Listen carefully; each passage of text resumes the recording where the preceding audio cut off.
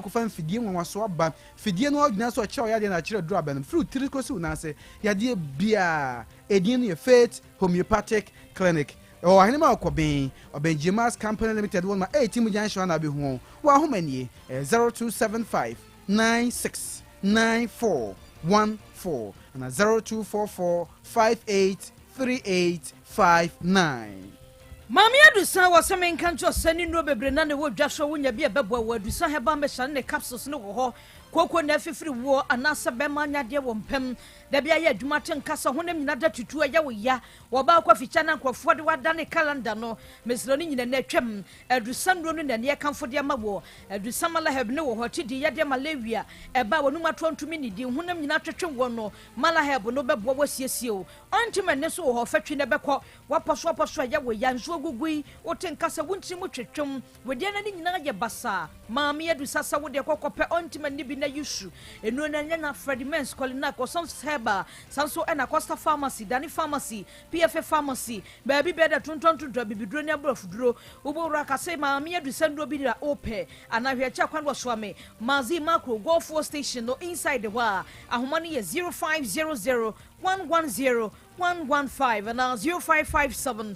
009 824 Perfect Series Book so aso abafra dachi ho hia pa enu nti wo pe ngoma papa to dia ma abafra na kenkanya ya hwe hunu sanaka ene Ghana Education Service for dia tum mesro ye dia ne dia gon ma dia tum dada enti ne ebo dabro so wonya bi mu abafra na beboa English language busa ho bi wo ma basic kwan kosi JHS3 what are people history of Ghana RME computing creative art textbooks ho do ni nyina da ebi e wo ho enkwada na fe ne dia mo kwa kwahye suku ase no ya na kwakwa enumeracy what are people creative art phonics computing coloring drawing writing wo mu books ahodo ne color painting ni nyina da perfect say ebi e wo ho schools ahodo matwa ho ahia momo exam terminal exam midterm exam famra yesate question no san supply ni ye pa akwada ne twira wo twiro no BC ni nu ho de na sapeke de ama no wo betwa kuma se puto ja ne we ben station no a enkrande danso man first stop ene kura de ato apete ba bi be de tonton books bookshop no ubowro anaka so Perfect Series Book for woman bia benya ahomani ye 0243 299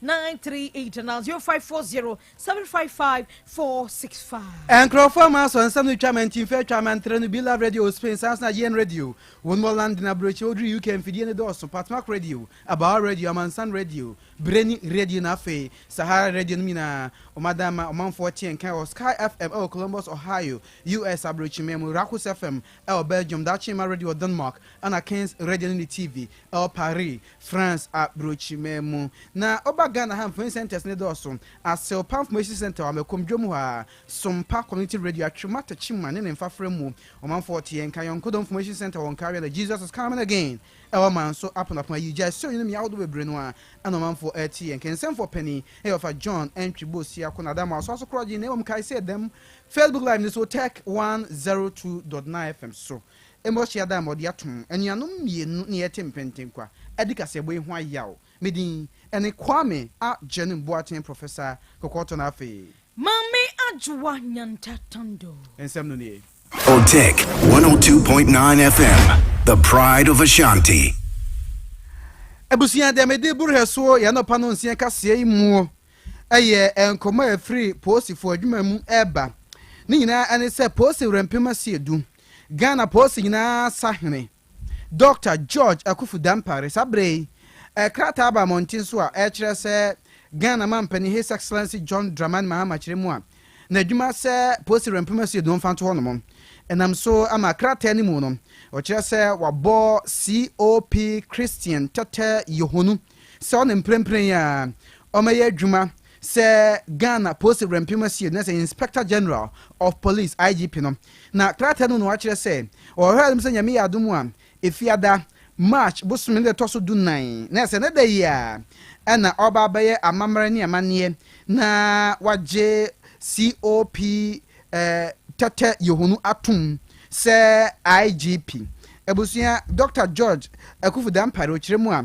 afin penu ne aduonu ba komu ana oba be IGP ani wa ye adwuma no a besi sabre ye ne omampani aboni foforo din so omra ansampo no omampani be boni din no penifo ni ye se watete se omampani pese opamba penti o Supreme Court kura ka court nhwe na onso omampani kwan nanso one track asura and from your tea and say omampani wasake Dr. George Akufudampare nti ya watwemu hwe se COP Christian tete hunu ne sorry in beba so na baso wi a ya hwese de obeye na aboa ama posi adwuma no enso nhyehyɛ etimi akono anim mampanyine John Dramani Mahama kasade ato edwase nkrofo bebre na nene wo bɔ ne sobo sa wo ba no wo hyɛbɔ ɛne minister sani omo deputies ahodro ni nyinata wɔtete so sanse wo mpɛso obefa dodo bia ketewese o metumi aye adwuma na no de adwuma ne de ahyɛ wo no nsa enti ane wo bodin na sɛ wo de bibia ahyɛ wo nsa no atufo sɛ wo kɔ no kwakwaye adwuma sane ɛbɛya yebenya asomfa so adwuma no hwe nwuru sunso na sɛ oba bɛbɔ na mane obɛbɔ obidia no oba bɛbɔ obidini na ɛnɛ nkrofo bebre na ɛka sɛ mampanyina sɛm a wɔka ye nkamya yɛ sɛ wabuso sanse wo kɔ dwobri ha sabankasie mu ɛnɛ wafa nkrofo dodo na political appointment no ɛne wɔmfa soafo no mo deputies ya no ɔde ɔma kwakogu hɔ bebre no ɔde ɔma hyehyɛ dwobri ha sɛ ne nyina job for the boys ɛno emu ɛna ɛnɛ mampanyine ɛde ato dwa wɔkyerɛ mu ɛsɛ saa ensam waya ɛmahyebyafo ni bititiri ne ɔmɔ opochi wɔn ka sɛ wafofa nkrofo bebre na de akwa akɔhyɛ dwobri house sanse watotototo asoafo ne ɔma abedi akyerefo ne so no wɔsɛ saa ensam ne nyina da ɛnyɛ no korɛ na mmom no saa bre ya yɛ kasɛn enipa aduasa pɛpɛpɛpɛpɛpɛ 30 ɛne wɔn ɛwɔ dwobri house hɔ a wɔn ɛsom saa nsɛm na yɛ de na namonten so na nkrofo bebre gu wɔn nkrofo bebre gu hɔ no enkyerɛkyerɛmu bebre na wɔ hɔ ɛwɔ so wɔde ma yɛ wabra wɔkasa ensɛm bi ɔde to dwa abusua eni I have appointed 27 presidential staffers to various roles and 3 persons as directors of important governmental initiatives, bringing the total number of political appointees so far to 30. This list of 30 is pending approval from the Council of State. At the last count, there were 336 political appointees at the presidency under the previous government. While we're in the process of recruiting supporting staff to enable the full functioning of our presidency, the numbers will come nowhere near the army of people that were hired under the previous government. Our commitment to a lean government is not merely about reducing the number of ministerial appointees or reducing the numbers at the presidency. It is grounded in our firm belief that government must exercise fiscal discipline by ensuring that public resources are used efficiently and responsibly. Ani ayate ye mampanyine John Dramani Mahama wadi nsɛm nyina da to dwa wabra soafo bi no mabedi akyire ye ya mamre ne amane na ye de on madwuma hyɛ won nsa ɛne wodi enkyerɛkyerɛmu yi ɛmaye aban no abo amane sɛ wɔyɛ nhyehyɛ aboa ama wɔ nkronkuma ne nkronketo amu mɔfra wɔnom dubu nsa wonya amoaseɛ santri pardon siesie wɔ hunyina wɔnom ensa ɛbɛka binam so bra finance minister Dr. Kasiela to force nkogide simpie so mraso bɛfie na Ghana komasika wɔkenkan no wɔkyerɛ sɛ sika wɔtwa to 292.4 million Ghana cities. You had better say sanitary pad ahodoe ede ama a school for mofra on Ghana memu ha. And what can be ama Ghana CSO's platform on sustainable development goals. Na se we kwa hodo akonmo abomwan won dero obo nyina so behwe na nhia hodo bi ewiase amansan nyina de egu akwammu bi eso manfo benyen supanom manfo betimi ahwe na wa asetena mu wadi yie eba honedi a manfo betimi nya papa edoso womna boko dero fasa enyima no ho womun kabom kondi aba betu dwase anamontu anamontu papa wiase obi no ho bo chief asem pakwa nto mo ta ban no chi won hihye wo yi national coordinator de CSO yi Loveland Konadu Esiedu. So far I've appointed 27 presidential staff.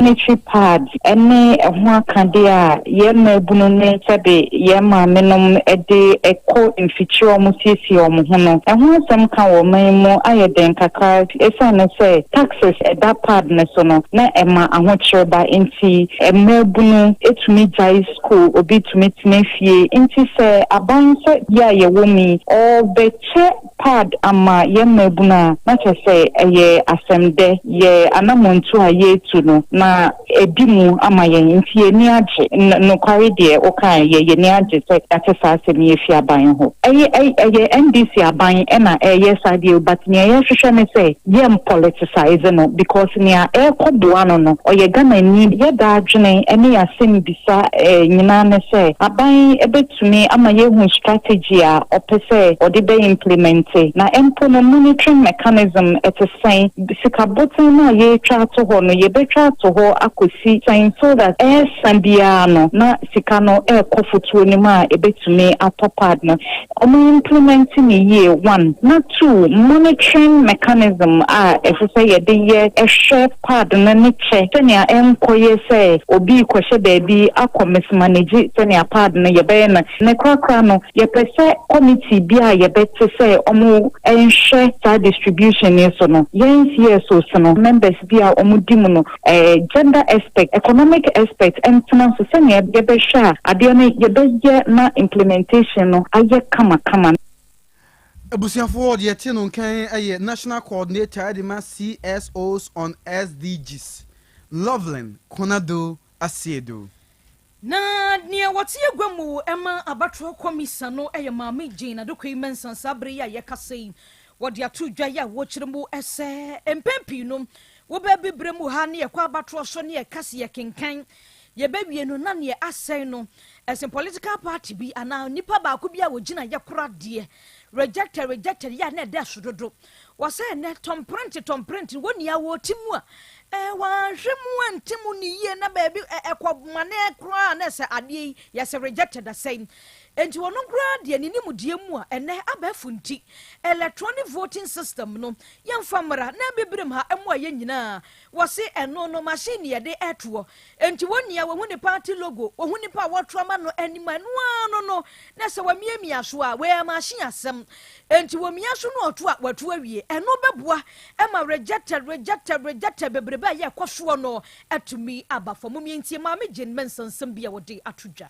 It's important say obia sorry probotia say omo vote no canteen say yet to me kind na yemfan too say nipa no sorry akọ vote your pet or your preference until the choice no has to be reflected in the final outcome. It's a conference here the African countries free electoral commission heads any commissioners free 40 election management bodies in continent issue rejected ballot issue solutions as a continent now to make a say united we stand divided before it collectively you better come to some agreement ebi mu be continue now and say ebi mu leading way yete ye eye maame Jane Mensa wono ene ye gwamtena ni ade ema abatro komiso de nsem nyina da tudwa wabra Ghana ene ebibrem hampanfo bia kabomu ya adwendwene kwan ya ye betumi ato abane ato ne yi na governor Edema Bank of Ghana Dr. Johnson Esiama eno de ato Ghana fo nyina anim se Ghana fo munya botre wo kiremu a omo ne hye bebre na egu akwama buama sikakra bia kase bata ye wo man mu ye Bank of Ghana no won sikasem etumi agina brane wose obehen kontabu ekosum de bi etwemu a de na Ghana fo motia no se Bank of Ghana fo emodwuma mo yom sikasem du ba bi kura kane ade abem ena oba amane se empanimfo abafofo die obehwede ni kuradie ayedwuma no ahwede nsini anom ayedwuma boa ama sikasem etumi agina na gina enam saya so ska hodo na ska krabia hodo a omuso omamu nyina won so de etumi akwanimu. Our mission is clear, Your Excellency. We must restore confidence in the Bank of Ghana. We must uphold price stability, and we must strengthen our financial position and reinforce good governance. Excellency, as we officially commence our work today, we do so with an understanding of the weight of responsibility on our shoulders. The decisions taken here will not only shape the future of the bank, but also impact businesses, households, and the overall economy. Excellency, this morning's inauguration provides us an opportunity to reaffirm our commitment to excellence, transparency, and independence in our monetary and financial policies. Your Excellency, ladies and gentlemen, we are honored to have you lead this inauguration. and we look forward to your remarks, which will no doubt set the tone for our work ahead. Excellency, on behalf of the board, management, and staff of the Bank of Ghana, we extend a warm welcome. Welcome to you all. Ebusia de Tilu nke Governor Edema Bank of Ghana Dr. Johnson Esiama the to job Bank of Ghana on board of directors no oya amamani amani eji wonyina tum so won hyase na won enye adwuma begina we so sem hode eboabo no pa no sin kase ebusia de ba na wie ye yensan for penny eyofa John entry bosia kunadama no so krogen edemaye emotion yiji Maradona de ko Facebook live ne so enyano mienu echempenten kwadi ho aya eyeme Kwame Ajene Boateng Professor Kokoto mene Mami Ajwa Nyanta Tando yiji Maradona Transit Sports up next. Yes, and I don't pay you mobi ache at the Nyansapo no se braso. A good day se me fie any amonane yarebe so mona ya sorry so Nyansapo no and also about to association so say over the weekend Ghana Premier League games no a hold on bebrina and so baso March day 24 games and also baso nyame admo china games no e bi baso Sunday games akano and so ebetimi atos ahead of games baso March officials omo ekoginem ama games and also etimi abaso sei and also esiti nyame admo china Saturday and a games no yede ehihye so uram Nana Ajiman Bedu the first park Young Apostles omo home game no omo kodoma and Accra Lions and so the Akwa Kobo Juliet appear center refia Young Apostles and Accra Lions game no okọ akoginem ama bibia and so etimi akoso kama na boafo no Emmanuel Dolak Banu and Gabriel Boateng Moro Idrusu ebe for referee ama game no and also etimi akoso big one no baso Sama Boy nyame adma ochina 3:00 p.m. FC Samates and Kumase Asante Koroko and so ebo in Century Sports Arena Abdul Latif Adari ebe referee Paul Atimaka ejina line 1 na Abdullah Abdul Salam. And so I like two Mauli Klu about 4 referee. I'm a FC Samates or China or many Kumase Asante Koroko game 9 p.m. Legon University of Ghana Sports Stadium or China number 6:00 p.m. House of Folk and Dreams FC game no and also Basso Legon David Adari or no any referee George Akisoboka Ejina line 1 na Al Hassan Abdullah and so Ejina line 2 Hasim Yakubu about 4 referee. I'm a Has any Dreams FC game no Nyami Admo China and also etimi abaso into way games are China baso Ghana Premier League March day 24 shano so Sunday games are akem no and also to asu bechem Nana Fosu Giabo Park Bechem United omani Vision FC also at Elbani Alfonso Atiapa center referee Ali Timwaba ejina line 1 na Halilu Al Hassan and so ejina line 2 Foster Bastros 4th referee Sunday Bechem United and Vision also a game the Basake Holy Stars omo tenafie omo insu atramai enso ebo Ampine second Sports Arena Maxwell Hansen yes the executioner ono center referee Emma Basake and insu atramai omo game the Blessed Awazi ejina line 1 na Ibrahim Alhassan enso ejina line 2 James Taylor about 4th referee Emma Basake and insu atrama Heart of Lions Pando Stadium Sunday 3:00 p.m. I'm on Kerala United and so at Ben Refino Robert Muse Alex Osam ejina line 1 James Osafo and so ejina line 2 4th Refino Franklin Akuma Tentway and the referees Heart of Lions and Kerala also Kwakwashama Bibia and so etimi akwe Sunday there's a Nations FC or Dr. Kwame Chase Sports Complex I'm on Mediama game no and also Babasoma Bibia and so etimi akwaso kama Rastum Gameli Sanobe center referee Theophilus Akugri ejina line 1 na Set Ableto ejina line 2 Saso na Ayaba Ibrahim 4th referee ama Nations and Mediama game no and also etimi abaso ahead of Sunday game abaso no pre-match no and also etimi akwaso ama head coach and Nations FC they say coach your friend Kasim or Kanse Mengo and also Akasa ahead of Sunday Nations and Mediama Gamer and also Airbasono. Coach, match day 24 against Mediama on Sunday. What are the plans? We are preparing. We lost our last game against Gold Stars, so we are preparing for them. Going to be very competitive. They won their last game against Bechem, so they are coming here with confidence. We are also preparing for them. So I think, God willing, we're going to make amends for our loss last time with it. 3 losses in the trot. We had to win a game in the second round. How is that affecting the boys? Oh, we sacked them up. It's football. It happens. Can happen, but you can come back strongly and make amends and start winning from there. So we've sacked them up. We are here to beat Mediama ever since we came into the Premiership. Should we expect a win as a revenge against them this Sunday? Definitely, we are going for the ultimate. We are not just going to play for play's sake. We want to make amends for the losses that has gone on. So definitely, we're going for the ultimate. That's exactly what we're going for. We seem to be conceding a lot, and the goals are not forthcoming. Why is that, Chawuti? It will come. Football, at times it happens. Those goal scorers, at times they can go draw for about 9 matches, 10 matches, then they start scoring. So I hope this Sunday he will bounce back. My issue is that I hope it's not affecting his confidence in the game. No, at all. There was some slight misunderstanding between him and his former club chairman. So, but we sack him up. I've called the chairman. The chairman too has spoken to him, so now his confidence is back. The supporters, as usual, they will come. What should they expect? They should come and support us. Go. Yes, I know a head coach at the Nations FC, Kasim Okansemengo, or say boys, or Psyche or Mopa. Say after last week, Omuko PM or dance park, Omulusu game no by a goat in Omoshe, say Sunday way, Omonso Ebetimi Arene against Mediama Omu Bobokono. Now, midfielder, your friend Prince Bedu Isco, and so Akasa ahead of game on Sunday, Basso against Mediama. But Sunday against Mediama with 24, preparation is an echo.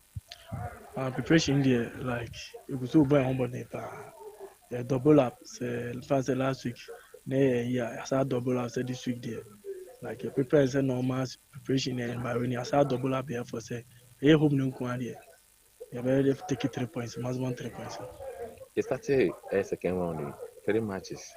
Nina, you lose it. Then you expect free boys, that was there. Senior, how do you say, a motor winning from within?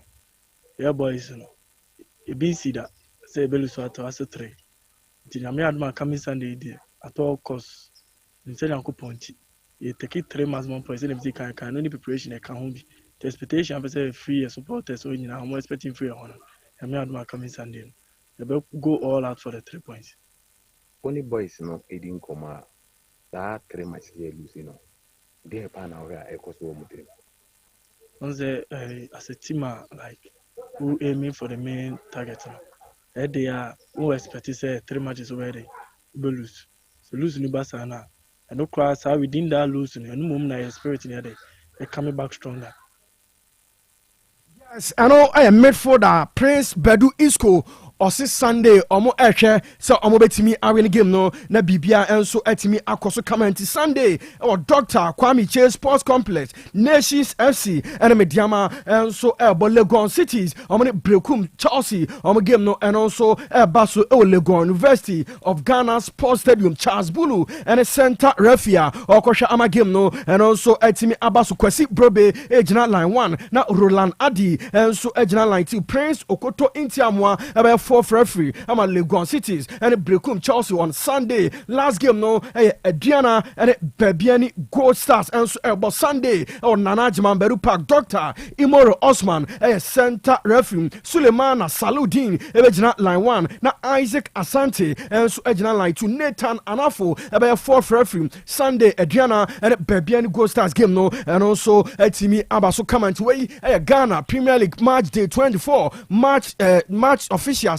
omo ekohem ama games ni nyina enso etimi abaso eni aboboso enso eriama no yefru onom ni enwram Access Bank Division 1 League and also over the weekend match day 20 games ahodo enso abaso say and fixtures no and also esiti owram zone 1 nyame admo china 3 o'clock PM Northern City omo tenafie amane Red Tamale United game no enso ebaso Aliu Mahama Sports Stadium Wale Catholic Stars almost 3 p.m. ochina amane Victory Club Warriors game no enso ebaso Ket ES Okraku Technical Center into way a games as zone 1 ochina and also ebaso Sunday Wa Power Malik Jabez Stadium amane Wa Sorenant game no ebaso Tamale City and Yape FC enso ababo way zone 1 games and also ebaso over the weekend zone 1B no enso ochina Techiman 11 Wonders Ohene Ameya Park amane KAC Soccer Academy enso ebo Sunday Wamanafo Mighty Royals Adesheman Park amane Doma Unity and ebo Techiman Liberty Youth almost ebo against WB United na Monday Bofo Akotano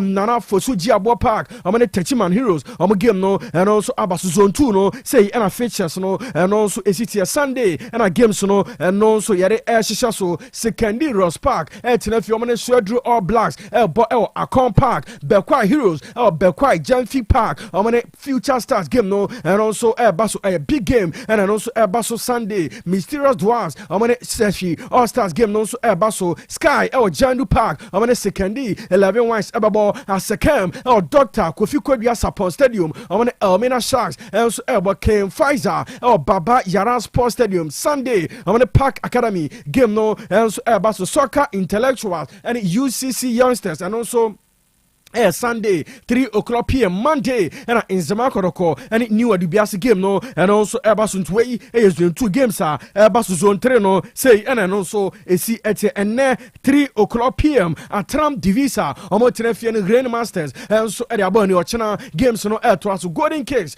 Tuba Astro Tev Omni Home Stars and so at a Bunny FC Nania and a Port City and so Ababo Legon Stadium Sunday games no air to Kotoku Royals Omotenefie Achimoda Sports Stadium amane Akachi All Stars and so Bokoforia Sympathy amane Okwa United Koforia Sports Stadium and also a gamer Baso Kings Palace etifi amane True Democracy Hohoi United and in Nagod Bana Monday Inter Allies and Great Olympics game no and also etimi Abaso ama Bibia and so etimi Akoso come to way Access Bank Division 1 League games and also Baso and Edi Emu Enchimuno and so Emantisa and also AC etie honum yefronom ni mpiem wo enra Europa League games ahodo and also Ebaso results no very interesting results and he recording na saying and Europa League na results no and also AC Ekwe Enra Athletic Club Bilbao etinefie omo shirt free ema AS Roma omo ti ekanu back 4th free Athletic Bilbao a qualify at the Elcomanim Enra ayade se Nico Williams enya hat-trick ema Athletic Club omo qualify Europa League no quarter final Frankfurt and so tifie share 4 ema Ayaz etikanu back 6-2 Frankfurt and so a qualify Lazio and Victoria Pleasant game no 1-1 Olympiacos etifie 2 ema Bodo Glimt etikanu back 4-2 Bodo Glimt and so a qualify Elcomanim Olympic Lyon almost tifie 4 ema FCSB omo intimi anti Academy Enra Ernest Niama enya go ema Olympic Lyon omo bobo ko into Lyon and so a qualify Elcomanim na Old Trafford this game no and so about Manchester United and Real Sociedad Man United SL4 ema Real Sociedad and so etikanu back Enra Captain Bruno Fernandes enya hat-trick and Diogo Dalot and goes in the back and so Rangers etifie Fenerbahce ekobomo camion aggregate 3-3 into penalties and Rangers and so winning 3-2 omo to so Akomanim Tottenham etinefie Tottenham Hotspur Stadium shirt free ema AZ Akma and so tikanu back 3-2 Tottenham and so qualify Ewurem I say quarter finals of Europa League into way any games and also a team equals into quarter finals Europa League and say and a fixtures and also a city Olympic Lyon Omobetinefie and Manchester United and also about Tottenham and Eintracht Frankfurt and also about Rangers and a Tottenham about not Bodo Glimt and Lazio and also about our quarter finals of Europa League in from Conference League and games and also Basso send results and also a see a Miracle Brew etina fie ehye 2 ema Jagolonia entimi anti 3-2 Jagolonia enso a qualify Jugaden etifie she 3 ema Pafos entimi anti 3-1 Jugaden enso to so a qualify ere akomanum Lugano ehye 5 ema Selji enso eti ekanemu 9 entisa ene no so esi ekwa SK Rapid etifie she 2 ema Borak enso ti kanemu baako Chelsea enra Stamford Bridge omo ehye 1 ema Copenhagen omo so entimi anti ekan Fiorentina ehye 3 ema Panati Nikos enso ti kanemu baako 5-4 Fiorentina enso a qualify Comanum Legia Warsaw ehye 2 ma Mode omo so entimi anti ekano entisa ene no so esiti Legia Warsaw a qualify Victoria Pleasant etifie ema Real Betis ekobom eka pole 9 ema Victoria Pleasant enra omo so entimi anti ekanintwei any games are enra and also eba so conference league in quarter finals no Chelsea Ebetinefie, Legia Warsaw, Ebaba Jugaden, and Rapid Vienna, NK Sergi, and Fiorentina, not Real Betis, and Jagolonia, game no, and also Abaso, our conference league in Tanopay, Providence Insurance, and a Soya Sna, Yari Agude Munsam by Providence, say Okan, and who insurance Nina, Brahma Soye, no almost and sorting it out, and from our Odian, a new one, and a Opa Providence, Omobe Krebi, and so, or Eddie, Ama Odianos, a renew, and so Eddie Amana Shannon, so promotional. Egusu koso Provident call na free coupons and souvenirs hold on also onsa etimi account the asante mantamu a urem airport runabout amene Kumasi children's home no opposite Swami amene Stanbic Bank same building in share so amene car bank no opposite Obuase Stadium Road and Provident also elbo adwuma udru asante manpon cooperative transport obo Provident branch no ba ko and so only best road safety bra aswanse yes Mr. KK enso honoma ultra insurance no ebi enso edamanasa no pay Fred John Barnes 0249 220247 0249-220247 Providence man you are covered omo any crave mo e da good emu nsem ni nyina ba memedin e de Eugene Maradona cinema na mozi e boy ma bibia enso e koso kama ye di si e twa ho ye ba ene e Friday Nyansapo no e to aso Mama. Yes, Junior. Papa na obey vitamin Kanu no or saiba. Oliver Twist. Aye, Papa Oliver Twist. Or saiba. Mami go yi me vitamin choco and a vitamin champ. Engu me school bag mu and yes sir. Obefa koma ni man. You kan ho. Anye maduru hawie akwada panism. Daddy. Yes. Me cover vitamin 250 ml na. Udi akosie empano ase no. Na me manu bi. Everadu be ya finish me. Enkoda sempa di. Me anso be duabo. Efi na ekro. Meto vitamin soy milk drink. Vitamin energy. Caffeine ni artificial calorie bia animu. Vitamin choco. Vitamin banana. Vitamin strawberry. And now vitamin 250 ml. Abremonso. Ye per vitamin no ye nim ni fruit tete no a. Ye per original vitamin. Na me vitamin ye nim fruit tete no. E do da me no mo. Vitamin. E me e bre bia. Ani ba bia. FDA agi edwedwe nkrato ya to. Hey, Opani. Mashusha wache. Sa perfect series books here. Oma me koto obi ma me ma no. O wajajai. Aboa wa mo se wo tumi kenkan kama.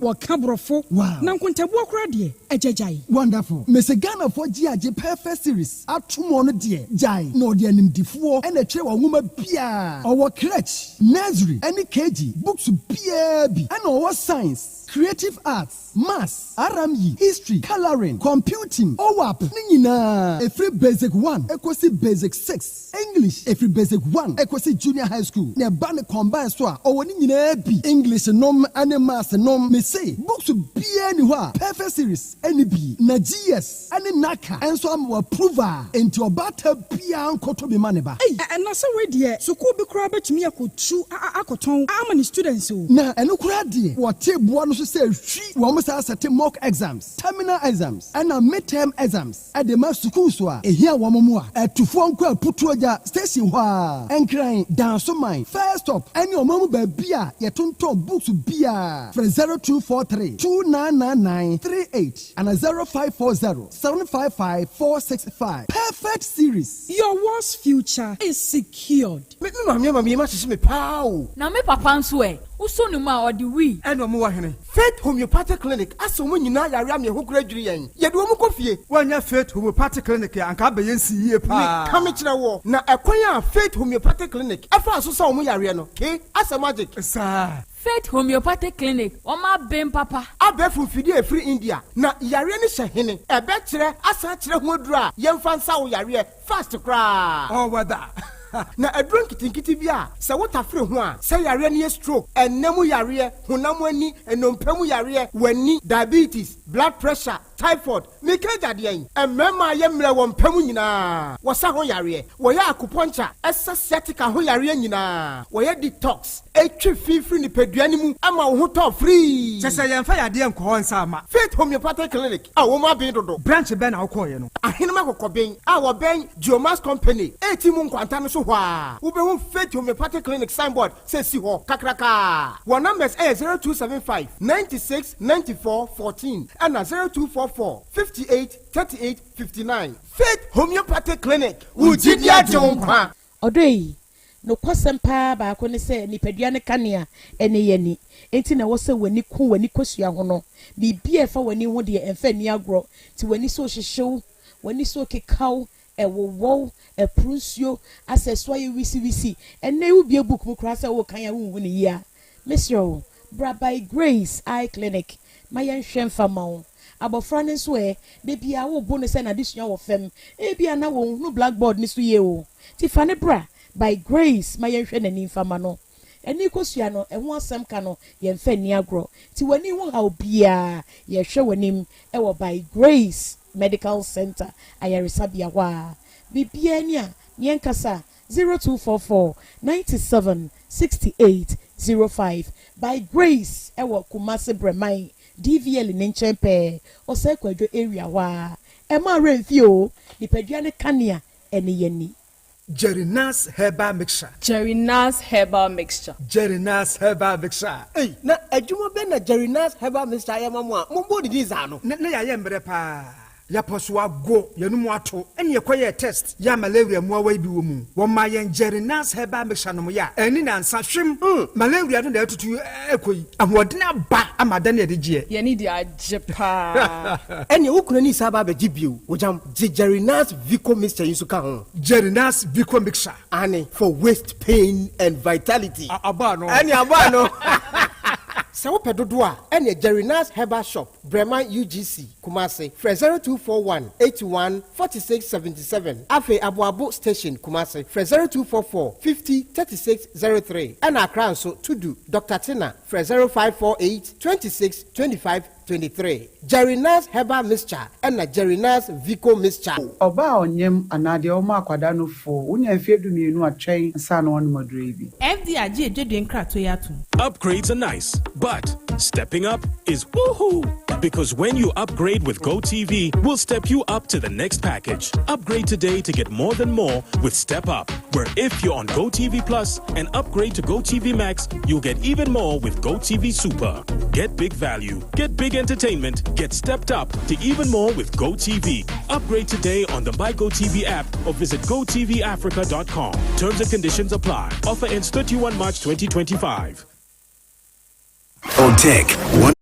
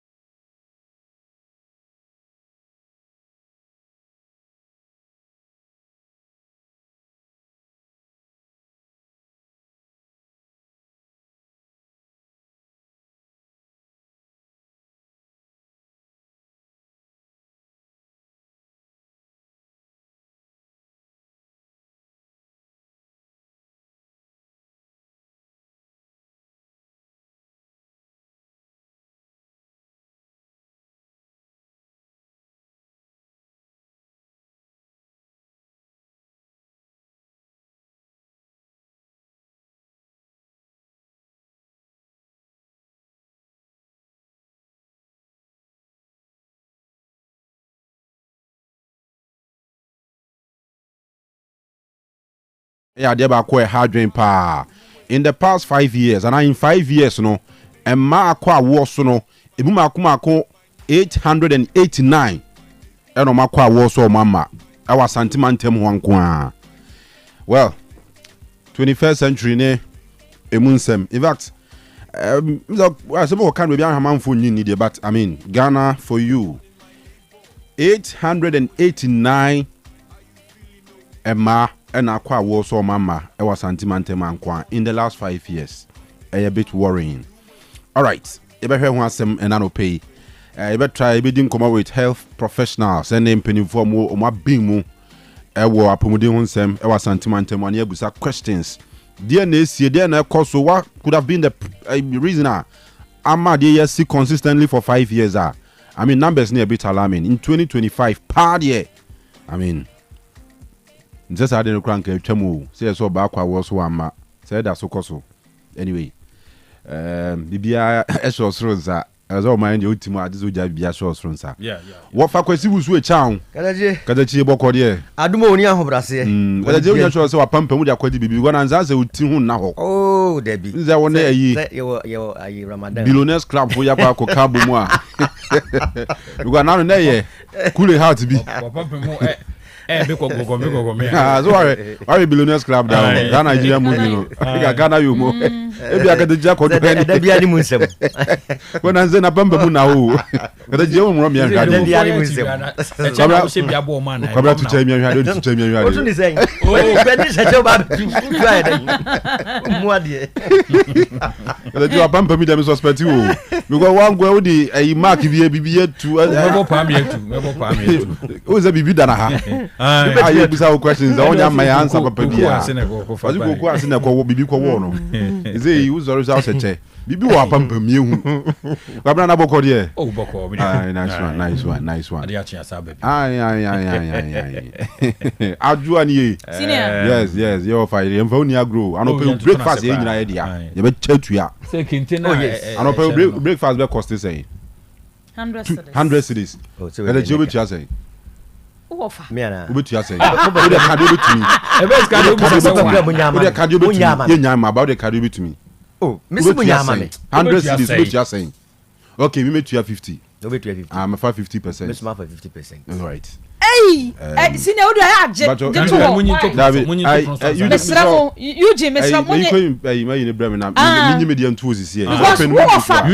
wow. Okay. I know Beboa. I do a bon number. No, so I do a number. Mentroma wana. Bosta 170 Nintem. Bosta 170 Nintem. Chomano. Why did it? Jema offer. Ben find your studio the edge. Said you only ask this 3 years. You're very nice. Mayo. You who cry for 20 years or sit to be brand and cry. I said, Energy. And you don't you. Send me, I don't know. I do 3 now. Okay, immediately. Energy. I be caro we be say code when dey send this. O see am be say sabi o be say empty and full code o. You dey work na ene do no dey. Ajo do confirm. But o me dey aba ho. Say ma see ya, don't worry. Don't worry. Me name offer. Me say me name offer. Don't worry cra. Eh. Offer dey acho. Pabla je yama no. Kada Jesus case wo nya send man kwa. Yen train nyina wa ha yen te dai be ka se wo fa yiro be obe enna na se usuma fidi ana yen sumu fidi eno de yen sumu fidi kabra we de o me so me alute bi ti ale da won ti ale so ase ni sika mai na fa grace case won fa mai ya o da be odem confirm ana ka wiem oh odem no dem na de am odem amenhwe na botre da bi so nyamo wa yi bibi no bo bibi na ana ayo ba odem nyambotre na me ncheki odem so odem aba oh send by 50 na nti ano pay Mene mo wafa. Ya fire of fire. Wafa fast. Wow. Obi ani ewu. What's my friend? Mama me brother. Me born money. Mama me brother. Eko over the ono action man. You can so onye. Onya da so onya da ba ya da dia. Where there Kanu Ejensio? E won hawa to eni mo so de obefre wo. What's that problem?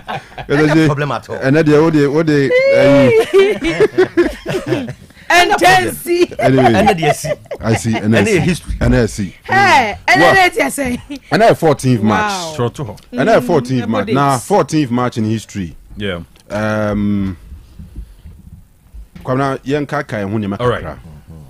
Obekaya afi 1966 and the then American president John F. Kennedy. Yeah. On say no nani wo no ya. You wa menya sure say since that time no e be bitimi asa to America biom. So American president enam nia boni tu. He was assassinated in broad daylight. We had 12:30 king.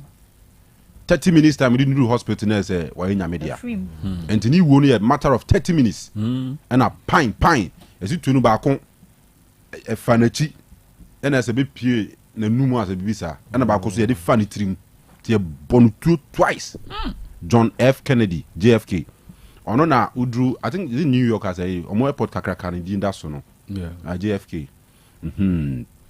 Now in 1967 and officially omusi a permanent burial place a man of Virginia ayatuni Arlington National Cemetery of Virginia and move ni mu no e call ho e ko say the Ghana ye asumdwe park a omampeni dada atamils yesie na say ya open to the public amanfo timi kwa excursion kwa hwehwe woni ade no sana US for ye omo ye 1967 Emma JFK there no ye frɛ Arlington National Cemetery a udru ho no mo a your special place bia ya ye for JFK amanfo etimi kɔ ho until 1967 15th March the following day no was the 14th 14th no mo di mu no kɔ ho until 15th no and open to the public until 50s our time na bepem na udru Virginia na person kɔhwɛ ho a utimi kɔ ho utua kakra ni amu akɔhwehwehwɛ ho bia na wokɔ until no so yade a eto America ene hyehyɛ ba ikyire eno no na 14th March 1972 and Sterling Airways flight 296 a crash e ukura e friend Kaaba crew yesi area bi e ben crew e friend Kaaba e wo UAE United Arab Emirates na plane no headed towards Dubai International Airport and a crash here nipa 112 and asada no womo hwere womo nkwa through that plane crash Sansuna 14th March 1980 and also LOT Polish Airline I friend flight 007 and so crash no also air approach Poland ahinkro Warsaw and na chese nipa 87 efa so hwere womo nkwa na emu 14 eye America fo a omo boxing team a omo kwakọ kun baby and omo nyina fa so hwere womo kwanti on 14th March 1980 Sarah Hosemi Ensusi. Then in 2006 14th March ewo Chad enuanu mienu omo ya sojafo baako edin ede Tom ana baako din de Timani nti Tom Edimi ene Timani Edimi omo ya sojafo mpanyimfo omo ya nuafo omo try say nkomo ye kudita to president the then president Ora Idris Deby nanso ku no efeli yase na sojafo ni mu ache na ebi support o ma na ebi so support president no to mo no support president na ye counter fast no make sure say enuanu mienu yipkui enya adwuma nti Tom ene Timani Edimi wo mu coup attempt in 2006 against the then Chadian president Ora Idris Deby no efeli eno asemo a esi ewo honom and 2019 year which is 6 years ago and Cyclone Idai in fact depending on the jurisdiction no and a how we see friend America for no beat me friend hurricane or call some other parts of the one friend tropical storm ebi frɛ no tropical depression, ebi so frɛ no typhoon, ebi frɛ no cyclone. But we know edi a wɔde to so cyclone Idai esi wɔ Beira ɛwɔ Mozambique kurom hɔ.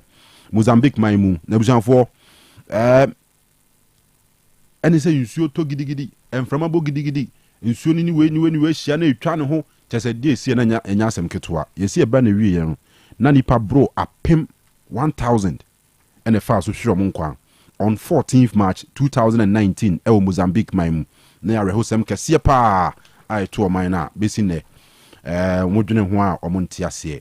Alright, nti we some of the events are at Sipen on 14th March. But on birthdays, Ura Albert Einstein.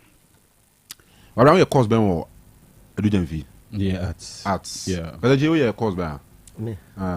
Me generals. Generals. Arts one. Where content? History. Geography. Yeah, job. Oh, okay. Yeah.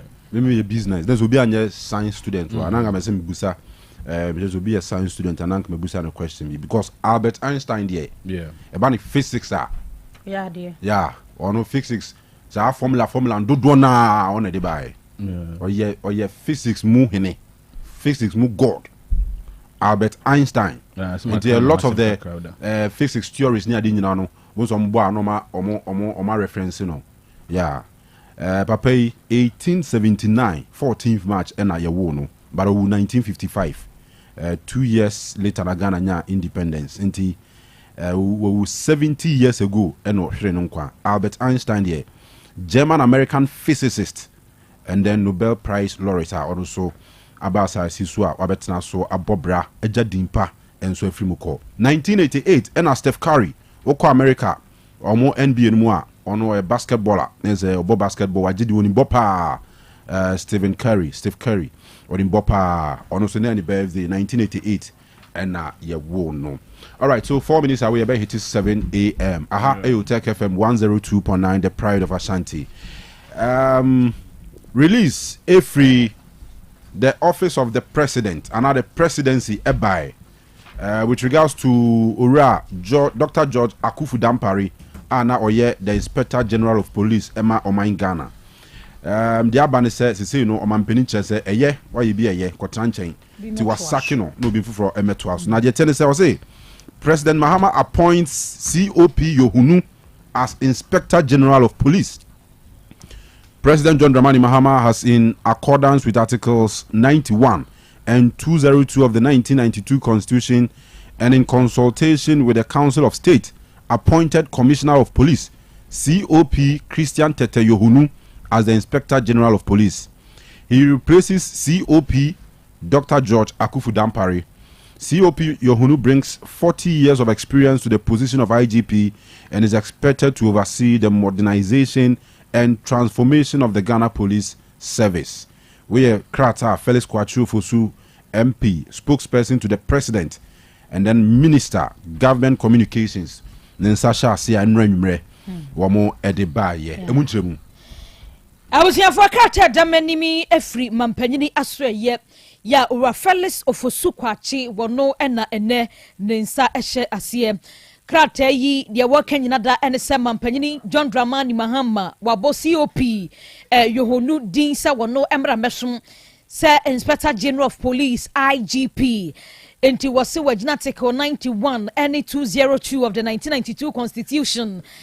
We Council of State Fonso Etatuo says CC any many ya COP Christian Tete Yohonu wano NSCC ene ya kro wababa be IGP ewo omeyimu wano baba beshe Dr. George Akufu Dampare anan enunti wano ene wababa post sahine na wachira se COP Yohonu waye adwumaye mfie aduanan nie 40 years of experience enti woni mugidie pa se adwumaso a woman no yede ama no se the new IGP edemo man Ghana wobesom na waye adwuma no sa de ese na efata ema Ghana Police Service enti kratai mampanyina tra ye enu anwumre na breaking news yi ba se Dampare wokotena fie Yohonu eba be hye na nan se IGP.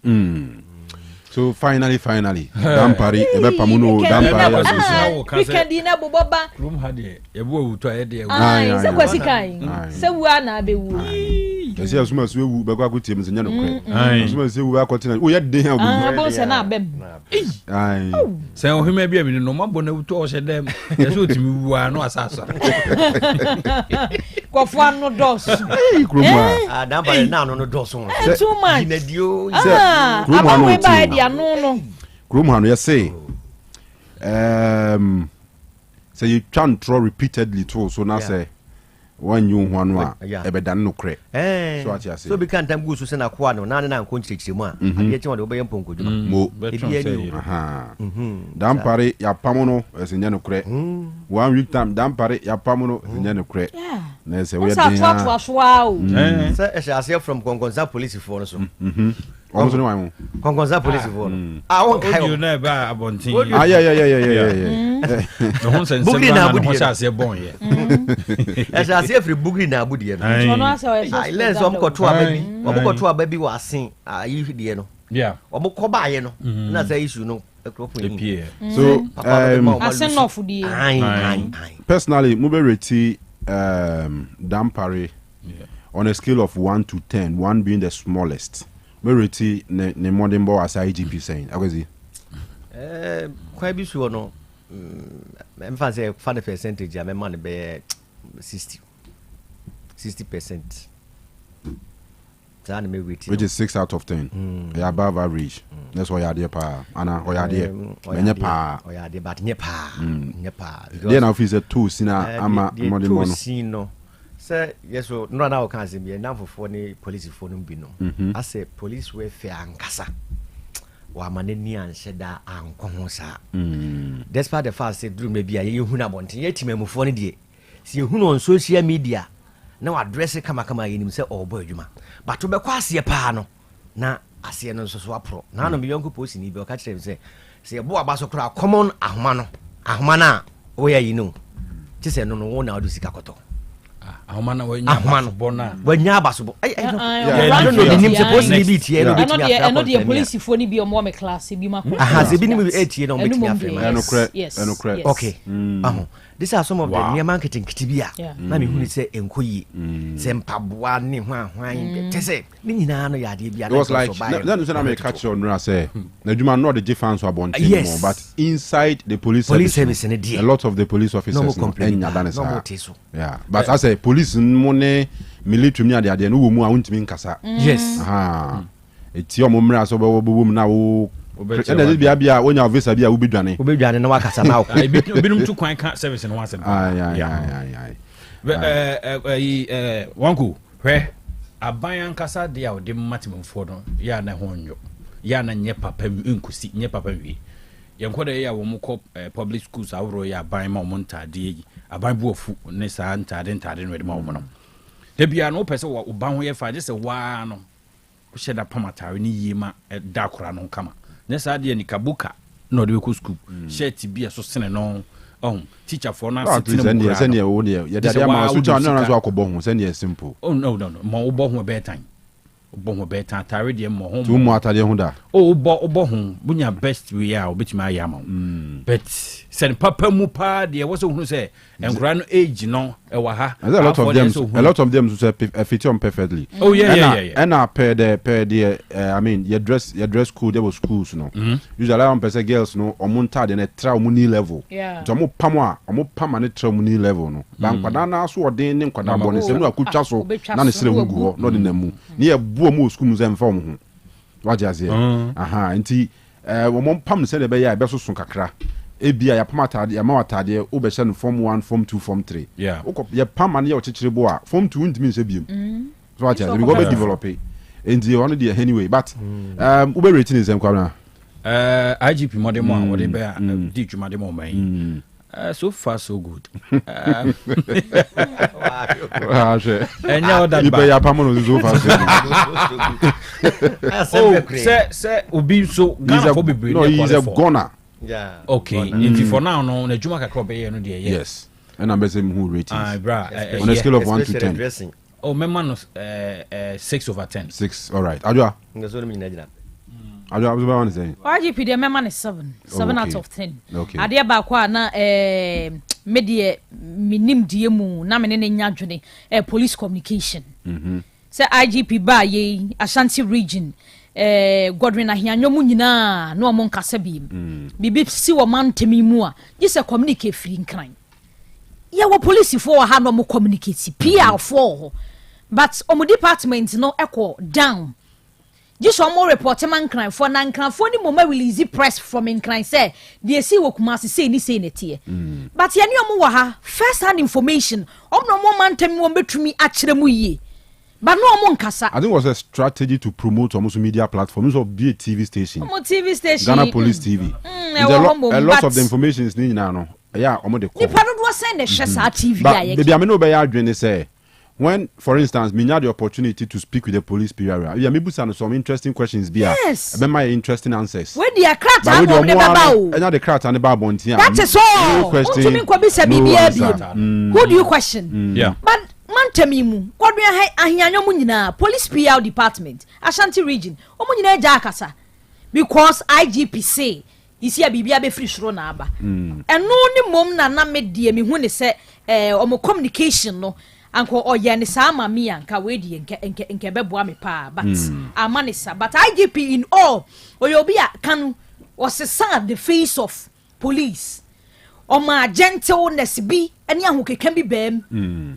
Most first in the police omudio muhuni oba ye say orderliness no on bibia to na kwaso enti in all there akwada kra pa IGP asem Ghana ha ne nkwada kra hu IGP na omo pe ai omo pe some there mika koben papa no the charisma ne there yeah for to read the public ne there he's been a very good IGP. Oh yes he's been a several Ghana year pa why are you born humodin.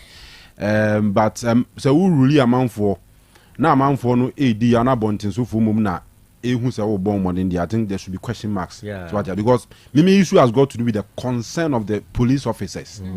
So what you say police officers ni fee say e no ma bebre ho no mo anu yi nani amomo wow but e do the year about public media no show off na FFF said the no man na you okay police service ni mo. Oh it's no way. But Abriwaba Kofitumensi was it please so IGP is he going back to his lower rank or leaving the Ghana police outright? So he's COP. So he remains a COP. Yes. But on your IGP. Yes. IGP ni definitely but the rank ni dey. Yes. This is no. But one ni now same ranks. They are all COPs. Yeah. COPs. So na COPs. But the title IGP no na si IGP Jamani ya head of you hunu ya head of so no aba IGP dey. But in terms of rank, they are the same. Yeah. You who the position now the man as an deputy no. Always one yeah, the Obi Basha. Oh, yeah, there's so many places. Police service. On one the appointment. Very place you been. And as a presidency, and a free presidency one aba. Say a presidential appointment obviously a free presidency naba. What do I say? But anyway, okay, yeah, wishing the best of luck. Yeah. Because Ejuma nye better sa. So nye better sa. IGP Ejuma nye better sa. Nye better. Bi no ba mo anche kra na yi wo muso mo kofi ne. Ai. Bo no mo nya so mo ba ya anko siaga. Na yen hwe se we better replacement de ma IGP. Me ni much about him there. And then mo sem kakra bi e wa ha. Mo ene boy. COP Christian Tete Yohonu Oyobia yawo no 27 December 1965 na sisi o 60 years na waye 60 years 1965 the next 60 years assembly yake Obeko retirement aka 9 months some people be previous say papa will be the IGP 9 months no akwa na because ni age no 60 within one day kra na we profile 1965 the next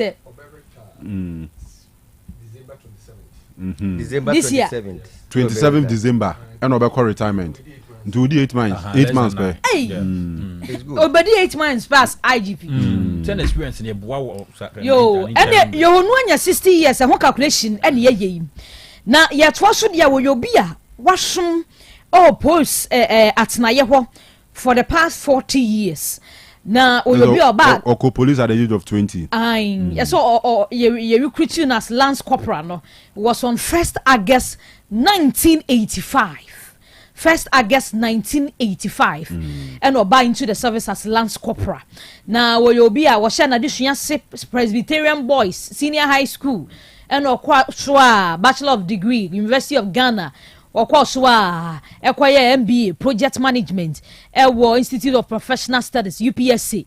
Na wo obi a abaye atwa mu ya abeka ya ntie bo ni diam se papa ni di no familia bi wo ni government ye atwa mu na nado aban ebo panyini din ema ne besom Deputy Inspector General of Police na se no ye dampare deputy in charge of operations ehwana na se papa yi wosom enti wo hwe ni dibre ahodo ne som aba besom no a sei ena etie na 2017 to 2019 na oye divisional commander Emma Accra Central one de okobo adwuma kakra ede esum posa so ye no bi hwe na Facebook for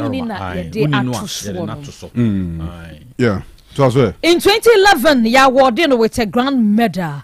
Nese obesom papa.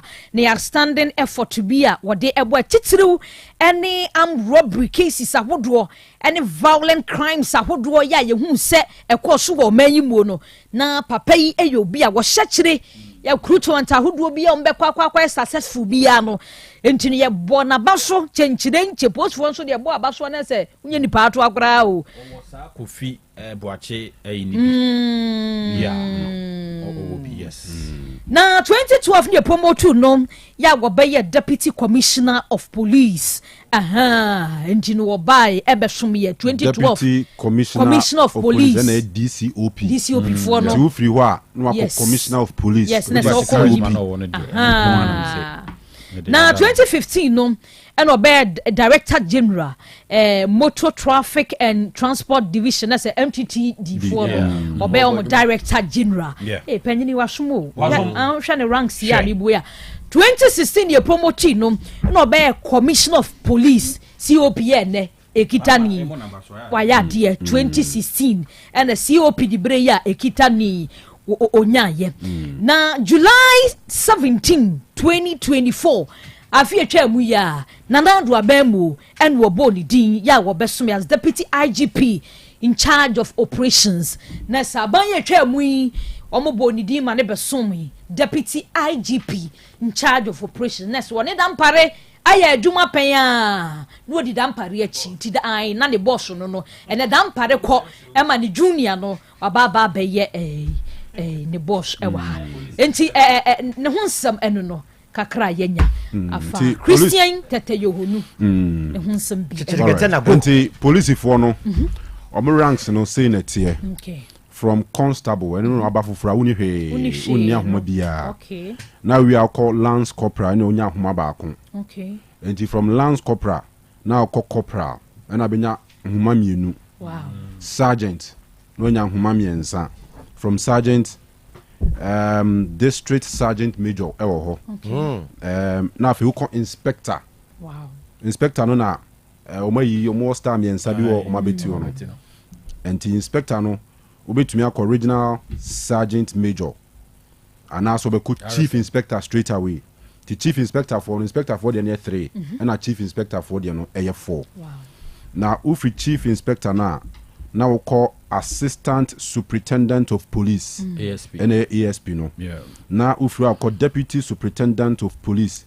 DSP DSP so ewo ho now if we call superintendent of police no ewo na for called Deputy Commissioner of Police DCOP now ufri DCOP now called Commissioner of Police and COP now we call Inspector General of Police and the IGP no the biggest rank the police service anymore held by only one person at a time ni once a bit mania COP for bebre but IGP for the at any point in time biano IGP A1 and also the biggest rank the highest rank of the police service mu and you know as say Dr. George Akufu Dampare efri ho ama ora yohunu abeshana nan no enti sana police force so hye no etie aposifo a wo kroma no pe nyina ye chia mo boy adwuma ye dem ase se mo boy ho ban mo nkoso am adwuma ba ye sere mo me ya quick eyama IGP na oba no se be boa sebeboa yeah na say police no betumi anya a way of ana a source of funding Come employ more of the community police guys, and money man na community police. Zoom line adwuma no na yepa. Adwuma no de edin. Police find a lot of them. Yeah. Because they say Ghana a problem, especially Kumasi and Ashanti region, a problem back up pa face and they say we fear ho. Now kwa adwuma. Na we ba no mo TSC akiri. Omutimi kwa to the extent so omutimi the car be si ufie, ebu ufie ni. Ese sa ufie ni manyina edudwane ko. What you say? Enti sa community police for yi. Ehun hia say de omudina traffic mu no omchichi abobo ya. They can go with this for yi. This omo mutimoto am say. No mo kokko new site ho. Omo kokko new site ho. Nanka omo patrol new site ho. Yes. New site ni areas so kuma say if say how dangerous ni ade no. Bibia ni apa. No ma put up call. Na emergency team bi aba. Na so mo pick you bi na ma pick it fast. I think that chrono e cost we echi ubeja ofie so kwa adwuma we no ma kwa adwuma nkora no ko school bi ani ho nya tie sie echi last lady bi pa ni fie na arehosem me see the China door mu tutu ho say eno mu wura ne dem wotim so mu nim say oyobi a opia on mantem o ma study name na se control for ya arehosem wo mu wie no echa o mu wie no kra oh se sane dem ho ne mai omo pe bia but police for problem ba kwa de bia meka Kanu ene say sa asem ni sia se krufu ma asem isi ya bo vendor itu yi hwe se esi wo sa abre no mu a police for be dia konia ba riders be ko no mo ba ne ade a but for a short period of time bo say you hunu wo mo se ne omo edu omo juma no se sere se mo consistency no mo ma ehia yin sa abribia bibia ebesi no ye wuru zampa ye ho abribia ade hu hia omnye consistent man enko sunu ba bia enko ekoso kwan mu ha ba sa kronfo no so steady wo bro mo hu se we dey see ye kakra bia police for dey say mo ho a no mo so ateso se a police for no adwumadi beba fom no ma start as a strike. All right yanko anymore to other stories we for free senior high school Minister of Education Honorable Haruna Idrisu has unveiled significant reforms to the free senior high school policy, including the elimination of the double track system and an expansion to include private schools. Mr. Idrisu explained that the policy expansion aims to increase access to secondary education. We have decided to extend free senior high school to private schools in Ghana. Wey ye yewura Haruna Idrisu ya wono oyo soafo ya wo hwe se de beye na ngomosua ebetimi etu empon wo se wa pau dwumadie bi ho entuma ni nyina ne se free senior high school no no aye ensatraye ewu mu se de beye na niema ene hyehye ya hodo betimi akọ enkan ne sa ni ntino o se eye double track system no watwam ye ye free honom ya se ebre no oba betretre ankra school mu anase school so ahodo no me kire eye private school no ne no na o kire ni nsemu no odi tu dwase we beboa pa ama ni titru college ahodo ya ewa Ghana memu ne muhuma suya ebetimi atumpon ne no na wo kire se no asoe no aye na dwen aboaboso kete se free senior high school ni se die private schools for omo Ghana ha se o mate denne omo so ebi ba beso omo so ama ne ma atimi akonkan almost a hobo. Almost a hobo. Or you see your now can ya be through as you had no man. And now or see waitress Anya your crown. Additional for Marco a pim any a dunum a pim a dunum 100,500. And I will be this and whom emphasis war. I was anxious any media or the air. All right. You anyway, a semper Emma private school operators. One more pretty private school, senior high school level. Question upon senior high school more. Our Lady of Grace. So Our Lady of Grace is private. Yes. Special Light International School. And two for Special Light International School. Senior high school. Oh, okay. Okay. All right. And two for education. Two for international school. And so senior high school. Okay. No more nansemi no mo penny for back community share. No more sa complaints ni say mo bom person me adomo a budget no ye be kai wo mo na ya hye mo nyam hye yan. Enti I think say e ade a omo expectation let me abam. ehia se beba sa fi se school ya bubu yi na nsem mbre bia besen kro mbre kakra ntem no na school ne flope uhunu se normal bi nhyeda enkoyi uhunu se school no bre uhunu se school no wo mo se de na mbre bi enim wo mo no ayembre school na bafom wo facilities wise no a normal nhyeda enkoyi mfama wo mo eti now na ban no ben hyehyɛ pawe ya wo de ba beta wo akiri no I think say ebeboa ma wake up call a ebe ma wo so akeka omo ho e wo mo djuma wo mo ediedum in this case no yeah cover obia o Ghana. Oh yeah, there's a private and public now. It's private no na omo issues bia etetete sa the for now no de yepa say ye private. All right, you Mate yanko anim. Shocking, very shocking. Ashanti region records 889 maternal deaths in 5 years. Where, according to the health director, the Ashanti region has witnessed a disturbing surge in maternal deaths, with a total of 889 women losing their lives during childbirth between 2020 and 2024. This alarming trend has raised concerns among health authorities, with the Ashanti Regional Health Director, Dr. Fred Adumako Boateng, questioning the persistent rise in maternal mortality rates despite efforts to improve healthcare services. Adwa?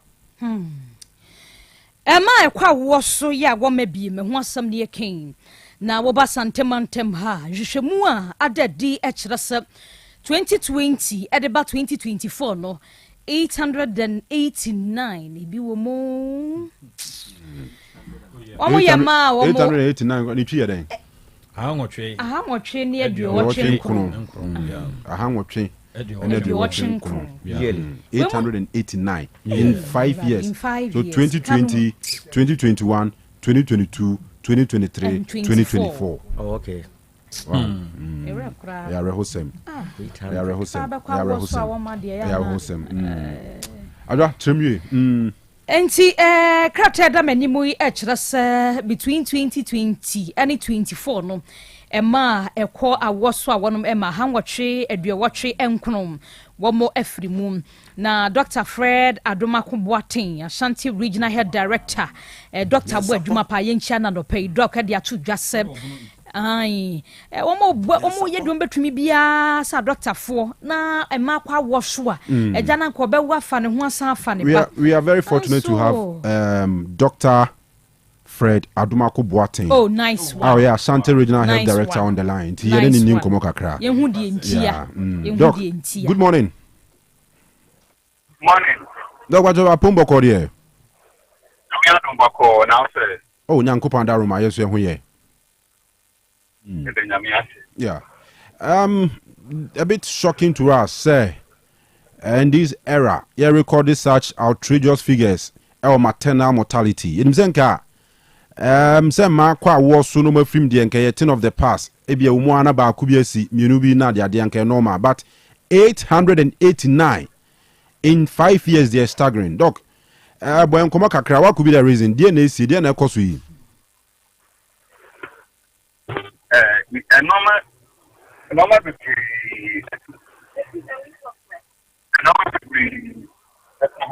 Look, I'm one a bit far from a phone. No, I'm yente kasani papa. Other one kabe boya. And now I be brain tea and a son normal with the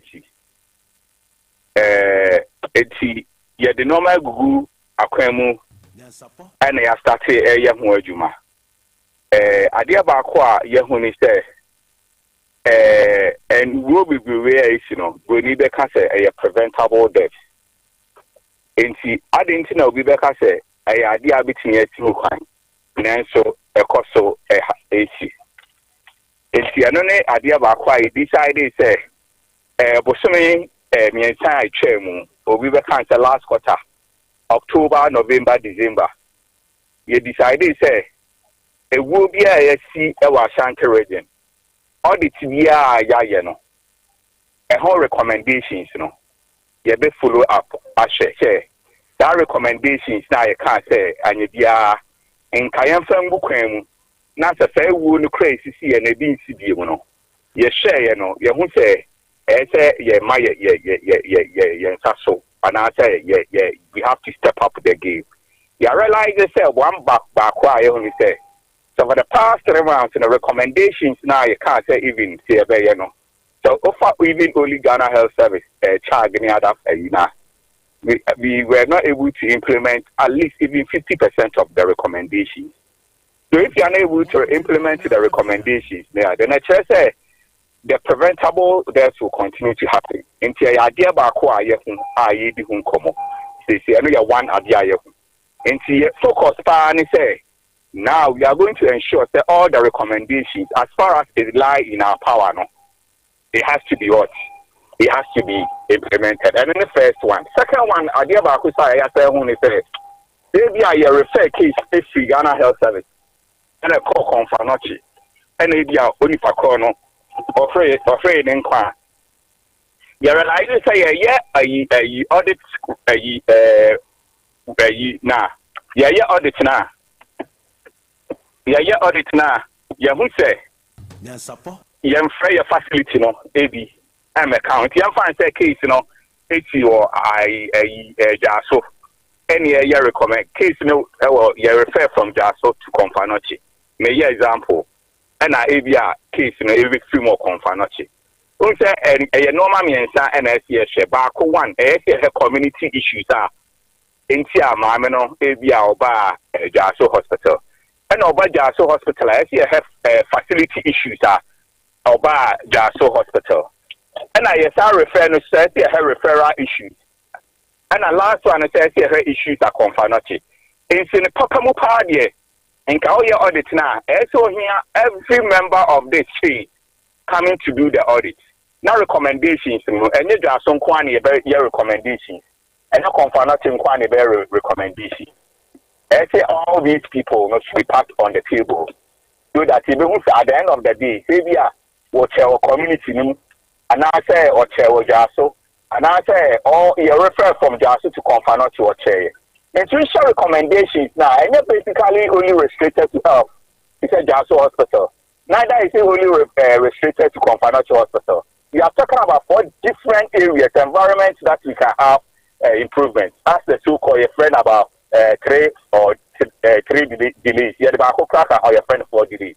And so who say the way I hear your audit I say shame can going forward. And he say yeah audit normal way in area.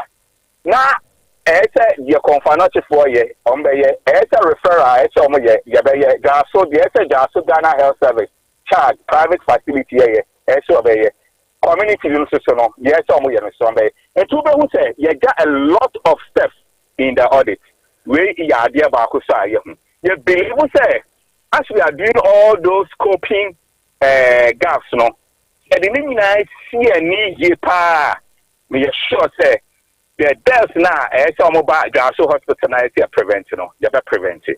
And at the community, so that all these deaths will be prevented. And also share you refer any transportation issues to all of them and Confanochi. So all of us come together.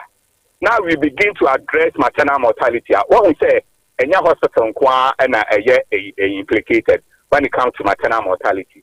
Is a traditional authority, community, family, community, political, and the health. It's a normal when you are addressing holistically. Into your plan, you are going to have the conference of the year, powerful conference, where we bring all these issues together and we see how are we going to address it. But before then, there are a lot of other things that we have begun to put in place to make sure that there is no way Mamia about a fee, about country, about Bushiamuno should lose their life in doing the normal thing. It's meaning when the normal you say any now you should have a better address, But as you can say, you come maternal mortality and maternal health is not only about young father Ghana Health Service, Ministry of Confanochi. There are all other stakeholders that should come in. And this is what we are trying to do and to make sure that at least 2025 year, when we are seeing the story, it should be different. And today, anything concerning this maternal mortality. We are asking ourselves, interventions now, which are so good, why are they not working? Like, because the interventions, they are evidence, they are research based that should work. It's not like having here try to see whether it will work. But the question is, when it comes to the context of us, how should it work? So, when you are talking about maternal mortality, when you have the regions with the teaching hospitals and other tertiary hospitals now, the issues are quite different from maybe the other places where we don't have these teaching hospitals. So these are the other factors that all of us are discussing. So OSHA yesterday and last 2 days, the issues have been, how do we come together? We are happy all the stakeholders were there, and then going forward, the issues that we are putting in place will come, and then all of us will share. One particular one part, you can say, 1 year, you can 6 months. So you need a region so that every 3 months and every 4 months, that is quarter the zones will come together. Look at all these issues. In Tishanomano and you can see Digo, you say the Moana di and not the Yamanenko. At the day, I actually make sure say the birds speaking to us, the lessons learned, we should make sure say the best that we can do so that we reduce this maternal mortality.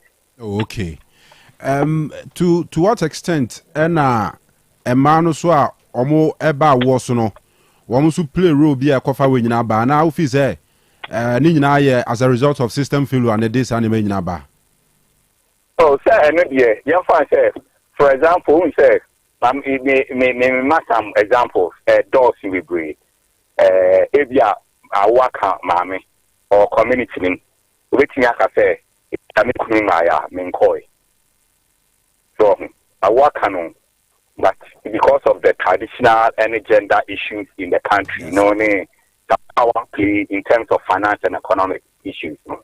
I work how many kama? I work on a day and find 6 p.m. and I need to my inside delay na statue into there 10 o'clock p.m. and I need to sober hospital. So it's already there's an issue with this, and son I want to take a decision. By hospital. And to me, say a normal thing you can do, send a woman to me by hospital at 7 a different. Or why take the decision itself about crown at the car. Look at 10 p.m. and 11 p.m. So all these issues, about and to say your friend opportunity that already I message our community. And to only corner bet now hospital, already there are some opportunities there you have already lost. I know you're one. Maybe you're about hospital. Or about hospital, I think you see a bit delay, our hospital. You find in terms of examination, in terms of assessment. If you cry about your own country, other countries I work coming and I'm about hospital. So because of the fear, because of the attitude now. And if we are also very friendly, embracing them, and they can tell us into nitty-gritty all the things that can inform our decision making into addressing all the lost hours that has happened. Into all these things happening, they say it's complex. But what we are taking on ourselves, and they say, young fans say, once I buy a facility, apart from all the community factors, traditional ones, for example, in a community, you decide to say, I work come on many pay a responsibility as to how the woman should go. We don't wait for maybe let's say the household head one. What about facility will be about what we call obstetric triage in intervention be at Otec into bar facility should be able to triage and say the woman ready. I mean say how many facilities can do that? Do they have enough midwives? The season midwives there are all these things are they back out together. Now addressing and mind you, I dear back question can say apart from even this pregnancy issue that we are talking about in delivery, young fans already woman or a malnourished, the HB a low. Look, at that point, the woman is already at risk, not because of the pregnancy, because of even the pregnancy is adding to the risk. Anemia is also adding to the risk. And two things are a normal degree. You see, we have been called to this position to address these issues. And then that is what we are looking at to find the solutions and doing that. I must say complaint is part of the problem. We have stopped the complaint. Now it's action time. And these are the actions that we are taking. One other thing that we are doing is we have what we call maternal and perinatal task force. The zoning in the regions. And you almost started to say almost of some of these findings, as a region, we have decided say we are going to dedicate fuel completely for this maternal and perinatal task force. Anytime I have to go, and yes, say regional director, deputy director clinical care, deputy director public health, no, a case that dedicated, they just take the car, they go. They say, audit, any part of the region, these task force should be part of the audit. If you change, and my audit, and Mark said, the issue of the audit is low. No, it's at the turn of the past. All of us are there to make sure that the audit that we are doing is of good quality, so that the recommendations are actually specific and sensitive to the issue that we want to address. These are some of the things. Bear 6 months, 1 year going. I think that if these systems are built and part of this, maternal mortality will be reduced to its barest minimum, so that all preventable deaths, you hear media, you hear tradition, we hear GPR, to all of us to come together to address this issue. Oh, okay. All right. Doc, but we now figures here about Bontin, say 5 years a pair. Now you man, we are Makumako 889 was Santimantemo and Kwanakwa was or Mamma. Yasha see can was some radio beka, TV beka, about social media near dear. And creative fear and panic amongst the feminist fraternity because man be on more to see how you walk around or between. Oh, fear, the way you carry the message that will create the fear and panic. Isn't it? Yes, and for sure, yeah. That all the discussion that we are doing is to give hope. And I tell people that anytime anybody hearing me on this radio, and then if at the end of the day, why a despair, why there is panic, then I didn't communicate well to you. Okay. At the end of this conversation that we are having, people should be bold enough and then have hope in the system so that they report early. What I said. Normally, we don't lump figures like that together. 5 years, maybe we don't do that. We do it on a yearly basis. So we say maternal mortality. So what I said. Yeah. Where we are coming from, we are talking about thousands, 3,000. But you see where we are now, even if you combine it. So it shouldn't create fear and panic. The fear and panic will be created by the people who maybe have not been trained to pass on the message to other people. That's where the fear and panic will come in strong. It's not fear and panic. We are telling the population, look, when you are pregnant, the safest place to deliver is the hospital. Do you know the reason why? Mm-hmm. When there are complications that need surgery, you can't do that in any facility. You can only do that in the hospital. It means that facility delivery is the most important thing that you can look at when you want to address maternal mortality. And see, anyway, you are ready. And all these mechanisms that we are putting in place, is to allay fears of people and to give them hope, to counsel, look, we have been trained, we are also putting our house in order, and therefore they should come. So if the conversation with you creates fear and panic, then we have to look at, then there is no point for us to discuss this issue. We are saying that, look, the safest place to deliver is still the facility, because when it comes to Mujasem, when it comes to emergency, look, no matter where is the facility. And so that is what we will say. The coordination and the mechanism is what we will have to really work on and to make sure that we deliver. If you go to some developed countries, you have no business delivering in places where we can't do surgery. No, Australia, no, you can't do that. And the developed countries. So we are here to inspire hope to people that, look, this is what we have been doing, to look for problems and solve them. And so when we discuss this issue, it's not create. No, we are saying, so that the numbers that we are talking about will make reference, and somebody will say, your best say, hey, This is where we are coming from. All right, dog, with the final one. 2020 to 2024, 5 years no. Figures near discussing.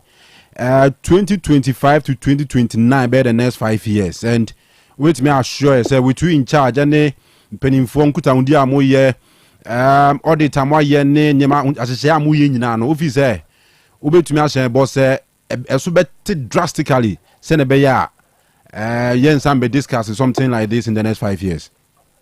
Hey, we mean to share boss out, but we have objectives that we are looking at. So, and I'll share with you. I mean, if you look at 2023, the figures, the number of deaths, OSHA, 217. 217.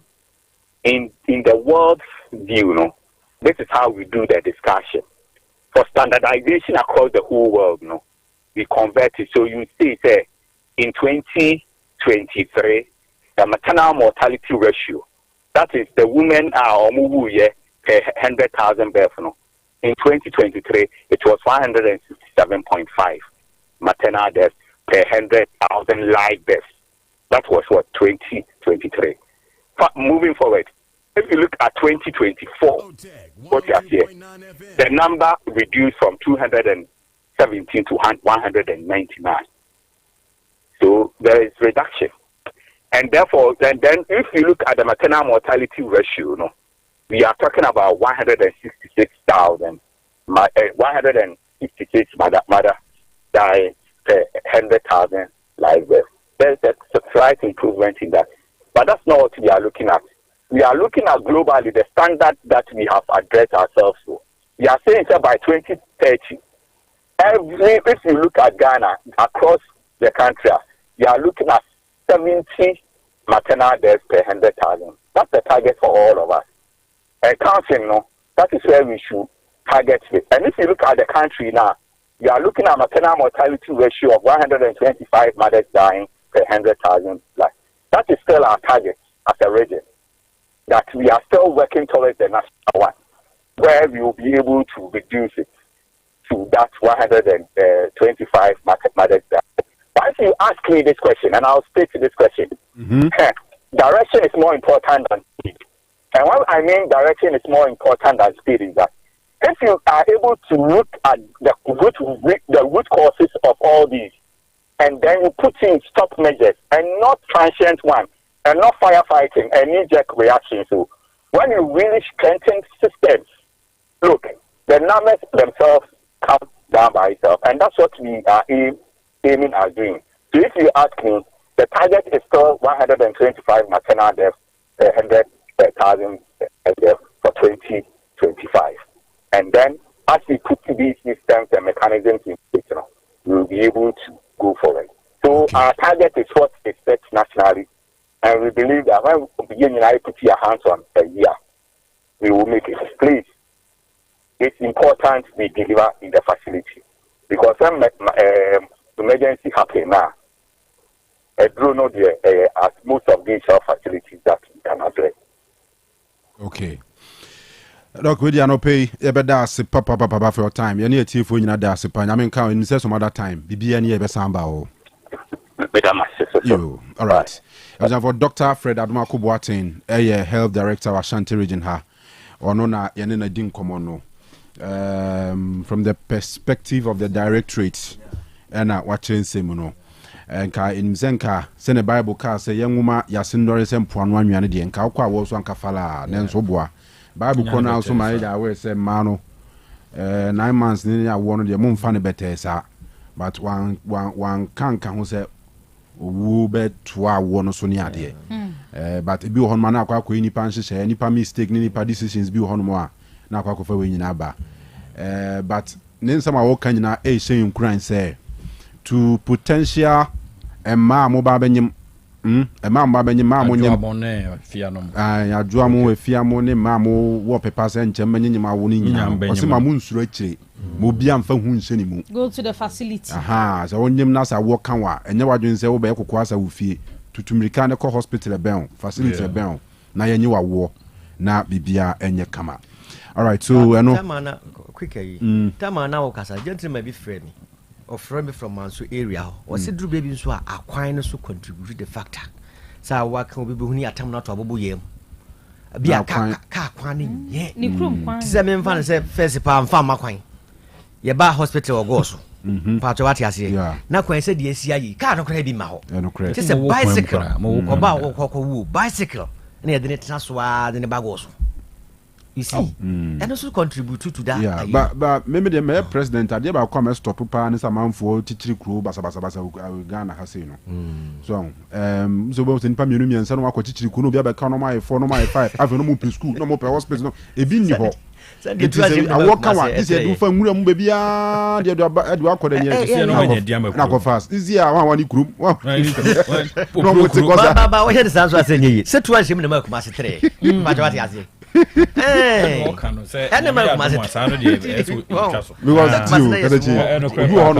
the village road, no. I from Quaya, 10-15 kilometers, and son away to me about Bibia. Krubia, and to be visa, emergency visa. There is no option. These are the 2 bikes, so yes. Meanwhile, I want to choose Ukraine. What it has here. Yes, probably for the reason of farming. Anyway, dog interview na besima matam ni kona nim team ma yenhwe na yen give me just so anka be boa banka newspapers ni 11 bi obi anfa 11 bi ni nyina dampare na say paper ba kon so de enua se trade ba kon Kofi Adoma ne run a press conference no. Moyo. Ya semo. Kofi Adoma pa ne wonye ni kura no wodi akase. Kofi of all people. Adwuma ya yenwene ye ho kane. You can't please anyone. Me say. Yenwene ye ho kane. Yeah, asama tu Kofi. Arechichire ye no na ka ho asem se sisi a wowu ya nkasa abre nkrofa ba betena tena honom. Ababe na Kofi no tise nso ya de ne kwa broche se na ni frei. So be kwa beti ne fun se wo frɛ no mpo no den gine iri ya I've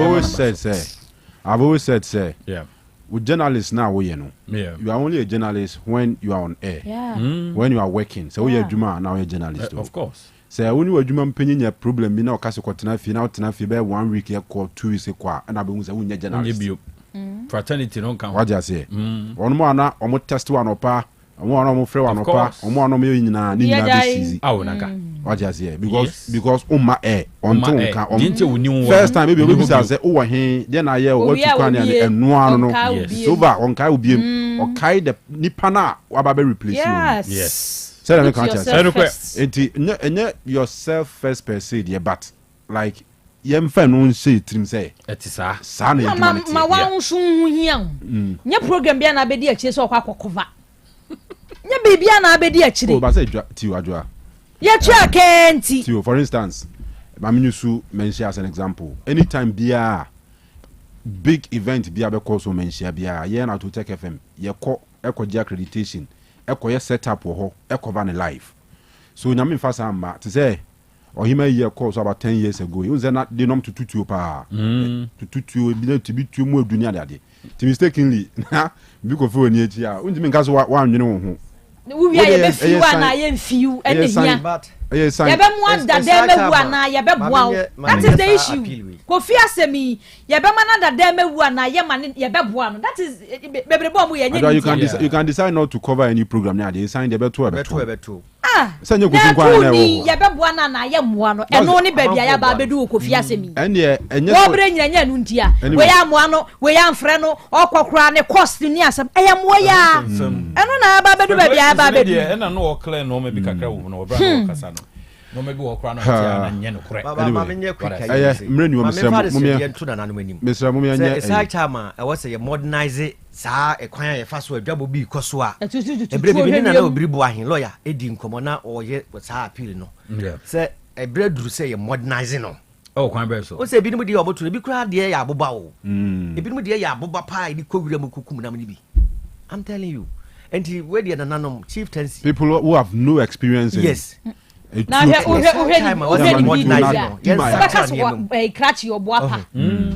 we video ya ase kofie ni ya obaka se krachi oboapa because me still na me say sign because to some of us say events because is our cause why na was sometimes you even close to obi awoni na obi gina wachi but ani teu obi anso person to be obi anso to be obi a person to be obi ho no ma tuo kra oni to oni muto Ghana ha da bia na captain ka asem bi o say de ekunya ne dɔɔso sinia me boy ho ba de be kuro yi mu de ekunya no o Ghana de kofi ensusu da na wane ka say na ka kofi ni ani o de be ka mo yanko abusia Ghanaian publisher do bo kata no na mafa na Kanu finance minister mi na da mo akasa de atu ja se hwe ene na ado kɔ na ba fofora ba na nkrofo wura fi na ado hwe abakwasemu mo be kai no sisi amonka na ado mere bie ni akire beba Ghana fo ye be kai sema mpanyini bi ba ya wo be ye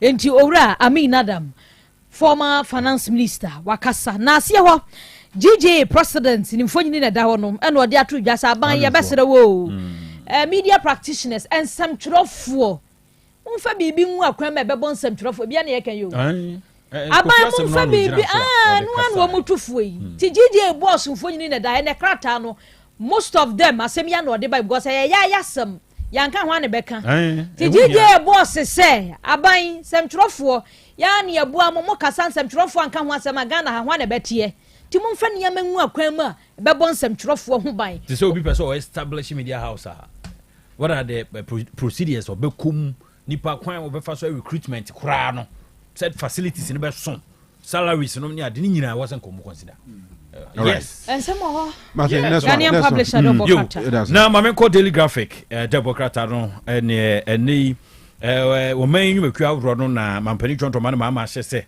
ye ode ti omo nyina ye hwe dusu ni huru nioma ekoso ewum nti state owned enterprises no ene de wa hye se ye fa no mangu akwam ho na tumi aboa ye onu nso osoro ho wo gene samba saa reso baton wa je free dampare nsmc obe IGP confirmed official and so ewa ha na pastor mensa utable na odia tudwa utable akasa no pay no che se yen hyembre bia betumi aboa na oman nkoso no se nyobia we no sa hyepete we ne beba no ayi esi ha we beba no ayi esi ha we bia nti sa mpuntunyuma ekoso no ye de mrata kira ebetumi aboa ewa ha na BNFT mamen fansore na garam se se ho ye kodwaso ene ye kodwaso abusuafo ye kodwaso doni mase complex limited se yan kan kire mo so akofa dansi ne mapapa de abedwaso di amanfo ka ginemu doni mama nkenyu se de osi bu amanfo no enya asam keto akra we de by order from me mo amoye contractors obiara biara nkofa ne niema efri eye doni ma hodom na contractor papa bia ho na ofa ne mapri efri eni so pese afro contractor papa dia said ye wura imono boache fapem abusu apani da bia da manfo friend contractor papa no sa na o se be free obi abusuafo ho na ofa ne niema ankra beku osi ahemfodan ono so ho a e na ofa ne niema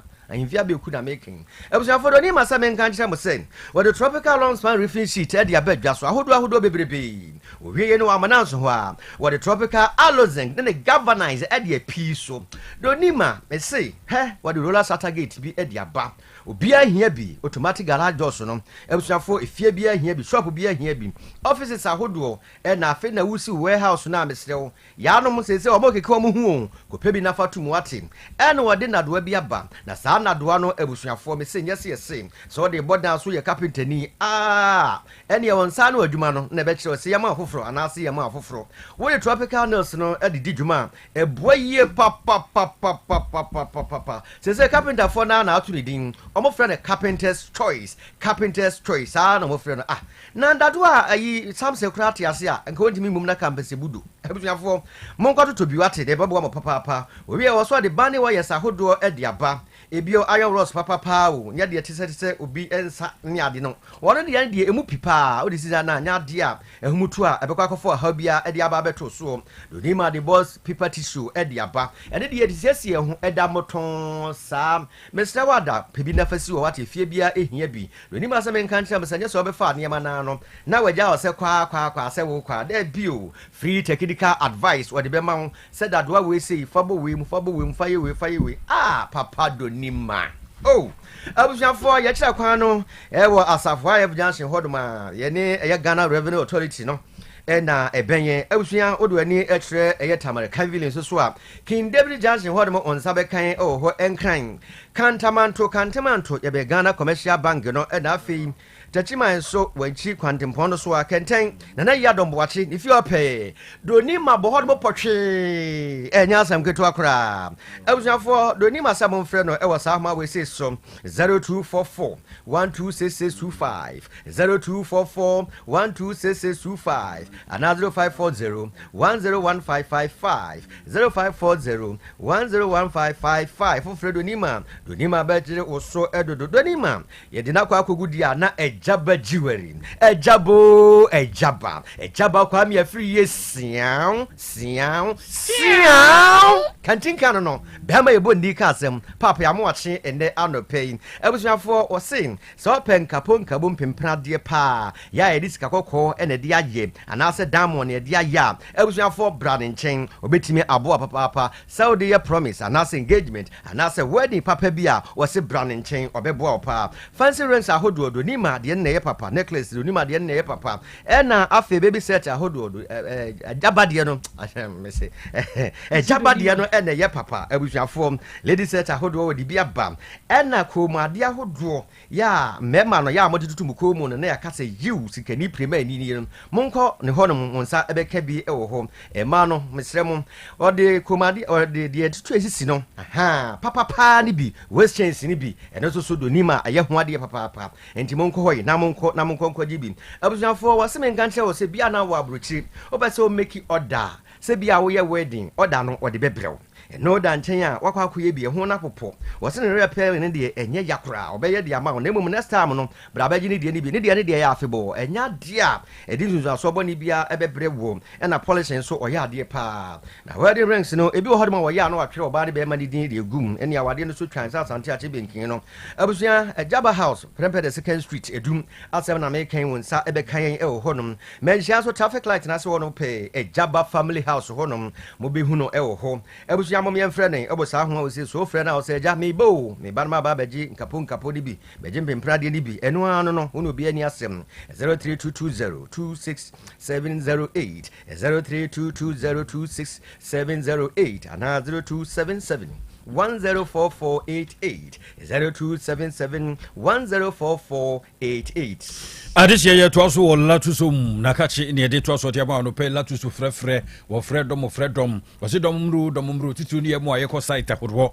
ye wo adansie ehu dwumadi e wo site ahoro no wo se mumra na magi ne man fan kunkusi de ama wo dan so kura ne se ne no wo form e papa so beboa wo dwumadi bia wudi bia no la to so e beboa pa PVC pipes no odi nyina kurukura wo de aba paint e fitinsi ahoro ni nyinam wodi aba take apro no so awro no a agrofrofo no so ani atena sentem entuanya eye latusum ni die no bia na chese wono ba beye no ma bia wanimra ho so na chese wo mu alutu a wode ekro afi paint ahoro no so de aba paint papa no bia eno na mese nkura no pon school no mdo safa dan no ho sa no a maame ba ko besu a mese maame nya botre wan to latus paint no bi oto bi wie ye de afi wo huru se wo mo fo mo san fa ho embrado do mo pe bia san se wo de fa ho wie ya pe no apepa wo se we a se ne ye tie no a adwuma na ne de ama so nya hwe wato paint pa ebson for sandalia light no ene ye dodo no am ene latus ode aba wall lights ahoro no so ni nyina da de aba bedu kama ne afufuro pi ene tutu ne budin unya duru na aburu say yes se ne ye kan sa pepepe na tie electrical cables no edam se papa energy commission worum se ene ubesi dan a eho na wo so to no ne tumi eboa wo papa nko anode aba ye kitchen sinks ahoro ne taps ahoro ne nyina latusom ene de aba tiles no so ahoro tia papa ne bia na efenso wudi sisi fia ne fi no efe obi duru no na adwene mu ne se be broni bi kura na wa ba betina for da bi broni dia ebzafo asonaba dia ebzafo na dobrusi no so de tuo bi asas wo mu akofa dia ba ye beboa pa afei normal bar boot no dia ba pumping machines ni nyina e wona ka che ho se wo pese o siesi wadwa ye na ye kama na ye kra behwe na adwaye no ene baza wala obakura no obetumi di be 1 week sanse wan fa ho bag bi kura no fa bag no 1 week bag obetumi di be bosome sanse wadwaye no akono ho dware de obetumi adware be 4 times ugina ho anu adware 4 times adwaye akono telephone shower session no bi wo complete shower no bi wo ho bathtub jacuzzi basin shower glass corner bath ne panel toilet holder wo won hwehwe de design enu na de wo du ho a besi bruja no ansa wo hwesi ya ansa wo tokro befua water heater no so latest ono de ababedu latu som de woni se so okrodua mu obusanfo woni se so da biara da what they forget AC no ba eno no se wo ntumi anto AC a okoto sa afa no ye friend forget AC wunya to a AC pada e so de unsu biom san se bonyu papa social media no so ba bia obola tus home LATUS na wabo HOME eno so simple na wabo de wram enwoma wro akofa de aba de adutwa papa pabusanfo na echi akwan ma mention tentem so na no pe no ntumi koto kese wowo edum aseda house kwan so hono abedu no bie mu dagwa everade group bodavo bie ba dagwa number is 0242616585 0242616585 full-time travel consult and recruitment service and as limited and waba was boy no so kwan so de aba kwantu no ayo dadwen de bia na wotempentem kwa de bobu adunia dan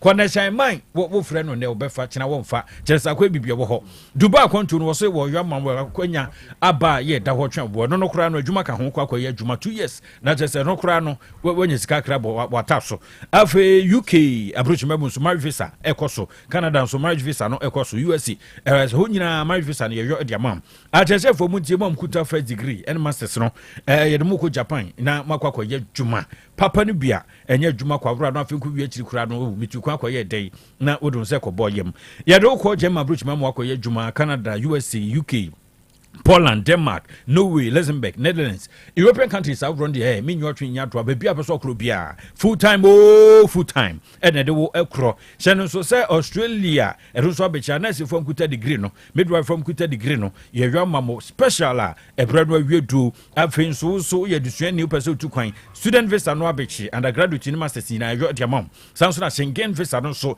100% guaranteed. Yeah, be fearful. Yeah, you're the mama person.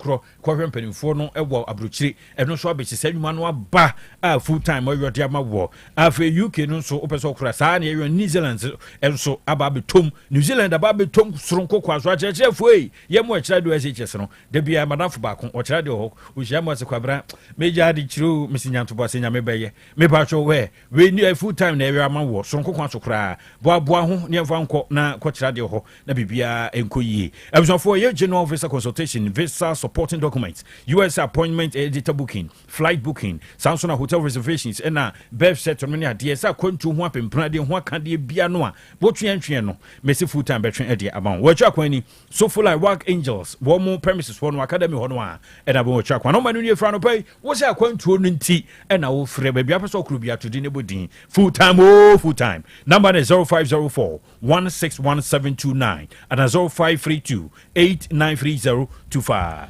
Enoni mi ansa ne hepa plus aba me shapa vini ne plasmas da bia me kase apomodema pano enwane se wanya bianom obi wo ha yade bebre na national system nim wayemre etidi yade malaria ba na ba infections ahodro obi wo ha yade bi wo konne ba yade ne yade mesrew immune system ni nyina ye nti general wabi no ayemre penu mi ansa na no na abedi adanse enye na Ghana hafa na ba bia atontwa bibidroni abrofudro ya twapete kokwaje wo de bia no ha binti Unya yankane Dr. Ben Nankasa Bekasa. Na humani 0542 778572 and 0542 807 907 and 0591 367 898. And some true schools no ya na adosho. Nanso obakọ bewie no na ade tifie ahade wo ba yenya brane adaje ne atetewo abodin krata de ma wo no ye diploma in journalism and media studies bebre na wo abodin krata no wiantumi fa go ba bia ye de ne the Ghana Education Service NAPTEX wonum nyina agi atom se eye courses ahodoɔ bebree na na ba Otec school a bachelor newspaper reporting, broadcast journalism, media law and ethics, communication skills, public relations, marketing, investigative journalism, mechanics presentation, program hosting, blogging, vlogging. The over so who fed you may who be a da. Oba Otec school ya bachelor. What qualification are they bano? Eya was CSSE 3 passes score and elective A level 3 passes mature student for momra. Ya want to share the mama. Waiting with those phone na ya framo. Budu mention about ne so be so be as a Otec. Watch the wa. Suku ne di kind entrance for Bobra when you suku paying for enkasa. And now bet to me a Friday. It was 0547 823-005 and now 0243-842-007. Ya kwa kodia prima fodwa abapa mo oma ba be bie ni papa anya sam go to na make an say yo abapa mo mesra mo ada ma mo su smartphones no odi ya ne say obekọ App Store ana say Play Store honom ma me a wutie me se nkola do ofia de mo nya ma obekọ so abi hu na abapa mo wose se onya board sa se o se kukuro eni mapapa ni na na yi aba de o pede ka kire yen ye de bebre wo fie mobile phone yi bi na wo pa me se ye de bebre wo fie asori muni amari nyina TV fridge fan eni ade ni nyina da ye de bebre wo fie obi ohodom a o se mepe abapa portable washing machine no ne bo no abusuafo de tie na na tie 399 na ka hu se enche Easter is just around the corner nti wa anya ne ntemu a anhwe ya na asemafo ase enti wo de wo pe no wo de wo koso na de hu no so bia de wo pe no wo ka kire ya ye de bebre wo fie wate empaba o kwan bia so eja kwabra de ni bia o ye de amanfo se de esi agi ye die no ye ba ya che pa na enso ye ni amanfo hwamoda abapa band no so ye de aba abapa Heba Plus live band no ye na ye de aba se wo ye ayie wo kira sante be ye ayie misrew enye too late wo betimi abuku ye betimi aba be bo amanfo se ye mfidie no doso na de atia ane se ebia na ma niam mbo so ya wonyusu eye smartphone uyusu eno be hwema bra bomu phone misrew ada wo de free na oni ni nkomo kwan bia so no obetie nka bre sefa temu 0593361133 0593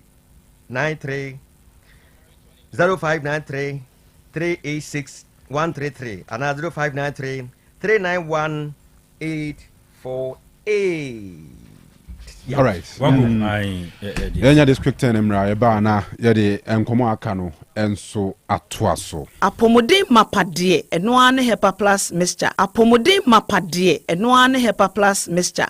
Hey, Unia, Pavi, and the Black Smokes Mr. No, malaria dronana. Anne, say, and I'm sorry, who bet ye the same wife, you know, you're tested positive. I am no. Says he a cool malaria morning, you know. I'm in negative. Adia, 1 hour, Heba Plus mixture, and what do you swabber? Cynthia, I was so immune system, a strong debia. Anti Pavi, a support to immune system, no. Not Plus Smokes, no, so to malaria, no good. Malaria symptoms, at a say, at the paye, I fear, one more tour, and 1 minute, Achakura 4 days, not Pavi, and the Plus Smokes mixture, 1 no, 2 malaria, and Asakura. And yes, I dear Kuhu doctor. For 0542 778572 and 0542 807907. My dear Grady Pa Pavi Plasmox and Heba Plus Nina. A pen for about or more manufo and Quadawan in Field Union come. Our pharmacist in Heba shop. FDA aje dweden kra to yatum. Mami money adwuma. Uda ya ye fe.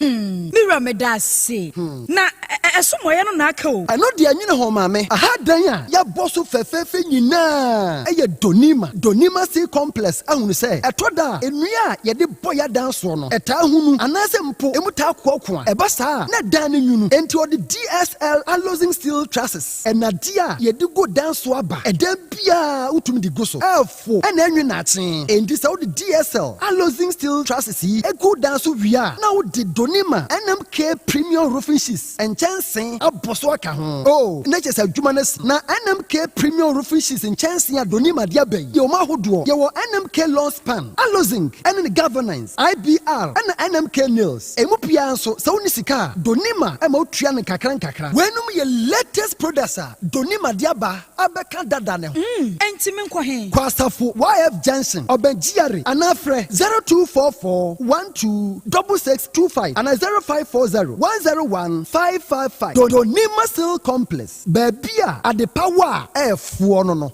Mami pharmacist memua ha. Hey, wo biem. Wunya nguye. Betiase. Heba malaria duro lepequin no. Mami 10 cartons. Limoja duro lepetone. And also mami 10 cartons. Na typhoid the duro entera 5 ready. Mami 20 cartons. Papa, adai. What's anya typhoid ni malaria ni biem? Anase se otu nroton. Dabi mi ho atomi dada. Efri mra menum lepequin ene lepetone. Malaria na amama ye hojo. Menum no nyono. Wona mre joint pains, fever, tipaye. Enya wo ni nyina akọ. We de me koma sorry for. Malaria na typhoid the how mo pa. Mo me se kwaso adi lepequin ene lipitone ho adanse na malaria ha manfo dodo. Typhoid the draw entra 5 no so saa na manfo di ho adanse o. Me se enye entera 5 a anka ekutwa menso no typhoid nti. Eya dokutafo a wasua heba wo KNUST ena ye research sronko edi nroyi abadwa so. Yanto ho nchia entra na wa wo hwe ebibiduro pa ne packaging edi no kwa ne kumi. Lipiquin, lipitone ene entera 5 yi e wo pharmacy ni heba shop BM. Apemfo emma wo mo manufo no nkoda wo ni fie dumie de won ka ho. Atufo fra 0244 827228. Obi a me dwa benu ma kira me nanfo se be me wedding papa bi. Hwering basa bi a wakoto. Tatinya buti. I don't sweet as and then mama bas sometimes so am dia buda. But we jam. Wo ka bia ma me anasa. Be ka bia ma. De wa fie kan de kru. Sawo. Wurin so de ne papo. Monko ejaba jewelry. Hon wodi pure gold. Eya gudie bia. Ejaba jewelry. Ho de na me pe. All right. Ye be ko ejaba jewelry. Ejaba jewelry. Hon na wo pe pure gold. Ya ye dia ye wedding, any engagement rings, bracelets, anklets, waist chains. Asumade komade papa. Ne border for mo ubenya. Wo ye bi e wo Ghana no aye bi nso amano ne. Enya kire hoy. Wo ejaba house. Adum Kumasi. Prempre Second Street. Monfre 0277 10 44 88. And menshia wo ejaba family house. Menshia traffic light. Monfre 0277 40 44 88. Website www.ejabajewelry.com and email info@ejabajewelry.com. Ejaba Jewelry. A good day papa fee no. Miss Chania Bisaheba capsules. Madam Sieni. Hey, and to what watching your pan and what's the sad Bisaheba? What is Sasa? My dear, wouldn't be. And not dear, for once, my jewelry at Dusaheba Messana, who come from Mammy. Oh, my number Timuadansi. Miampa Caneno, Namis, Namitina to Cheme, Nami Coco Yadia so teaching me. May no matter Dusaheba Messa, Nina to go, and my free. And do some radio, yet tried you with him, Nayan watching. Yes, it's a young papa rocasia. Miss say, a person crying to what he baby. Sanya do Saheba Messa, and come a woo. No, she, what don't I cry, Miss Mabua Basu? Nan say, Ujina Brand. A fa a Dusaheba capsules no. Say, Mijina, who's a me a Bamamua. A Jenny, a young crap. I do some way, or beer to me. I just a painful. A battery I want down for. Anyone I want in fit to me. Kumasi, at a phone out of phone call to Saheba Center in the clinic. I was swimming macro. Go filling station down Wemu. And the swim Pentecost I saw down. I feel I have a shopping from a CPM. 0500110 115. I do Saheba, my dancing. Otec 102.9 FM, the pride of Ashanti.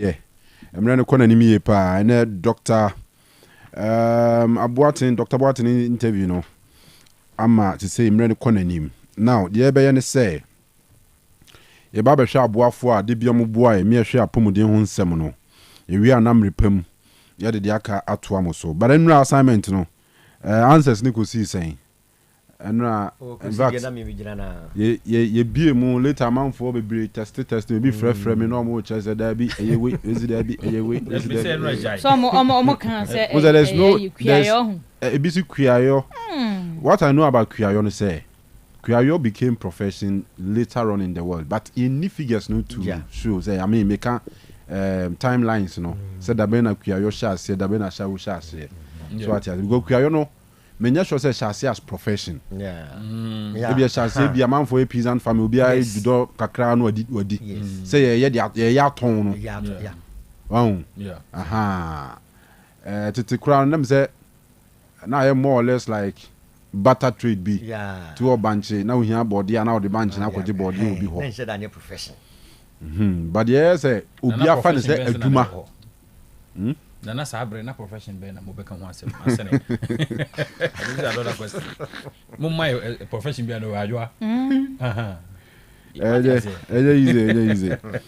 Oh, what are you just na na waka bibi say no tomana. Say ni omo nante a omo koduru ho no ma fa ni bibi. Na omo di, na omo settle. Ansa na omo hwe aduane. Bibi no omo fa ni wa yi. Na mana na. Nyewura mu ha. Nyewura ho ni dia. Say bia me fa say ba ho na odi wo bebrebe. Ayi be ya.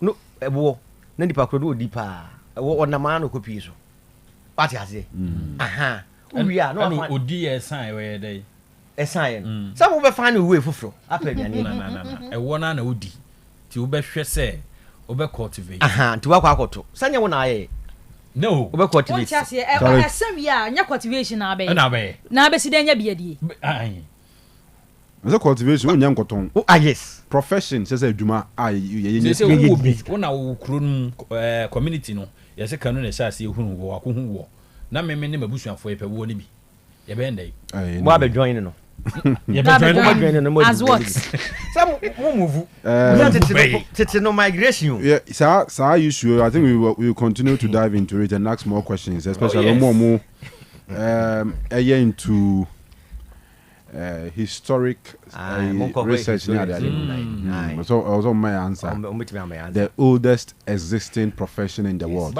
aduma achepa wasasi so ebisi kuayo ebisi prostitution between kuayo and prostitution no and elidi because argument ni na we say prostitution we say farming ani ade anti ashawo de madam ji ashawo achepa say twem so ne achepa ne betwem na ba wo frede me hu atopa junction e da so awo atopa junction da so awo exist no ana me hu atopa junction na wo ba hada we ka thousands of years ago atopa ufin fama ba na bro former year there na no years 25 years ago. Oh, me can't time me free Washington buy. Yeah, acho. That's what to punch that's why. From Washington. All right. Mama yankwa anymore na. Okay, yamfa aboafo no. And unfortunately, say time factor and tea. This is keep health in command. In fact, in the subsequent and in the days coming no. You better try as much as possible. Say even in the health, you better outsource. You be health professionals or me boy or this segment ntwem there be you be more amount for more field no my boy a lot more into herbal medicine or more into orthodox medicine ni ade nyina o mebam no ma chire and you want to be they also hear from studio hanu so you be yet nya kwanim okay until we promise to make sure say you be kutam gidi so what you say you be engage dietitians you be engage nurses, doctors, herbal practitioners ni ade nyina no ma boy ye pa because ade hia kese pa wa brabom spa ne say wa pomuden e be gina ne nan so was a wunia hoden a wo mo bo pa at least in the old ages ne I mean acceptable but mrantie maba wa ni ade hwe yare chronic diseases are to atesi achichi amanfo ni ade ani nyina be bring by way of lifestyle lifestyle didie ne lifestyle yen nam ni sanima nyina ena ko fa yare bebre no ebreye ti se betumi aka ho ni aye nnuma yie ni a prevent the preventable ones na me fi say ebeboa yie pa one very important issue ne say yenya nnuma right seven na sometimes insist on some of these things that Rwanda for any other countries near making sure say exercise no bibi to say mandatory our minimum so what you say kroma say there bibia ko bibia I know my right human right activist the human right activist feminist why omon twem akra we ya na manfoti no majuma base ya no matiku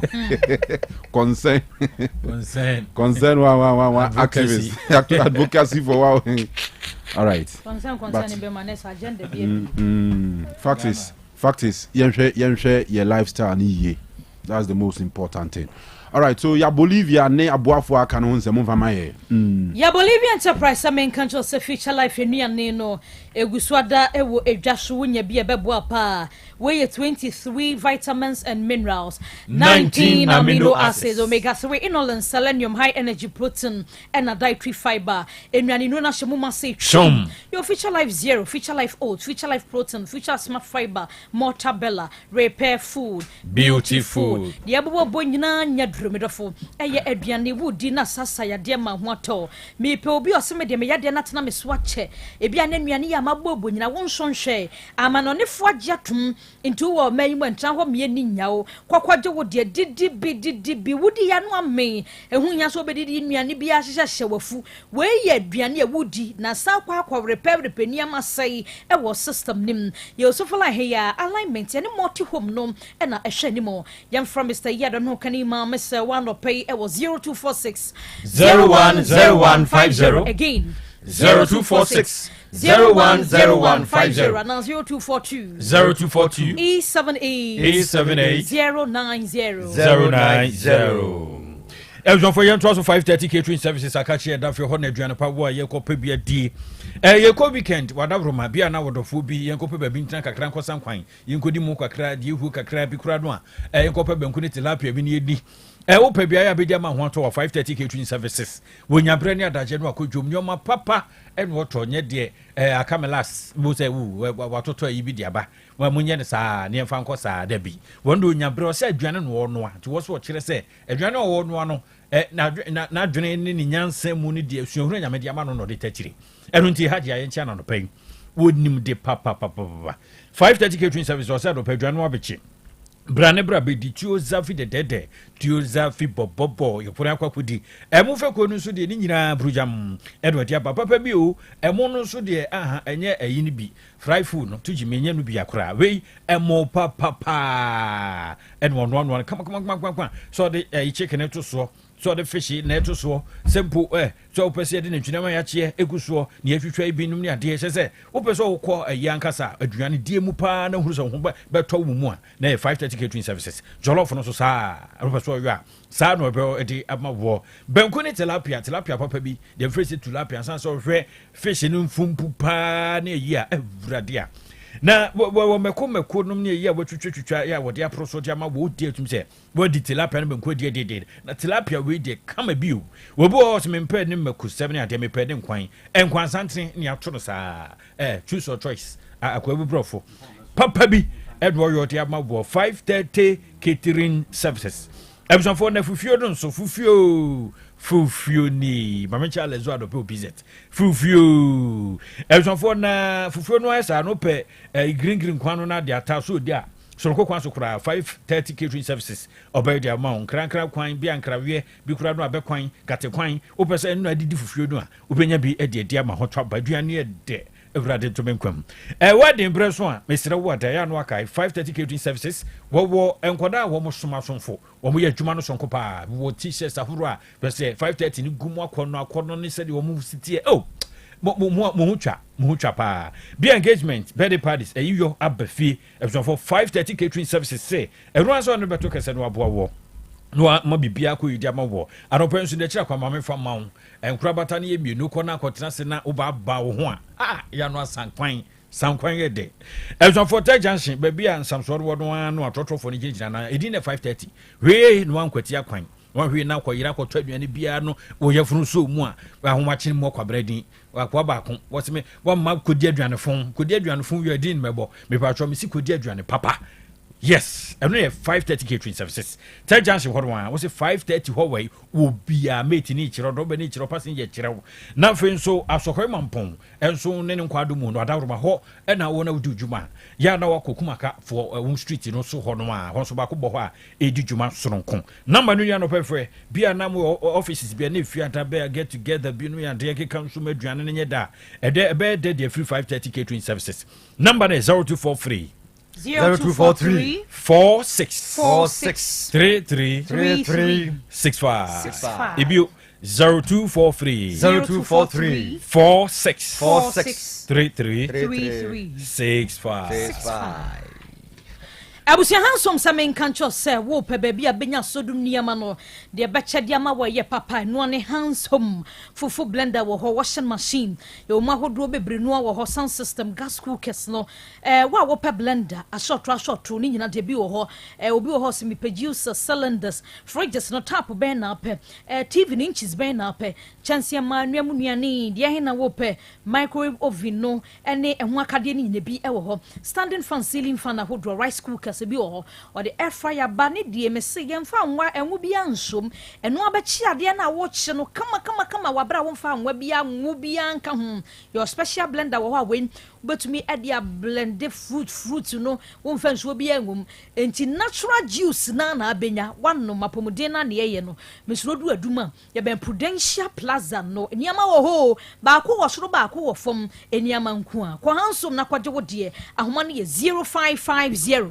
0550 348 212 0550 348 212 Pumatia ndrono ewo dwaso monkoso na mononom mreye wo nipadua num ni nyina da chirikra chirimu na hwe ama watimi anya wahoto abusuafo ya ne de pumatia ovia heba powder no ede aba timi ahono pa obi ho mo se bibia hono me eni titro ene ne kase na poso no abusua unya bia sa 3 million fogu no kopo no ma mesa wodi agu kopo no ma mesa no anya nsuo de na odi aka ho unya nsuo de na odi ka ho kukuru abusuafo no anya wo papa me dofo pa adwa wo ni bi na kasia ne nketfo ni nyina bi na odi awo no sa ama me odonso ono numa abusua case die uno bia ni asem ahono ne tonkwanta mapai se fre bi brain tumor mesew nunum bi na bebo pa ya wapatia victory herbal powder ho na pumatia liberty herbal capsules so honom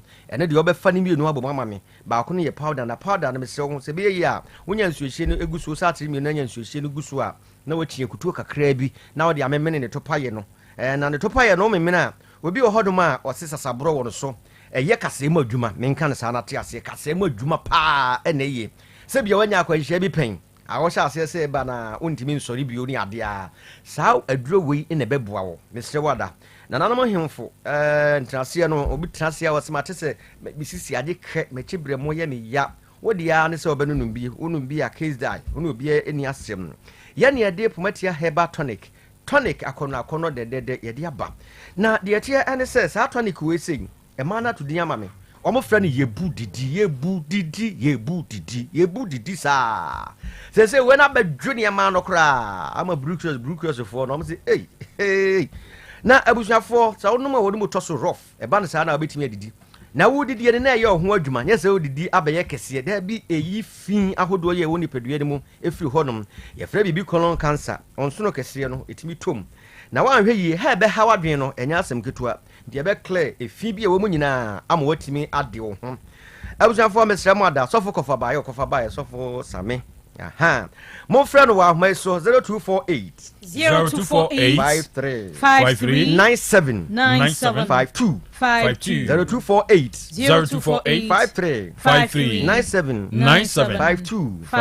Otec FM hoba hadma won sabe kebi Freddy Mense ba ebi e horma na afi huri fara heba center Fanti New Town don keke horma won sabe kebi e horma na Ashtown downtown Sister Mama hodom downtown hodoma won sabe kebi e ho Clear Park na tremi na water abodu nsuo de ne o ebusuafo nsuo we ye nsuo bi a dwumadie bi a wodie biase no wohia clear park natural mineral water nyame ya adoma okina Dr. Solomon Fokue kwate ne maama yi no eno abia na ye de sevo ate ase me yonku ajata na ta no ekina no be na yi eno abia na ajata ode esevo ewe buwa kwa bawaso ebusuya okina me yankasa so me we me wofa oda fom mamponti ache ase boga ono so eno abia na ye de sevo na ebusuya fo hwe titire amabobbo mudin eno na omudi edi dwuma na woto na so mpe bia ene ye wa wasema sa nsuo ne ye nsuo bia recommended by Food and Drugs Authority FDA ana SDA force so ade atum ma me comfort say rubafo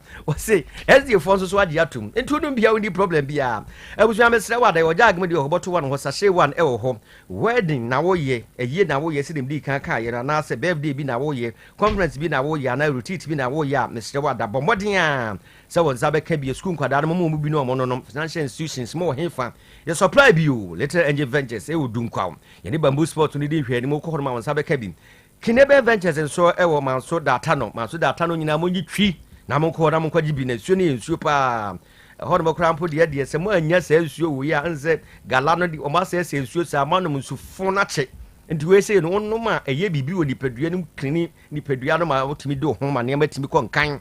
I'm telling you people abusuafo Samas Royal Company Limited and akofa nsuo de aba Monfrɛ no ewa ahoma iso pendo so puma won sa betimi akabe enye too late man bese mo ye kina no 0244 0244 04 04 19 13 0244 0244 04 04 19 13 na 0558 0558 00 17 65 0558 00 17 65 na ansana no mama menchia me mame odopano meni hale no busebusa me saa mama menchia odopano oye nipa se e wa biem na wotie saa wa biem ya kai na tie for say yen regular panel member Dr. Solomon Fokue Kwate ne maame yen maame nyina na Dina Akosua Dufie nyame adomo a enen ye beyi no china ne akopɛ no krabre ye no baso pechi number 1 ochina ene kwasiada enye better in fact e bi kura so me sha ase ne yeah boys in we Santiago mu nyina plans o stormy honne to the tons afro bia se we ye die ze o take me yi aprekopɛ ye nyina ye nko jam doctor na nyefe member of parliament for Manson Kwanta honorable Tunebu Akodua Fokue aha ne ma me da for me ti ochina e wo pechi number 1 aha ye hwe nim ze obi abeba be jai na efe kama kwesi de so wakoso mic mu ebu akwa me so mic mu ebu akwa nyame ya admo china na china mic amesusu mu no se me je no so o Bego akoso bi mu wa chia se mamponten Mike Before man ma ba be so bi mu ebu akwa bo so data di nua ba ne de na ansa na ma ba Dr. Fokue honom na honom de ya kikim ya mega nto china mu hia me ho all right china yina ebeko china yina abe me de beko mo shen me bo bi dam pe me ma me dampem nyame adom okay all right mate ene nyame adom e besan hia muntwa mo homre na yemfa de aka no enye all right yemfa sedama Hepa Plus Pavi any plasmos in room madam ni APM ni mame nupa so the fearsome 3 Hepa Plus Pavi and a plasmos nupa pana no so aha Nyansapo yiso enrum yense ne kuta emu na yetim voice notes Kanu yema wo ina obege for national pay ajabini the term so bra ha bomen ma men chia rate aga bibogu assassin tezes gas nyin kan na enka asoasi roll my phone na Kanu mo ma energy edu na pa mo energy nyango isi aron kan na mesre wa daroba agrobi all my money perform agrobi wo ho a e money perform mesre wo ajuwa address na ayo ofe na se person o tedi bibia mesre Kanu tedi bibi na me ka de na kwasi uzu acha wo se o de mo fa no kan bia mesre wo wa ma na kwasi uzu acha wo iska na ni na so wa daroma mesre wo na kwasi uzu acha wo so Kanu ye bibi no What is car? Come and see us. Come, we're not going to go to the house. Can we so? I'm going to go for your mentor. Kanu, Michion, be your phone, and pay the Mavic, Mkasefi Central Market. Kanu, ene de yin nyina di adanse bi o sesese de ana akosi usu mu da hene na yire ne adwo aprekope tifi na kwadwo a esro man na akosi usu sudwe biem esense we 50 cedis ama kan wo so agwa wo for 50 cedis dia na chese sese de adwo a wo ye akosi usu de aprekope yin nyina di adanse na afesu kanu e de ntia police for no mumpe IGP dampare asem ne se o ma wo mu nyina ja kwan so gina be 4 years ni de wo police ni bi so gina kwan ejiji sika eno so kan ho bi na police for ne mpe na asem met yentimemu for de waye bia ma yen pa na dwuma no so ye ni. Good morning, General. Mediane senior kwasisi am da bi finisher no was as interest ne editepa. The men Ukraine adwa, ohun adwa. Ena akwasi men sikansa ne siguso. Akwasi kotoko gomanso na ne siguso. Enso otsoro otetenu gu akwasi so saa. Suma hu munya mahu bi. Obo ne wo no ho dawuro so ama adwa so na ne siguso. Enso so otetenu gu akwasi so. Me se me hye akwasi boase ana ye ka kira adwa se sa 2025 we there. So wa anya hu ya ye be yi na di ye pa oba ho frad na bra kwasi adai e na otisi akwasi sa wo ti hu gwa kwasi sa adwa. Hello, Mr. Kanu. Good morning. Your friend me atam kase free kill. Me say IGP me rate a me man in 9/10. Police for na e omo desi asake dampare no. Omu suba nti a ono no enu nonsense man. Omo ani nsemu no ye obesakew. Enti na ye omo den. Na minim so ombe fe no so. Ombe nya nko sa ba ombe fe ne pa. Dampare du nipa be ya no aye no. Kotena se ko home no aye ade di nipa be ya no aye. Abrantie Nyansapo Osei Akoto Kanu ba ko pekatachi me mo achema o mani adwuma ya fra me ya amponsa me ka safri asante achim kurofa hemfi o mampani mama ka kire se edura batro so a enokure kakra nkontompo kakra de frefra itina no budget yo mbe ye he emfaso bie ni mentete ne me bia so Ghana fo ye de kantan fit Akoto wi o nenso nyame beye mamenhia ona lawyer obri yebo a MP o Subin constituency Virginie, amount from Fiji, my whole friend so any tray, meet papa in fee. I tell you for one, I will for yet the neck. Or Mampany, Mahama so be double track rate for then I see yourself for say yo. Near chronic class or more core classes. Woman, I'm not mere 1-2-1-2. And then the hour for navy floor me.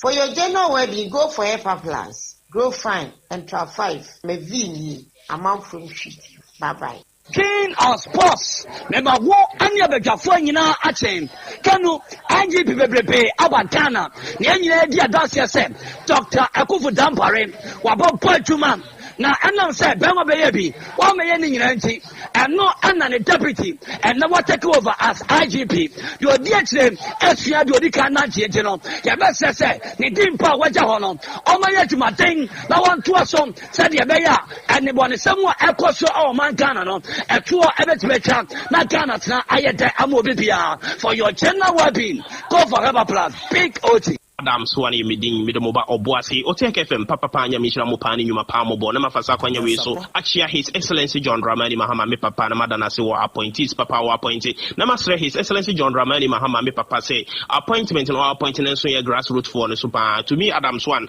edwumadi am born wo year we mudi me say sewani wa Shanto region me you edwumadi the red candidate and ye papa PV Janto masre His Excellency John Dramani Kanu, good morning. I'm for Kanu. Kanu, Ghana, Sabi, and you say your say be a speaker, Penema Oji, will be a minister, Penema Oji, will be a CEO, Penema Oji. Sabi, Samra Tantan and Sana, Mobili and Solia, and Pelopon, Saturday, we better be change way, no by way. Now I say, San, who started with this argument, you just say. I don't man, I be Mobili, make count. Now I'm going to move fully, Ano manu abetwa fuachi ma tetwa ni stadium so iburu anwa mu ni nduniwura ka doctor de enhu se kanu ma ni bi wo hono mu a omu nyinse ya omu nko hospital wonsi antenatal care da obetene fie saa ntie ye critical ne din kokoduru hono ma na ya saa wuo no to omu no se wonyim na de wa wo start antenatal care na ye hwe condition bibia ebebisa wo yare e wo obusuam ne yare e wo so na wo na mas na wo wuram na wo de kwowo no nti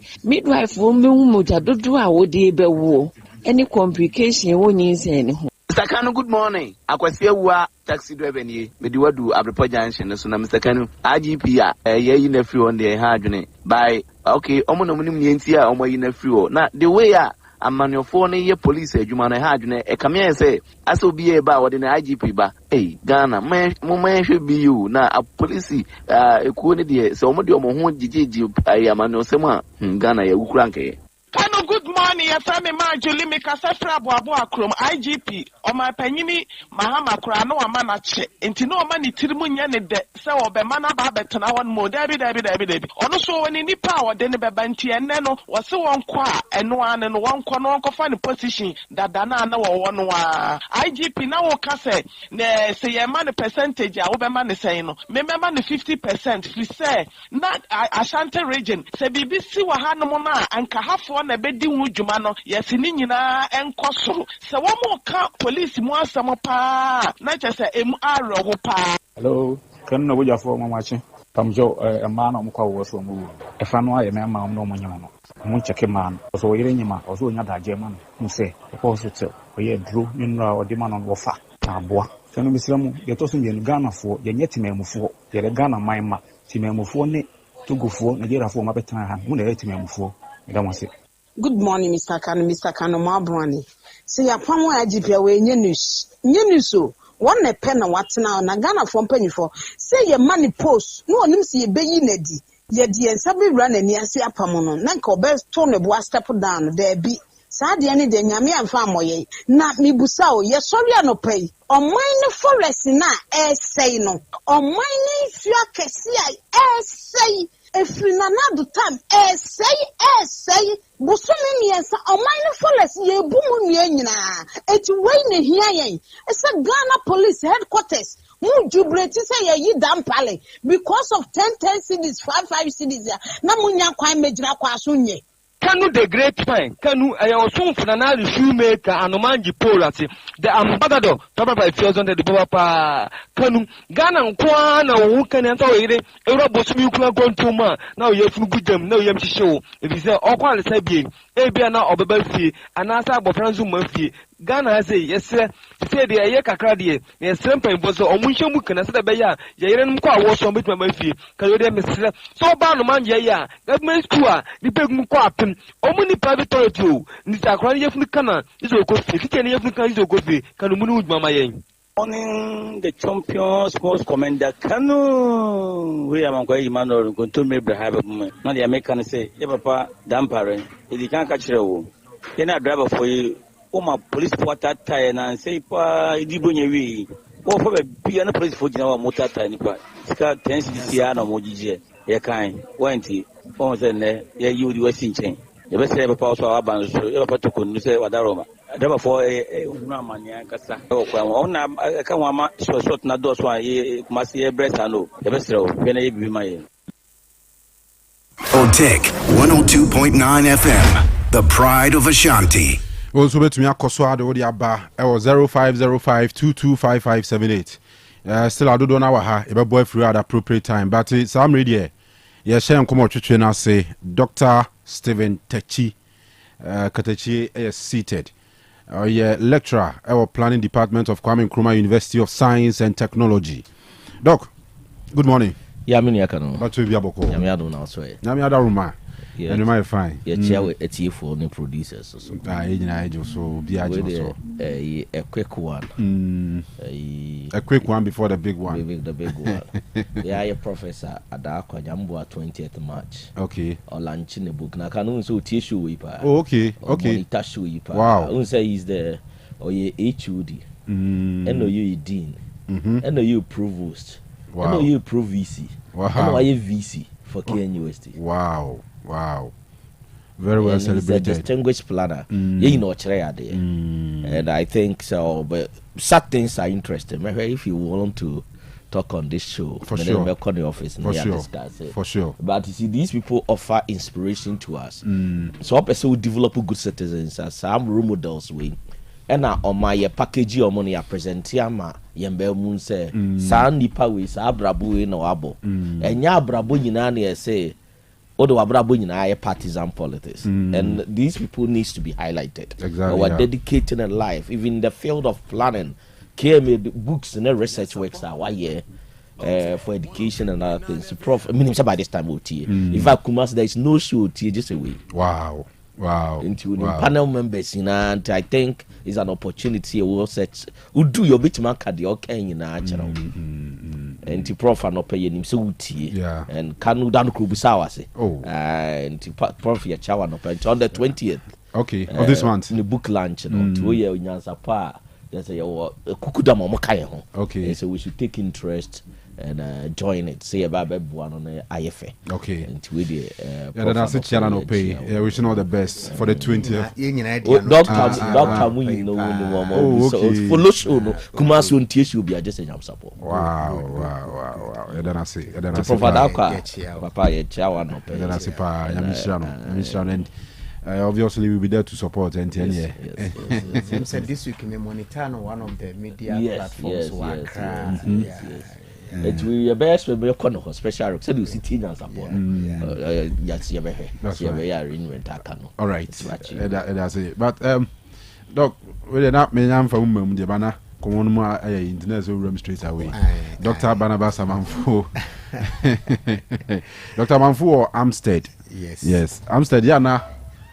Dina kazaga so wo expanding na I didn't some money was and na me monitor am say wo boy dina say say wadam fu bi o wadam fu wasa me hwehwe no say I Kanu say o na to da be friend now say wo bi o so ko news ya no na me monitor mo pa na Tiam said Akenton appear Menka University of Skills Training and Entrepreneurial Development. Wow. Amstead. Yeah, Amstead now. They take you off with the big ones near there. But look, yeah, go ahead. Yes, Kanu. Yes, I have you. Na no putting in a certain way. Oh, question be mami. Ntema ye Kenya no. Need see bibi or how person me touch on an pay. If your question had come on earlier planning the reason why antipatene no me call me share nya chuma ye de bumai. A nation governed on hypocrisy. Ye can't ye be. Can my men pick your first nya chum, the first evidence of hypocrisy. Say it was separation of powers. To us and on paper, no. Oh, Ghana democracy, doctor, there was separations of power. Fair, near Kanu, brofo kama, but no kremu pano. Do we have separation of powers? It's an measure the hypocrisy of governance. Nyachuma. Yedibumai. And Yedika case is to say, or may be any way between tumpon if nyachum and Adibu minor. It's the first one. Okay. Yempeke Parliament. Parliament, ye independent, near executive, Nijina baby. Is it the reality? To the extent that it's evident, whoever is elected, it will rule in the selection of the speaker. Enti yetna se ne yetna ye dem na ye hwe Yesu mremuduana. Can we say executive ne legislature no there are separation of powers? When we even have a certain president issuing a statement say munyi no nye speaker ne asan be kabro for say there was separation of powers. The hypocrisy of governance. Kanu yem picking the judiciary. Say, Kanu Akudi president. No afro near Dr. Tetia na Dr. Aman for say, onye Chief Justice. Near Southro Krata, so say, there was separation of powers. Yentera sepa nyanyene who say, do we really, based on this action, have separation of powers? Remember, the hypocrisy of governance. Sure. Ya choro paper so. Ya kind of for the but why point image, you know? The Amika so study normally is based on philosophy. The reason why doctor is a doctor of philosophy. Normally building nation, you look at the philosophy. One, you're nothing but a human being. And that makes Sandra Hadden's value system. It's a value system. There's nothing like a neutral person in the social system. And yet they are Kanu me no why juma done into no. Bibi or honor me ya. Open me chain, ebi any sports journalist. It is a sports opportunity be our Dr. Manfo and the and you can. Sure. It means that I'm not Dr. Manfo, you're neutral. So normally, all building nation, you minimize say, obi sabeka question obi enum. You minimize that. Your once I can appoint me Dr. Manfo no. It means by virtue of that, ye pay dear. We owed Kanu certain favors. Say Kanu follow me debate for sure. Now bias kakra it's all building nation. The focus is to ultimately free up cry, but putting measures to minimize it. It means say parliament, executive di omu any other me ya krana and kiyenjai. Emma parliamentarians now nominate political party ni any business. Omutio biaka. Na political party akwa trese Dr. Amanfuna and you must have a catch me say parliament is there to represent the people. Another hypocrisy. Where political parties determine what their members of parliament should even say. Kanu. Then you come back to come and tell me say me MP for recruit to parliament or represent me. No, or represented the political party is another hypocrisy. And by this time, we should look at our governance system, not some loopholes and they contribute to our underdevelopment gradually and fairly.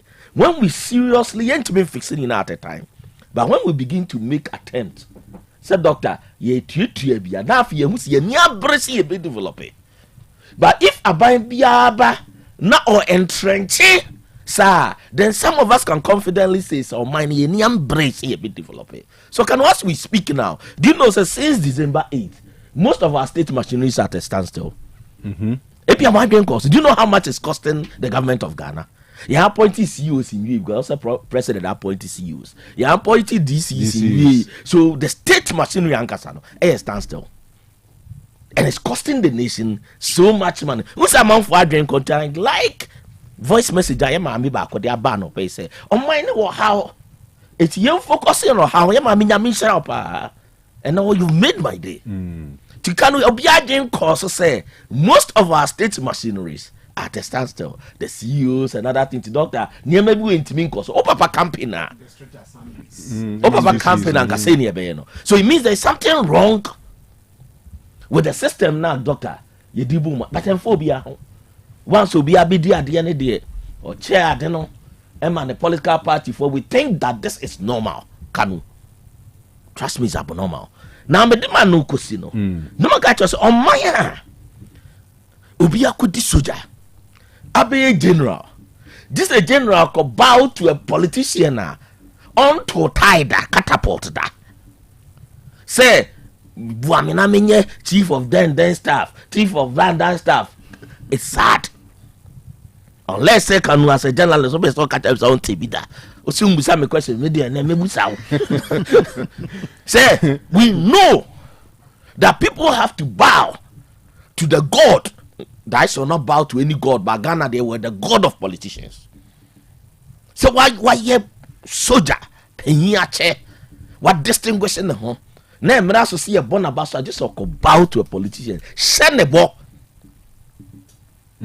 Send the ball. Obviously, that's already be on the table. Then we think that this country is ready to develop. It is said we are soldier near. So you were Juma to one we are promotion. And no now be see IGP at the no.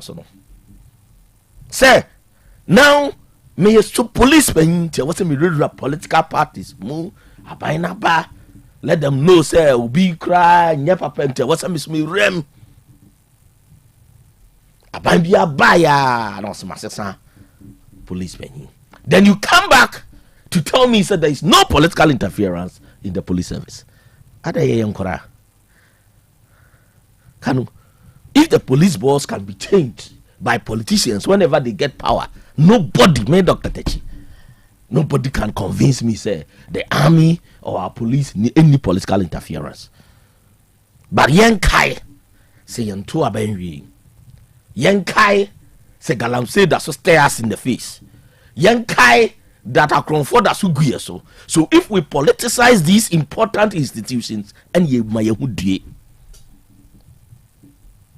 And then no be any moral right. And I always say, some people by 8 years, you know, some of us too, Mofosa, Monsasanyamo, said the Sanyama will be solved. And I'm saying, no, moody one of the torment. It got to a point people even thought that some of us are against the government. Opposition side. Opposition. So, no, so what's the son? It is now war power, now the opposition, no, a be baby. It's Yama by election, and by honorable see about opposition, parliamentarian, and then so said there be a most more bemuno. Yes, small boys, bomb called board parliamentarian be in this no. And this is how we are governing our nation, Kanu. And pay be a make and say, Obi anybody hypocrisy. Aya dia esini ye. As a minor, me mum be a nyame one say, doctor. Yeah, Papa Dampare. I'm not too surprised because the system we are operating, plan a bit mama any bini the ABC or that. I was sure Oba Busomo mobile. I was sure, so I told them within the first 6 months the man will go, even if he operates like Jesus Christ. Because the system now I be on Sani a panel.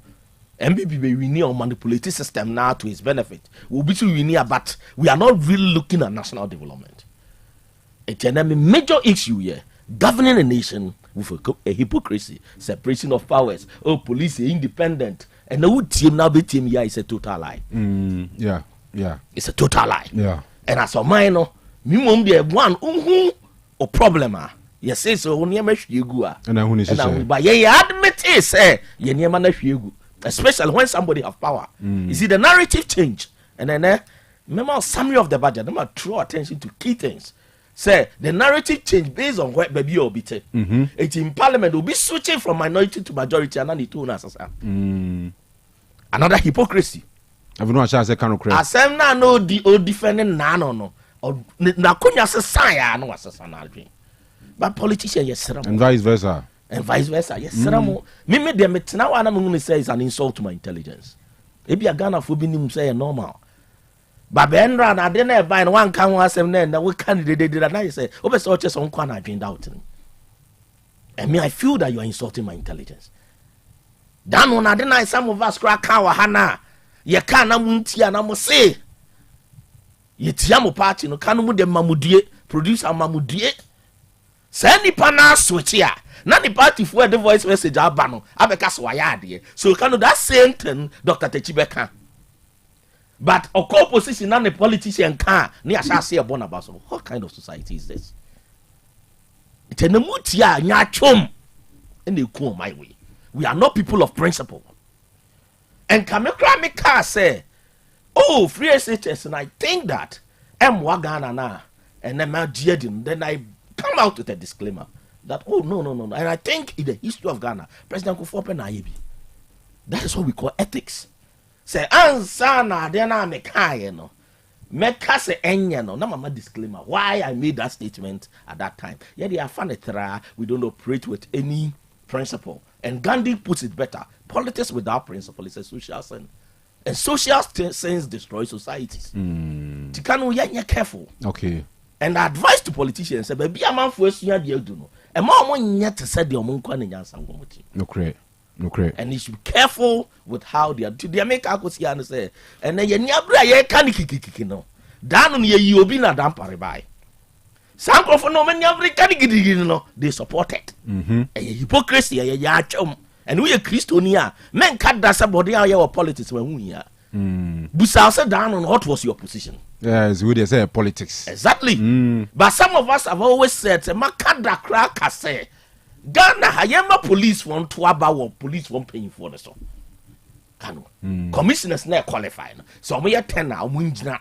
Na police wa Ghana nyina to aba. Kanu anya na democracy. Sure. Anya na democracy. Si yesi be si democracy pa doctor. Now pe IGP ya. Police wa Ghana nyina anko to aba no munyo mo IGP. Ejo munyina no ko parliament. Na parliament avert your to a record bia because they say parliament they say which I don't believe. Parliament is our representatives. It is a selection in an anchor doctor moko parliament. The parliament will any record be open to me and the only to me near uniform. Now for police for to swaba. Kanu, is this something too difficult for us? Not at all. It is only Pakoni be deal. Does the person or any political party anything? Debbie. you see a build your maya yenhwesane. All right. Because you are lawyer for kuku damogana ha. Said Dr. Techia means steady lord. Nenya me adom na Ghana for atu abama me. I determine who becomes the doctor. Trust me, even say because you apply this system, I would suggest you crash. Still, our politicians will find their way through to influence them. Can we depend? Yeah, no disrespect to the police officials. Minimize certain things. Trust me, yeah, they were dangerous. When you have to go and meet a politician and promise him. Exactly. Can when you cry more dangerous. But you see, our professionals, they are all unprofessionals. You don't forget, say, the Biamika say, the Yonga say, UTAG has a good system. For example, in the election of Pro Vice Chancellor, you know, when you're not and TV, see the baby nipa bemiensa. Or say, let you say, well, can you see now to Pro Vice Chancellor and Swaba? Do you know what we will look out for? And trust me, you have people in the service who will look out for a more personal interest. And that part, one of his critique, a police wage in a council. And my advice to the new police is, yes, we are citizens here. Right? If at the end of the day, we release police officers on us, say, Ujira Kwaso, na, omo yedi, we too, idea. Because some of the criticisms are massive from the police one. Yes, sad. Can we sad? And constantly convinces some of us say Ghana hano unya nipa bi oye na djuma years still you not survive. Constantly these things convinces us. And then a citizen wider population is a papa yepeno. Now the service munipa say no nipa no yempeno. That was the conclusion. As a researcher, that's the dimension of the general population in Ghana. Epeno. But the police service one is and to once again to the politicians, police versus general population. How many votes does?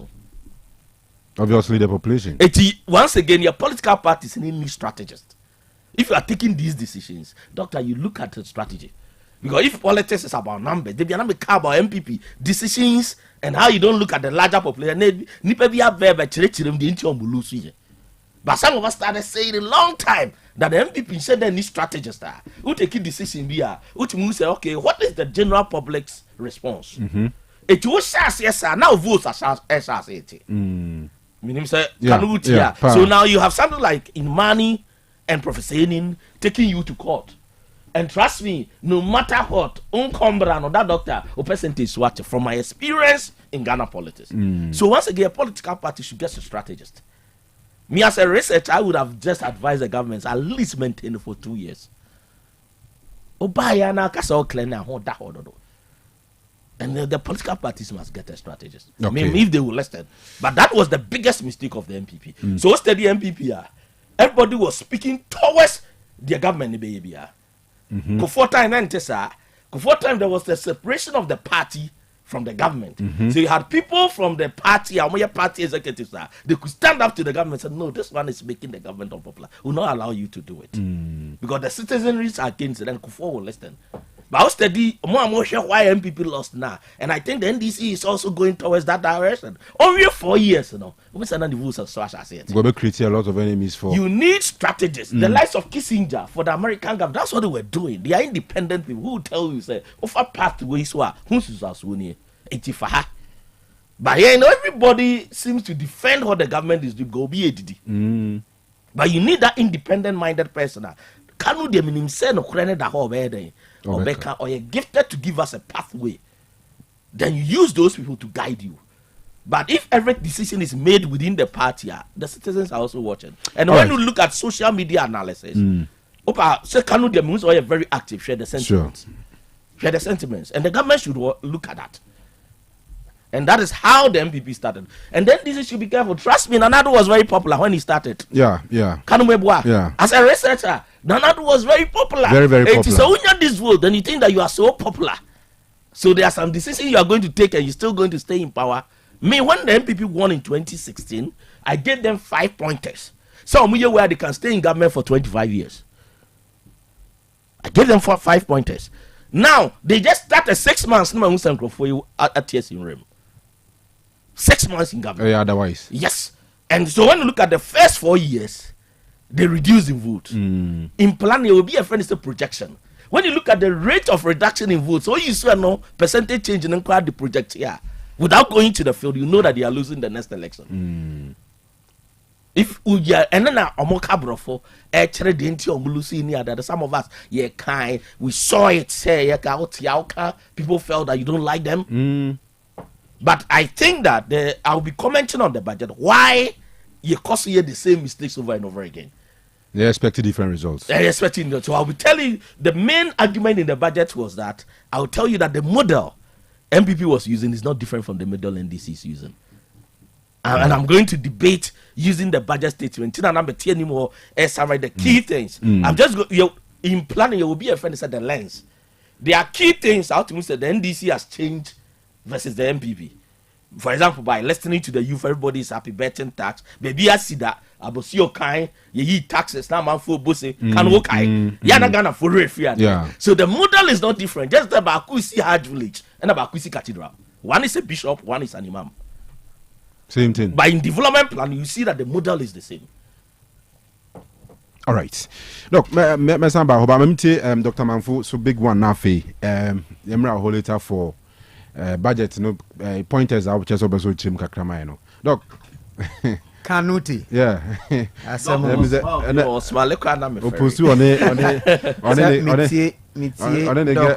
picture on Facebook in right was na Kanu Bisam say was it who is who? I was a mother and a son. But then told me my minty. Okay. Me the abenap man if you poma. But then told me my That's right.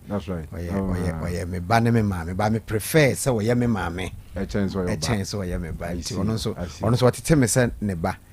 Just say I no pay me sin o Martins Junction ho kwan o de me afa so no. Ya no Bisam say kai so me ba no. That's it. O piske bi na me ye na yo say kai say me ba no. Usana me mauska. Interesting. Talk the big one. Yeah, the big one. Kanu men depart be bre. Happily me say la say Tuesday na me doc ba na nka me ye but ma nti me say won the can stories na e be no nti fear the ama media team so mo de beto so ama ya in the name of God. Dr. Omane Boama. Yes. In the name of God and Ghana, stop Galamsey. Yes. No human being resides in the forest reserves. In the name of God and Ghana, stay away from the forest reserves and Galamsey. A word to the wise is enough. Stop Galamsey. If you are arrested in mining, seek the necessary regulatory permits. Okay, if you are interested in mining, seek the necessary regulatory permits. We will not talk much. Can we be come hashtag eagle eyes. Hashtag activate all body cameras. Kanuti.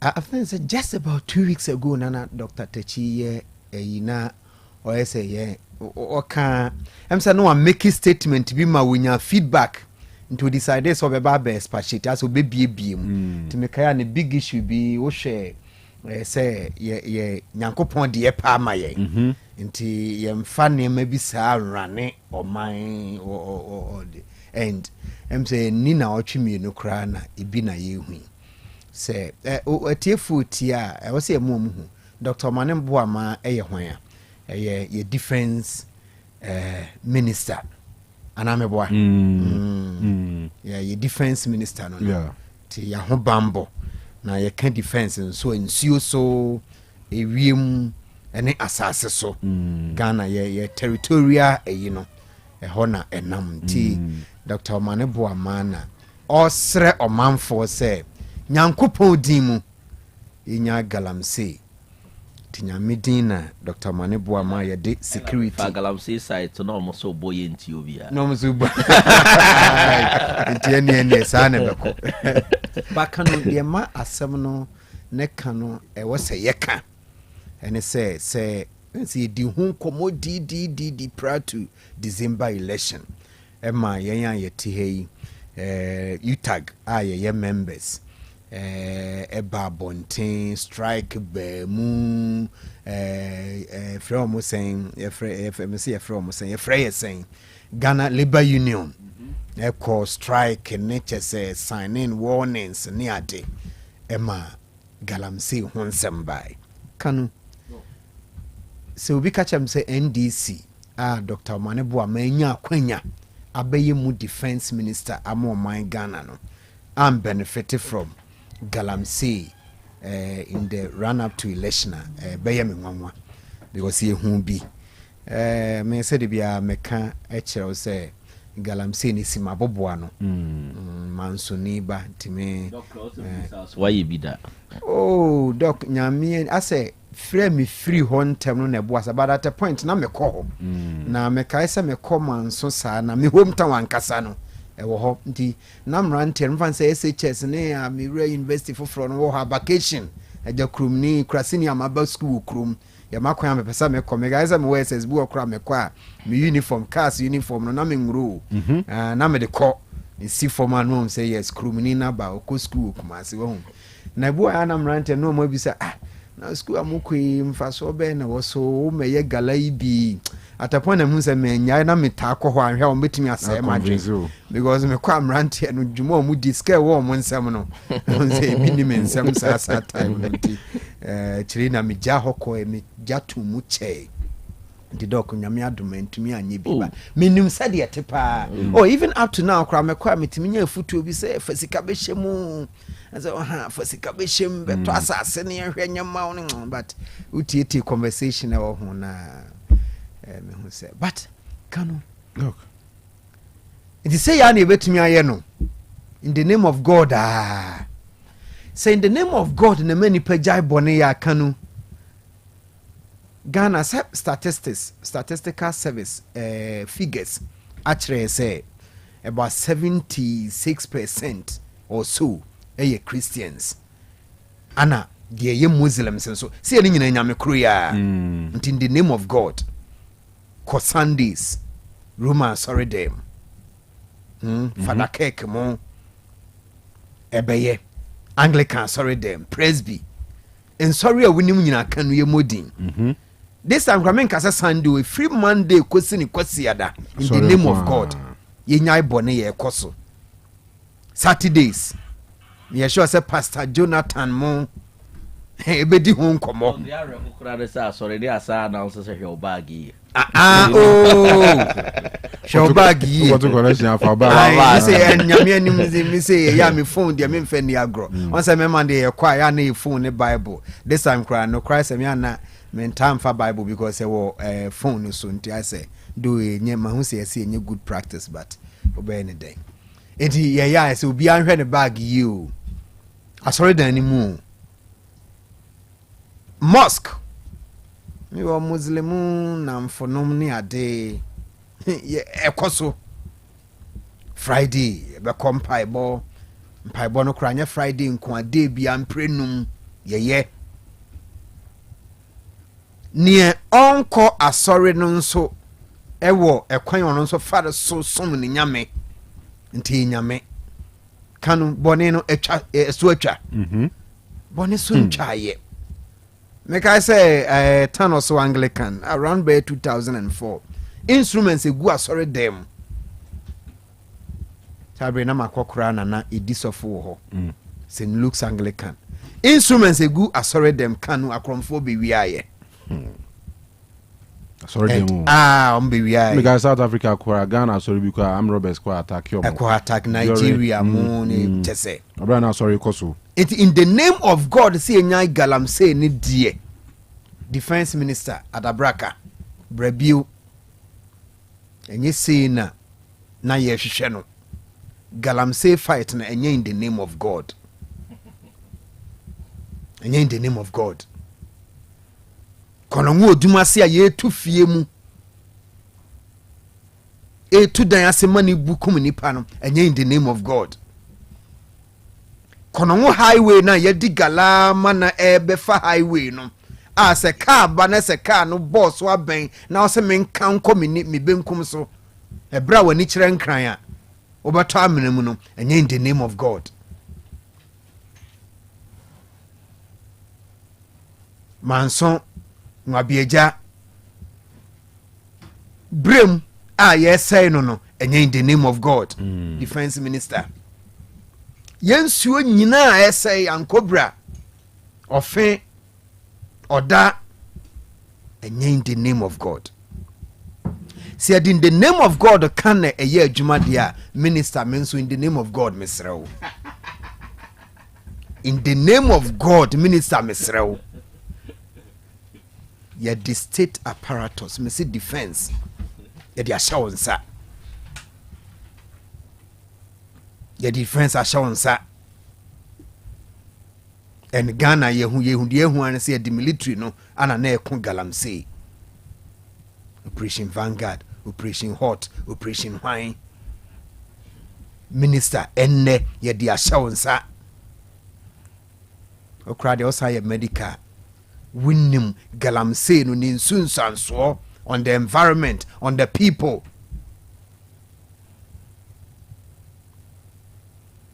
Ade ma chairman Rollins se call manso edikan krubi of course ye frɛ otonto krom manso tonto krom manso tonto krom yeah Matioda na yare bi aba ho e frɛ no bruli ulcer yeah yeah na so ya na atwa wona asa wonsa atwa wona sasa na nim history no be e free. And he was a minister as a medical doctor ene wabeye defense minister no winim galamsey no nsunsuanso se wuji tum pa se ye wose ye ko e wose ye sia no na nya krokro de John dia in the name of God mesrew enye ne kono enye anon fafa in the name of God akonbone wa sorry them amfa wo muslimu mosque amfa e wo shrine amfa na emfa nso konyankopon bufuo no enye ene ema ono na temuo no enipa nim se nyankopon ata na nyankopon no wa abojo kire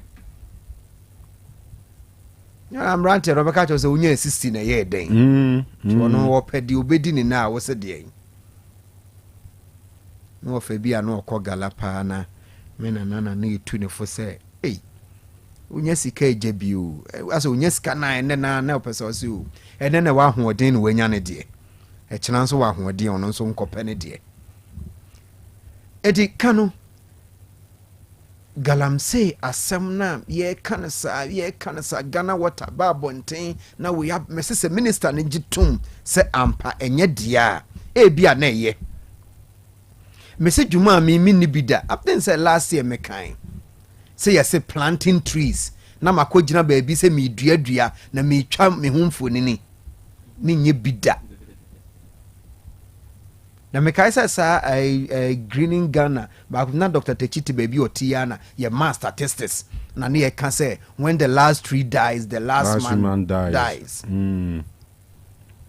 Na me share say yes ye rezoning na me share Santasi runabout to ahonto runabout na me hwe say ye nyadaje adua nua wo ho ne asan atwa agu esi danam se me nua adua na me hu say yes ye dua nua ho 1 million na me hu say galamsey for etwa nua agu ye reserve forest ye wuram am say nua adua no say the na dog using an pay hypocrisy me nkodua adua amfa camera nsi me so menye.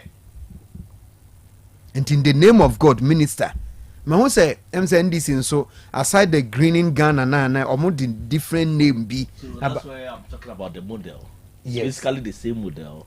Different names.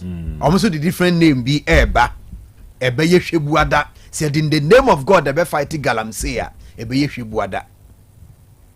Enti Kanu ya nkane tenten. Say you other issues and also here ye. All right. Na yebeka kire minister of mane boa mane omo ben de bia meka yesese wudi omo atema omote but oka asempa ya na omonte enti anopa minister of mane boa ma defense minister ye mano entiase say in the name of God enko galamsey. All right. Galamsey ni ye Kanu me say Kanu is on authority say asofo concession. Asofo concession, journalist or concession. Na mini pafo. I me say me galamsey no me free mu na den. Asofo concession. Ai di dwuma ma wo mo. Now in the name of God, win him the name of God, win him chance of no. In the name of God, defense minister in Kungalamsey. The statement is actually a plea, and I say indirect warning be. Warning.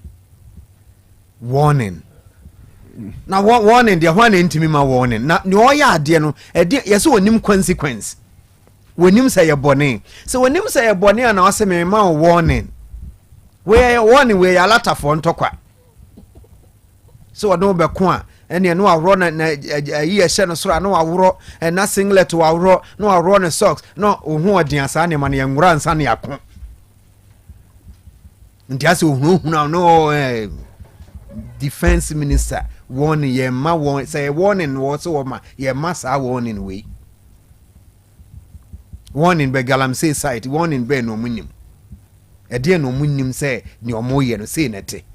And he Kanu in the name of God. And Kungalamsey. All right. On my some pampas and your crocro de John. And a forest reserves.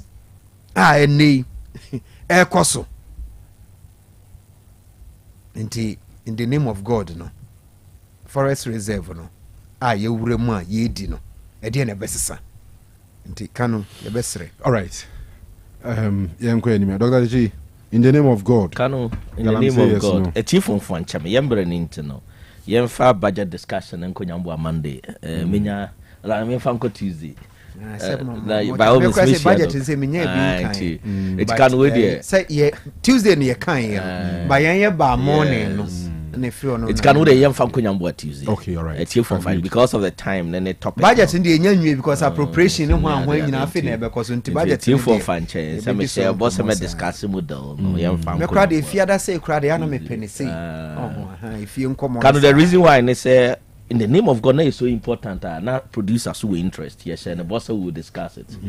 Now, Dr. Onim Bibi, plan na yeka ho asem no. Say me chief development plan in one workshop. The first thing I me catch students and say they should remember say plan na nya adwuma wo man a emra nya adwuma. So ye ka say yensi dan wa ha. E wo say emra na shekete si yensi dan wa ha.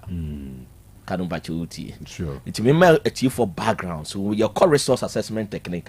Now me the amount for core background. Up now we start the oldest profession. And maybe I made them call history. Okay. Why you don't need the name of God to ensure orderliness in the society. It is historical. God created heaven and earth. If you say prostitution, if you say farming. But if you call Genesis or say, let us create heaven and earth. In planning, yes, statement of intent. So God had a statement of intent. And our say making sure say from our 7-day action. A chief Untini and a basis is called Spiritus Philosophy of Planning. Okay. It you say we are say within 7 days. 7 days he will. If I plan in it, yeah. He will. By about 3 years time, that's on my certificate. It's Spiritus Philosophy of Planning. Okay. It's Nyankopon ko Nyankopon no wo mra. O se odebo wi ase no what time or the rest. Can we uti? Sure. Nyankopon no. First of all, no statement of intent. It you wi ase now ni and so adi hu there is a problem. Okay. A nation must have a vision. So God had a vision. And you say, let us create. Dr. Mebuana, yes, and a Bible no. So that was God's vision.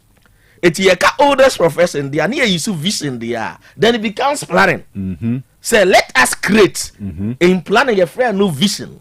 It's your should have an issue. Okay. A nation must have it. Individual level also have it. Tinia will costing teacher be was. Boys need diagoras or say, hey, we need this was that's it. Oh, no, you're no, Mamu Bebreo, no, I cannot no, because or have Brabo, but there's only this was so God had a vision, and the vision was to create the world and or distribute you over time. Planning is time bound. After no year, no, you're free to be spatial planning, and no since you na forest in the Kanu, so in nature, you see that the master planner is God. Yeah. It is soon for her, forest and for her, about time for her. And in plan your friend spatial planning. While organizing the person in space. Okay. It will argue say engineering because planning came from engineering. But the whole idea and best me children say, Nyankopo Nyansem no, he's an orderly God. Okay. It was in show to me for baby and show no entra the borders. A pontra the borders. Na we na they make a question so boy we are see no. Na dam pekodu ote. If we ote. Etia no be a the ope, but as human population was increasing no. Na pressure about resources no so doctor. So now we are at the stage of the law. This year me debate and they say the law without development is a waste of time. And yet procedural there was disorderliness. And yes, young fam rambra. Nema orderliness in your day. Embra. So the law must be linked to orderliness. You say Kanu te de baby American asia. It will be aye the opeke na kwako ye we ninia we bo we. It will be one of the best first things or yeah the 10 commandments. Just to guide said the osini uniatana said the obeti live with the environment. So law became relevant because nani pay nyini afi na resources the expression on it. It now was a farming ba. Your first that we would to kwaduna unya bi. There was a me fuck do abani bi na me den. Bidi I will say law na bao. And activity na catch okay just prostitution there. And come on. Kanu dia make ko see doctor asem no so no say. Afi me kwa na ma draw circle. Na ma draw line. Line no say nke na me o board and come ye but doctor say o circle na draw line o 2 parts. Yeah. Na chief unti one part yen nipa ba bi ete. Another part baby a sebi a chief from Fanchame Moanity. But yen tien is a line on the thin line between all separate human beings from the animal kingdom. Can you have an MHS add another paint to me prefers our lecture no institutions and to me a water with doctor worldview no. It's senior say we line free wa nipa ne sebi emwa we are disorderly. Go aboa no so no kotia akuraso a oni court no akoka say osno akotio akuraso akuno etie de wo court ko da prison de maye nipa ayemra si edi mra so enti wo ko bible num kro say God Jesus when he was coming he humbled himself to be born under the law. Law is not just about procedure and that it must bring orderliness. It can do make akosini say the illegal mining near Kosovo is a manifestation of a lawless society. It has nothing to do with God. And you don't beg people who are breaking the law. You don't appeal to people who are breaking the law. You don't tell people who are breaking the law about 3 days, one car. That is not how we build a nation. It means illegal mining and a total manifestation of a lawless society. And trust me, Kanu ma Caulfield. Excavator demonim. And Kanu near maybe a year kawa is based on research. And the way me research say excavator demonima after police barrier 5. Next excavator na ko do mining site we do say doctors or to their area. Now I catch him say who is soldier for ko chase excavator no. Yen for taxpayers money. And for soldier for ko chase excavator na. After police barrier 5 numa Aqua Forest. It would say no, Mr. President, the military approach will not work. At that time, before him say, "Bia, ya papa nanado, ebi ana me nanado asem cheo, ebi am pemahama asem cheo." But as a planner, who studied the literature and other things, the military approach had not worked. Planners will always say, "Look at the root causes." Excavator and your mobile phone that the Banabasi or the Aseni Botum or the far or police barrier nehu. So if you want to do it. The law can help you solve it. Excavator you import it. There are simple ways of dealing with it. Yama illegal mining now. I say God, but it's because we are not ready to enforce the law. Kanu. And the yehun is an ehun. This is an advice to the politicians. When you build a lawless nation, why here gold nessa an implication on the wider society. It's a deny the actual done in the politics, begging in the name of God. Apply the law. We don't mind on water body Kanu. What to so being things you so. And on nothing na ye kwatina tum na lawyer ako belino nene or 1 week. You see, I've talked about your procedure with the law. There is evidence that Dr. Yatini Panu wounds you so. What is the punishment? The law. I mean, the law, as I'm saying, if you look at the historical origin of creation and the role, laws are supposed to break orderliness. It's every society who disorderliness, no question the law, it's enforcement. As we speak, Kokobeng, doctor, baby, I'm a Obia sorry, the concrete, a far baby a wetland, no. Who the new land actor or so develop a wetlander who hear approval from parliament. Or sorry, I know for the concrete. You really flood here. You see, Dr. Techi comment on flooding. Why I feel that it's a waste of time.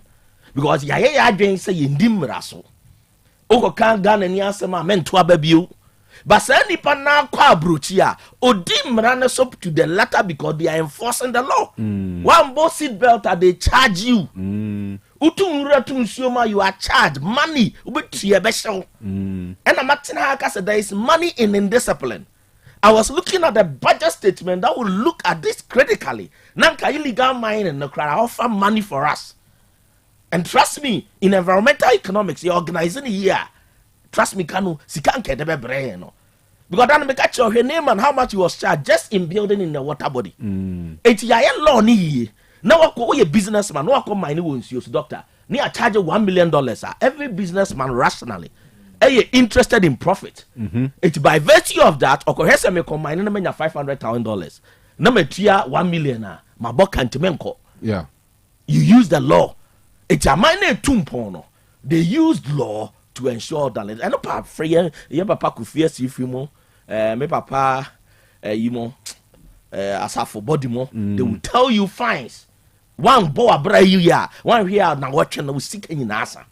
Yet here in other jurisdictions now police officers are revenue generating agency. If you care to know, in other jurisdictions, because my understanding is have a concept no more money in discipline. If you break it trafficker, you try to take it out. Police in this can't send the bottom. And that's why I'm saying that the budget statement, the model is the same. Because the core areas are doctor, what's here touch here, a discovery and share. We are making no attempt. It Kanu the America could do and say, Yen men yanko ponje na home.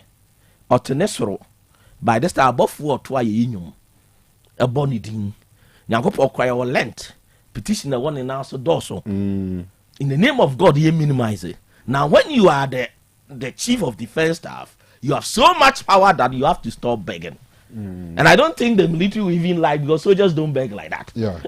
Tikanu. Yeah, be chair and then they say, trust me, naturally, me two can come by. Me trying to come on and me boss it bill, but nature no pay me child. Doc, what's an abruchi yampa? Me tell them unconsciously. You know why? Because your children want both seat belt. We try to take it to out. $100 can feed you for 2 weeks. Maybe I could hear $100 say one both seat belt. Any member. Can the who in nine? Obesity will assume near discuss a waste of time. It's about the law. Irrespective of the person involved, you make sure that the law deals with them. There will be orderliness. Other than that, can you ever come once?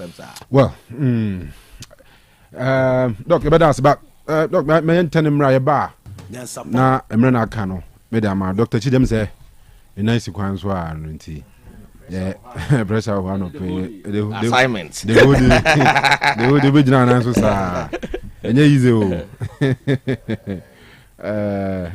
It's kind of the American Kuluduna say, a man soon to know being Busas a planning for no way. Dubai, I'm the Marana teacher here. Obi sorry so could see die will be me actually will be ho. The place is residential. All of a sudden, we're done now. Sorry, Emrebian in Indi. Obi I had your pair. Uko Dubai, there is orderliness. Where the mosque is supposed to be, where the church is supposed to be, while property person changes user, you need to go through a process. On mine, your biggest problem, let's say, a democracy, but you bring a democracy home for so. We should look at ways to enforce our laws to the latter. This is a democracy. All right. I feel we should talk as a flooding because you're so dang, you nimbraso, you enforce the law. And a Ghana need person yeah the open. Normal, I tell my student, the average Ghanaian, even your education, the obey breaking law, no, or him so you're smart. And that's why we have to really look at our educational system. And I tell them that no, who am I? They've been able to ensure, say, I'm going to produce people who naturally follows the law. It is part of education, say, naturally you produce, but now, because stand the SP or primary school, no chat of it. Chat of one giant tomorrow. And parents and teachers see this to be normal.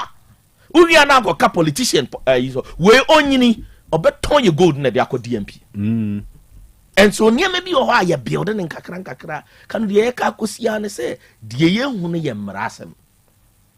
And normally, my wife complains, why am I irritated about this thing? Because all drivers are not taught to drive a Gina. Kanu will do at them. We are naturally lawless.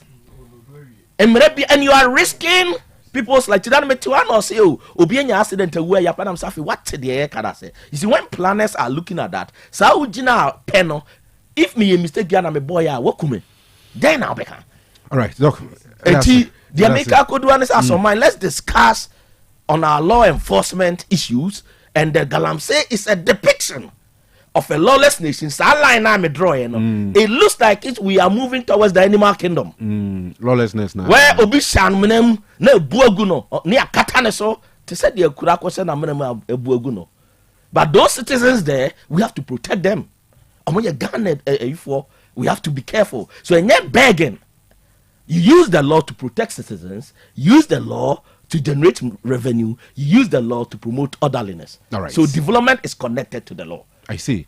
Doctor, that's it. That's a part. You tell me about using for a twice to see. Apomode mapade eno ane Hepa Plus mixture. Pavi Plus Mox. Hepa Plus mixture. To 2 malaria and asekra. Sweet darling. My beautiful baby. Hepa Plus mixture ye busie ya no mama hoden aba. Busumi pini menti ase me do. Tie Hepa Plus mixture. Enya adwuma ebe ye woni padua no mu no. Afie kra na ebe ye onwanwa mo. Aduro ye ma general well-being. Abusua pomudin hia me yie. Esne bibia.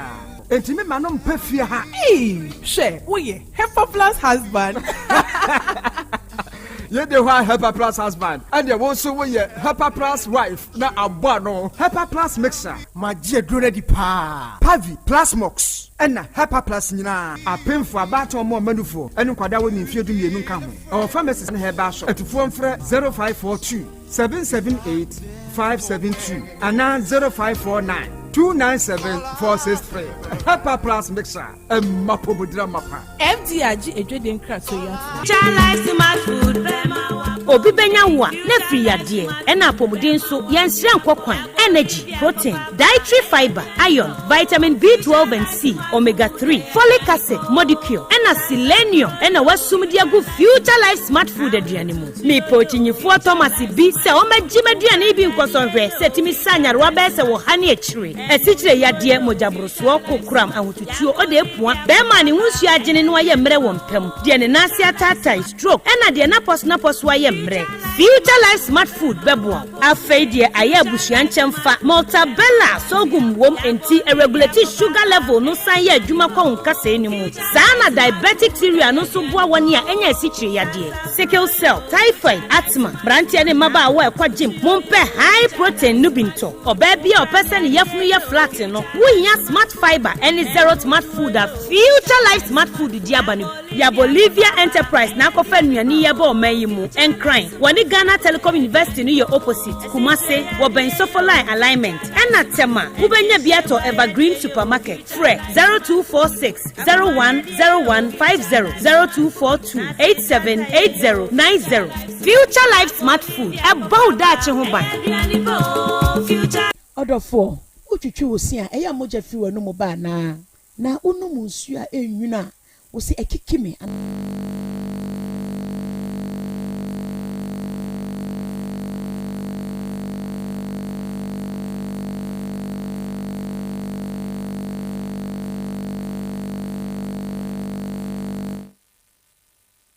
All right. Yeah, better also. Yes, still live on Otec 102.9, the pride of Ashanti. Well, you just say complete in a all right. Okay, Yanko. Order 4. Utwitwi wosia eya moja fi wanu mo ba na unum nsu a enwuna wo si ekikime ana ahyemese eya na nneɛma bi hyehyɛ sentem mfifi ho se bi hyehyɛ ho eya na enka efiri wonum ba ti wo kaso bi ho na twetwe ne ti kɔ na chi ana wo se bi abu ana etu ya pese wusi na pese wusi gold silver ana mpo opese odi braces egu se so ana se wo de ne ye wo faase a opese yiyi efiri ho de ma wo by Grace Dental Services ewo ho de ma wo eti fa wonum ho nyina bra by Grace Dental Services by Grace ewo Kumase Breman DVL ne nchen pe Osei Akoto area wa bibia ni amienkasa 0244 97 68 05 0244 97 68 05. Yedamasi. Upgrades are nice, but stepping up is woohoo! Because when you upgrade with GoTV, we'll step you up to the next package. Upgrade today to get more than more with Step Up, where if you're on GoTV Plus and upgrade to GoTV Max, you'll get even more with GoTV Super. Get big value, get big entertainment, get stepped up to even more with GoTV. Upgrade today on the My GoTV app or visit GoTVAfrica.com. Terms and conditions apply. Offer ends 31 March 2025. If you say nobody there for the boy for the street, I define for myself, I am the two ways I'm a man can pay Susie Kenty, my Bra ne de kwan yo mbeka bia ye ntiase ye beji esika ka wakoma to yem na nkrofo am so mo ye bada ye be kire mo nyansa aha boss ni nie oh Charlie cool down Mr. wa munya abutre akwanto ba ko da bia no story ye ntiase ye beji esika oh Charlie ye ntiase da bia ntiase munya abutre menua e di asem jama ye twimodi o bra tie bi ma yo akwanto ba ko e pese ye ko ye tua hu ska da bia no ho nsem foforo ene mo kama koma ntumu yem na magye nkwa na ba me kan Full-time Travel Consult and Recruitment Limited Amamo. Wait there, no libi, no laba. Yedi akwantu hu dwuma nyina. Na ye genu 80 GAD. Ye bo man for mutu kwanko nkura hudo bebre so. Ebi ne Canada, UAC, Germany, UK, Netherlands, Japan, Dubai, Kuwait, Qatar, Saudi Arabia, Jordan. Guess what? Krobe ne wo witrim. Fa wo how no dadwe nyina beto Full-time Travel Consult and Recruitment Limited so. Na ye be boa ama wo botaye na abam. Sa so na ye san ye birth certificate, passport, marriage visa, student visa, tourist visa, visit visa, work permit, open work permit, hotel booking, appointment date booking, air ticket and reservation. Any afofro bebrebe. Yedi yejuma abra e feeling kikawabia anyho. 80 GND na yen prices. Yesika samuso da form boko. Ye flexible payment. Ontu betimi abaye office. Na oni abedim komo. Na bibia be go through amount. Hwehwe ye na chekwa wo Kumase. So for life, Complex Road, abra watra JP filling station wa. Anase Work Angels Academy premises. Sasu na betimi afrɛ wa homatwofo maisu 050-416-1729 ena 053-289-3025. Full-time Travel Consult and Recruitment Limited. Ya need a so wa kwantuma ne ha.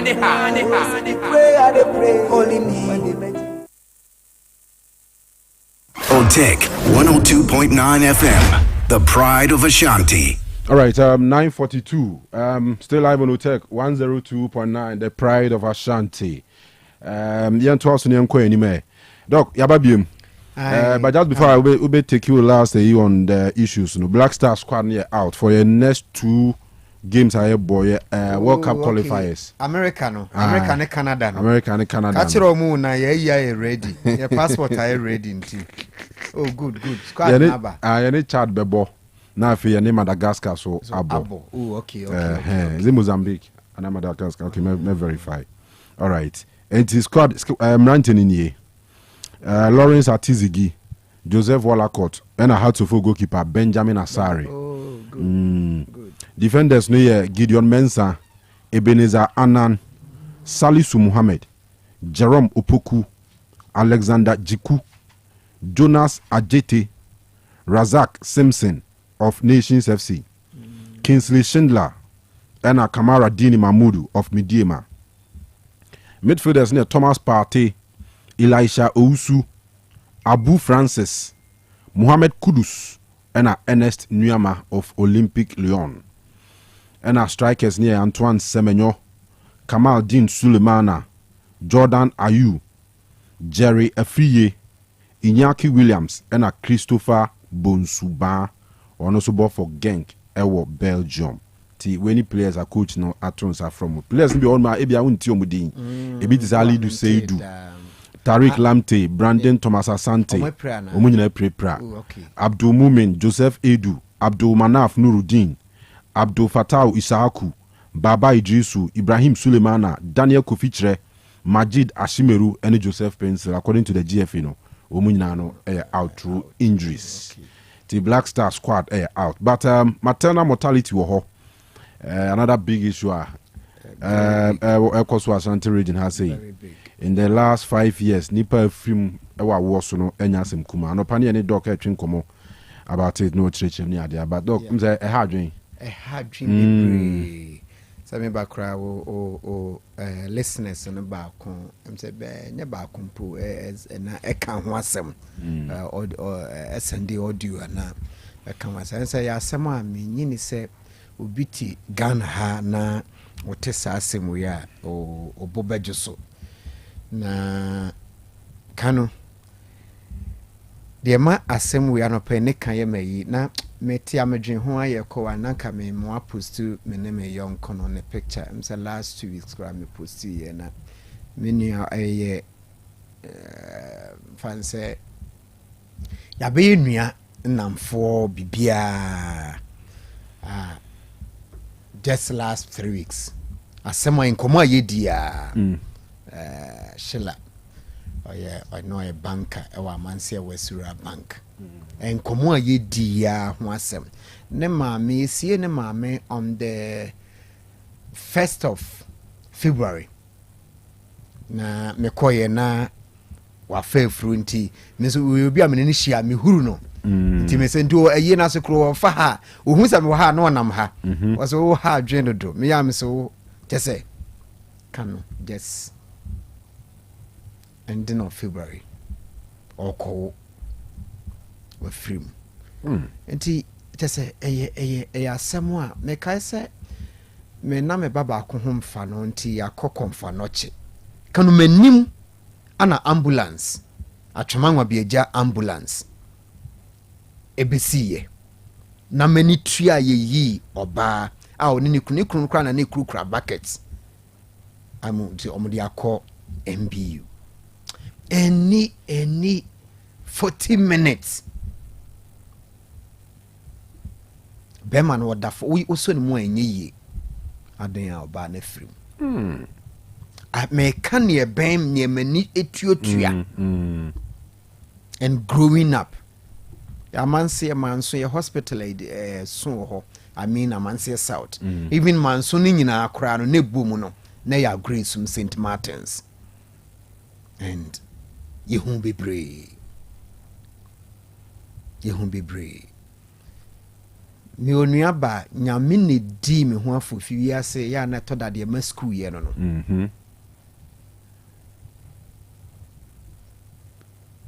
okowo sa ensemi bi na omo frame no so omo de mi say de ekoso ni ade na me so omo ma me ne doctor nkasa ni ade timi on phone me okumase na me di nkomo ekoho tie ya na me nya me yonko na ye Dr.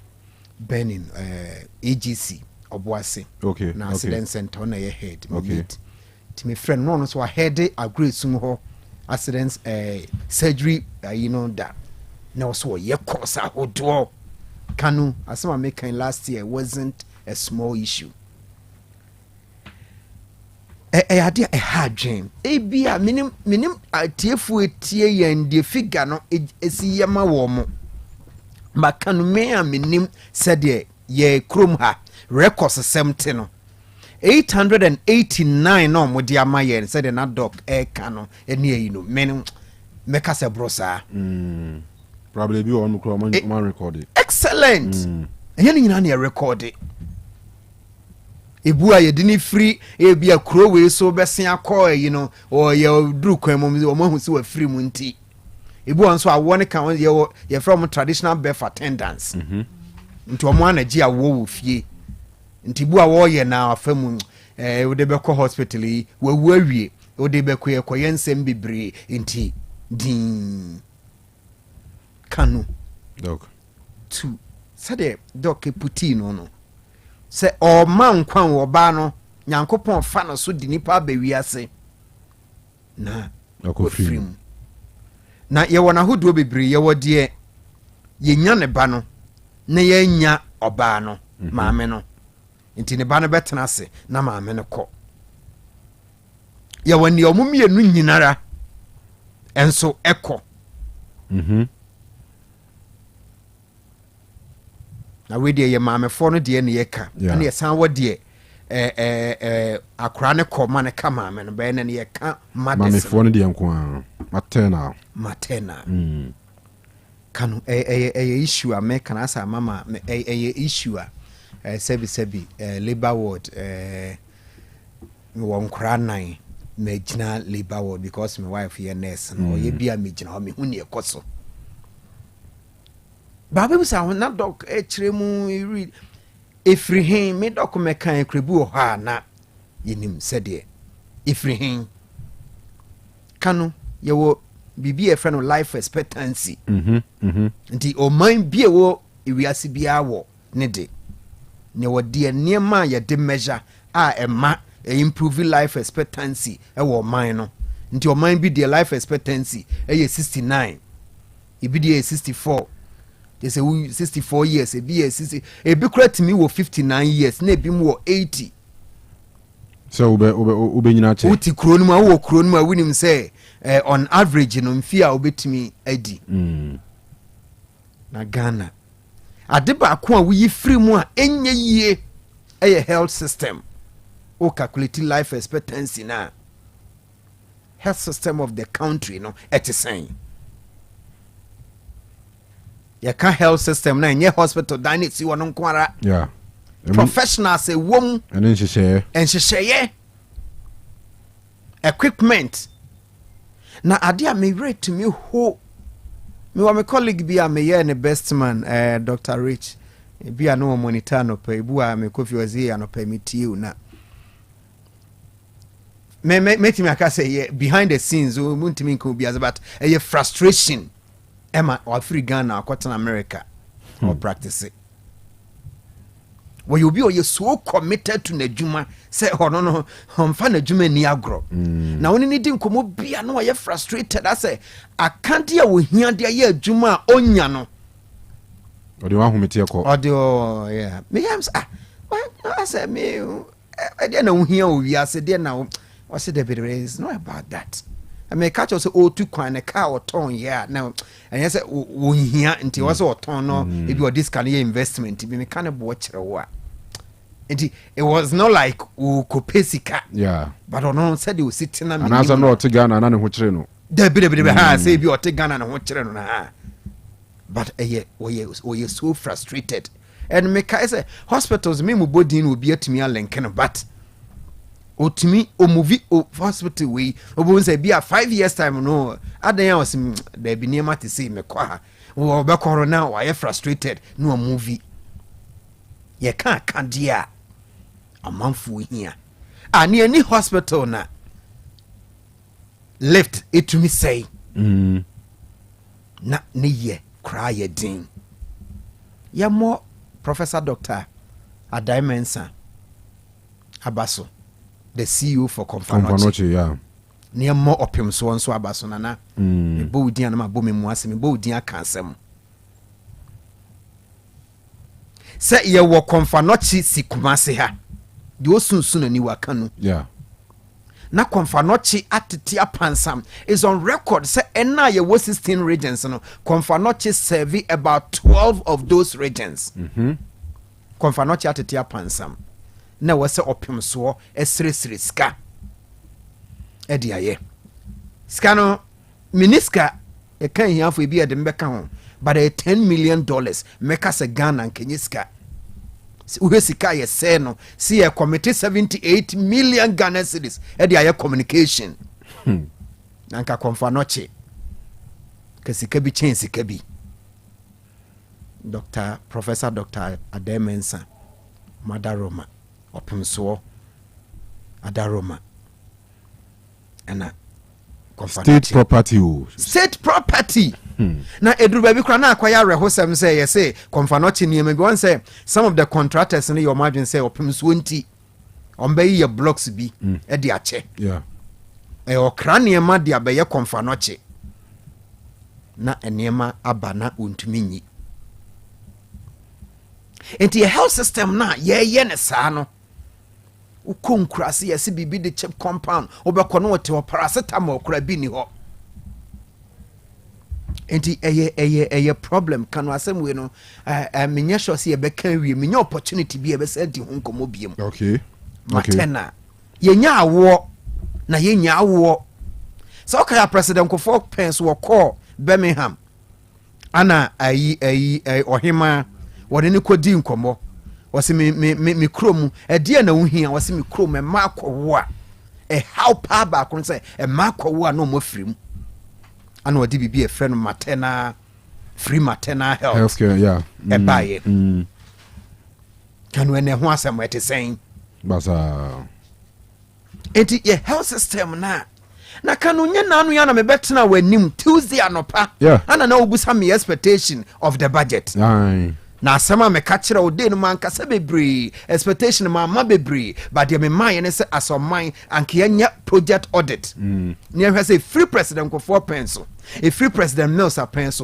e free president Mahama 1 ebesi na nado projects ben ya sha ase ayenye na kai projects ametimi bodin me bo agenda 111 any hospitals ahodo bi se Kanu ka these projects no anka somano budget we emphasis kanshim yes $1.7 billion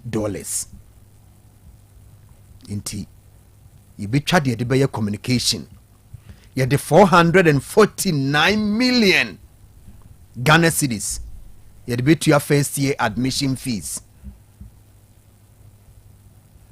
but agenda 111 yentumi nye block MBU mother and baby unit a champion e shase president Kofo be kakra president Mills be kakra we aba eduru baby na o si ebugu ne san shase biem it is some maternal issues we there a sensitive issue na eyemede say hospitals nara omo na ye omo sector performance review a year review ano mo hu a kire yen sa records ba ne nyina nso nkosi a kire ye ka bie a ye ka equipment ne ebo aban achi nso na ye nso health professionals nso Kanu ye be ka bia kire ye ho eto da se ura hospitals no now share some of the health professionals no attitude say emergency aba ne obi awo asem ne ade ne sometimes the approach ne ladakesika no ase aduma na ase obesom even say ye twe na kɔ ne ade no eto da ye ma asem so mfa ye ho kakra nti to da negligence ne se kromase ka se yesu hospitals a bare ko ba o nya ya yi ni nyina ye nyame na de ma nyame na eje ala ya ka o na yaye na akosi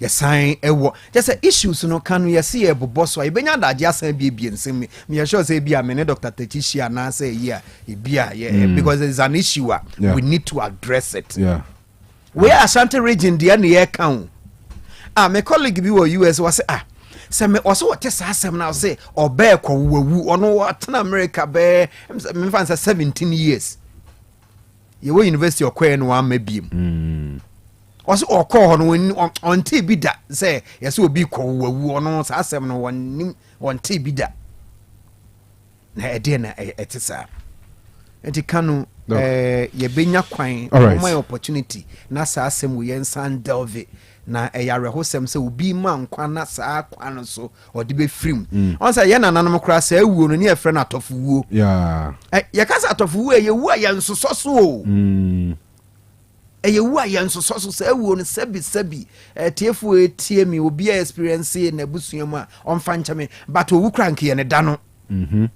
obi akwasha akonfo wu a ye ne da no eye wu a omo mpese omo bete ho asem ye nsoso so but say no eye krom ha be ye normal so no akwawu no ofrim no akwawu no ofrim na we kwawu no ofrim na we kwawu no ofrim Kanu rehosem na enye asem a spiritual nice asem we can address it ye betimi address this issue simple but the 78 million be communication but health system ye nya bi emfa nya nti konfa no che no opem so ada roma ye be ye dada na ubenya ada regions kura ATZ say na the opem so sresreska we see hospital and I say all renovate okay part of my renovate ya who say yes enti Kanu ye besre obi owo can be a wom bia ye nyina de akra betum no ye nkoso na yenye na ye nhwe de e be free mu aba ye da se pa Dr. Barnabas ade amanfo example church ni kese pa Amstead university kase pa wo kuma se ase obo adwuma pa doctor da se nse be se hia ai be hia Kanu onu aba nso ma chia na ma ada obesrara ya hwehwe mi masomate na no mi sa mo sere ebra se wakofa jamrekutu aba ne ade a ni temu masra ene sum ni ntemu ono ne sum ntemu ono jamrekutu tete ya de se o sere be wan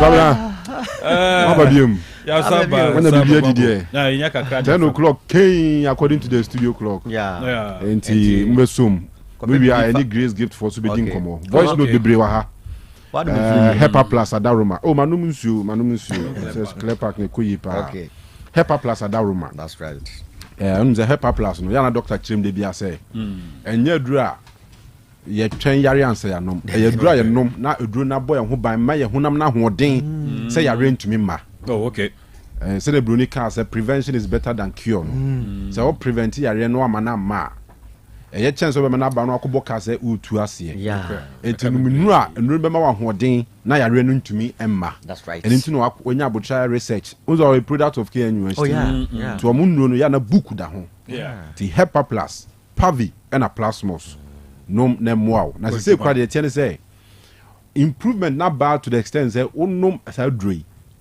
na unya kwadu bi di yes uni kwadu na atadwe na we ni kube hurokro ana wo kube nsuo bi na de tu akire so a eboa me masem ene wo masem ye pa so nim sa oh yes why not so nim sa enye say aphrodisiac bi wom de no mom say aphrodisiac is natural aphrodisiac yes enye China no bi de Africa and eye Hepa Plus wo wukura de da ukura bo se ejina so I see kutwa Pavi and Plasmos so what you say yes eno ena the organic nura onomo a eboa honam dua no enti heba so bia mu wrem ne tobi pharmacy bia wrem ne tobi o pedo do pa so tu aton a o fre do ko beje so o abruchiri na o pe bia o betumi na twem komo telephone so the numbers no is 0542 778 572 0542 778 572 and 0542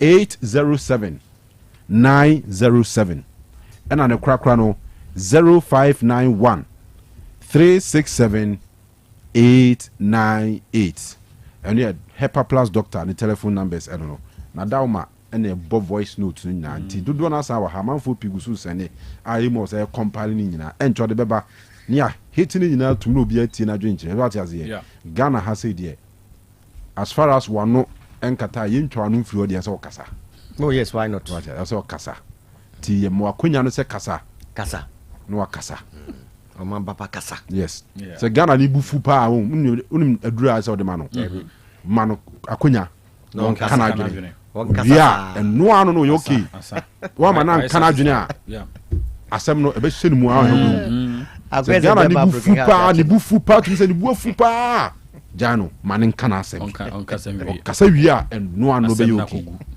Ghana for ye tina Dr. Hepa Plus say or the Hepa Plus Pavini Plasmos no touch ni amamanfo kwan no motumi akasa tina daroma na de bia onyansapo so amanfo tumi kasa aha ti before we dey moma ensu no mai na ensu no enua clear park o dende Clear Park dende abusuafo Clear Park nsuo ne nsuo da bia meka se nsuo ye hohoro ho yes nsuo ohoro ho a enye yie e wo kwan bia so na de atia ene se Clear Park no se Food and Drugs Authority for Madia to nano adom ben special we hodom no mo se dia honidie no e 100% correct and madam ne say everything is in perfect order ain abusua ya odag mo dia ho boto wan ho e na sase one e wo ho sa wo ye wedding wo ye yie anasa birthday conference bi na wo ye retreat ana oh convention every for Mr. Mo e Clear Park na chere minura water na me chere ko ye wi afaso so am fa wi akwan so na de san busam torchlight kura me mfa ma ona campus ma boteni enti suwe we de nsu a ebetimi abo wapomden eni ti na me ka chere wo no menko no de aka aturu mu bia wo mu bia ni na wanya typhoid school nkwadare mu bi no mo no financial institutions ahodo supply bi companies ahodo mo wo henfa Letanje Ventures ewo dunkwao ye ne bamboo sport no ne di eye enhwani mu okwo no ma won sabe ka bi Kinebe Ventures nso ewo man so data no enti mu nyina mo fuma ni nkyere hodom na monko gi bi hodom Samas Royal Company Limited na akofa nsuo de da kono akono edi aba abusuafo Mr. Mada bibia ni ato no nkra ewo sa ahma we se so de opa bia no onsa ebetimi aka 0244 041913 0244 041913 and 0558 001765 0558 001765 Everyone for young to us on a free young couple and one pound farmer and more fraud on one more chinti and a prebiana yet a painting qua na ye hear sodom. Perfect service a woman one and become for Jamako de piano. What best education, that free in addition some 8 mekon can ye. Perfect service the made down so crazy yes naka woman at the stamp road so at the a year at radio no siasia just say as some program to making can ye. Woman remember Bobby Pana, Crano, Yadi, or brain to be brave. Ose bush of Rubu.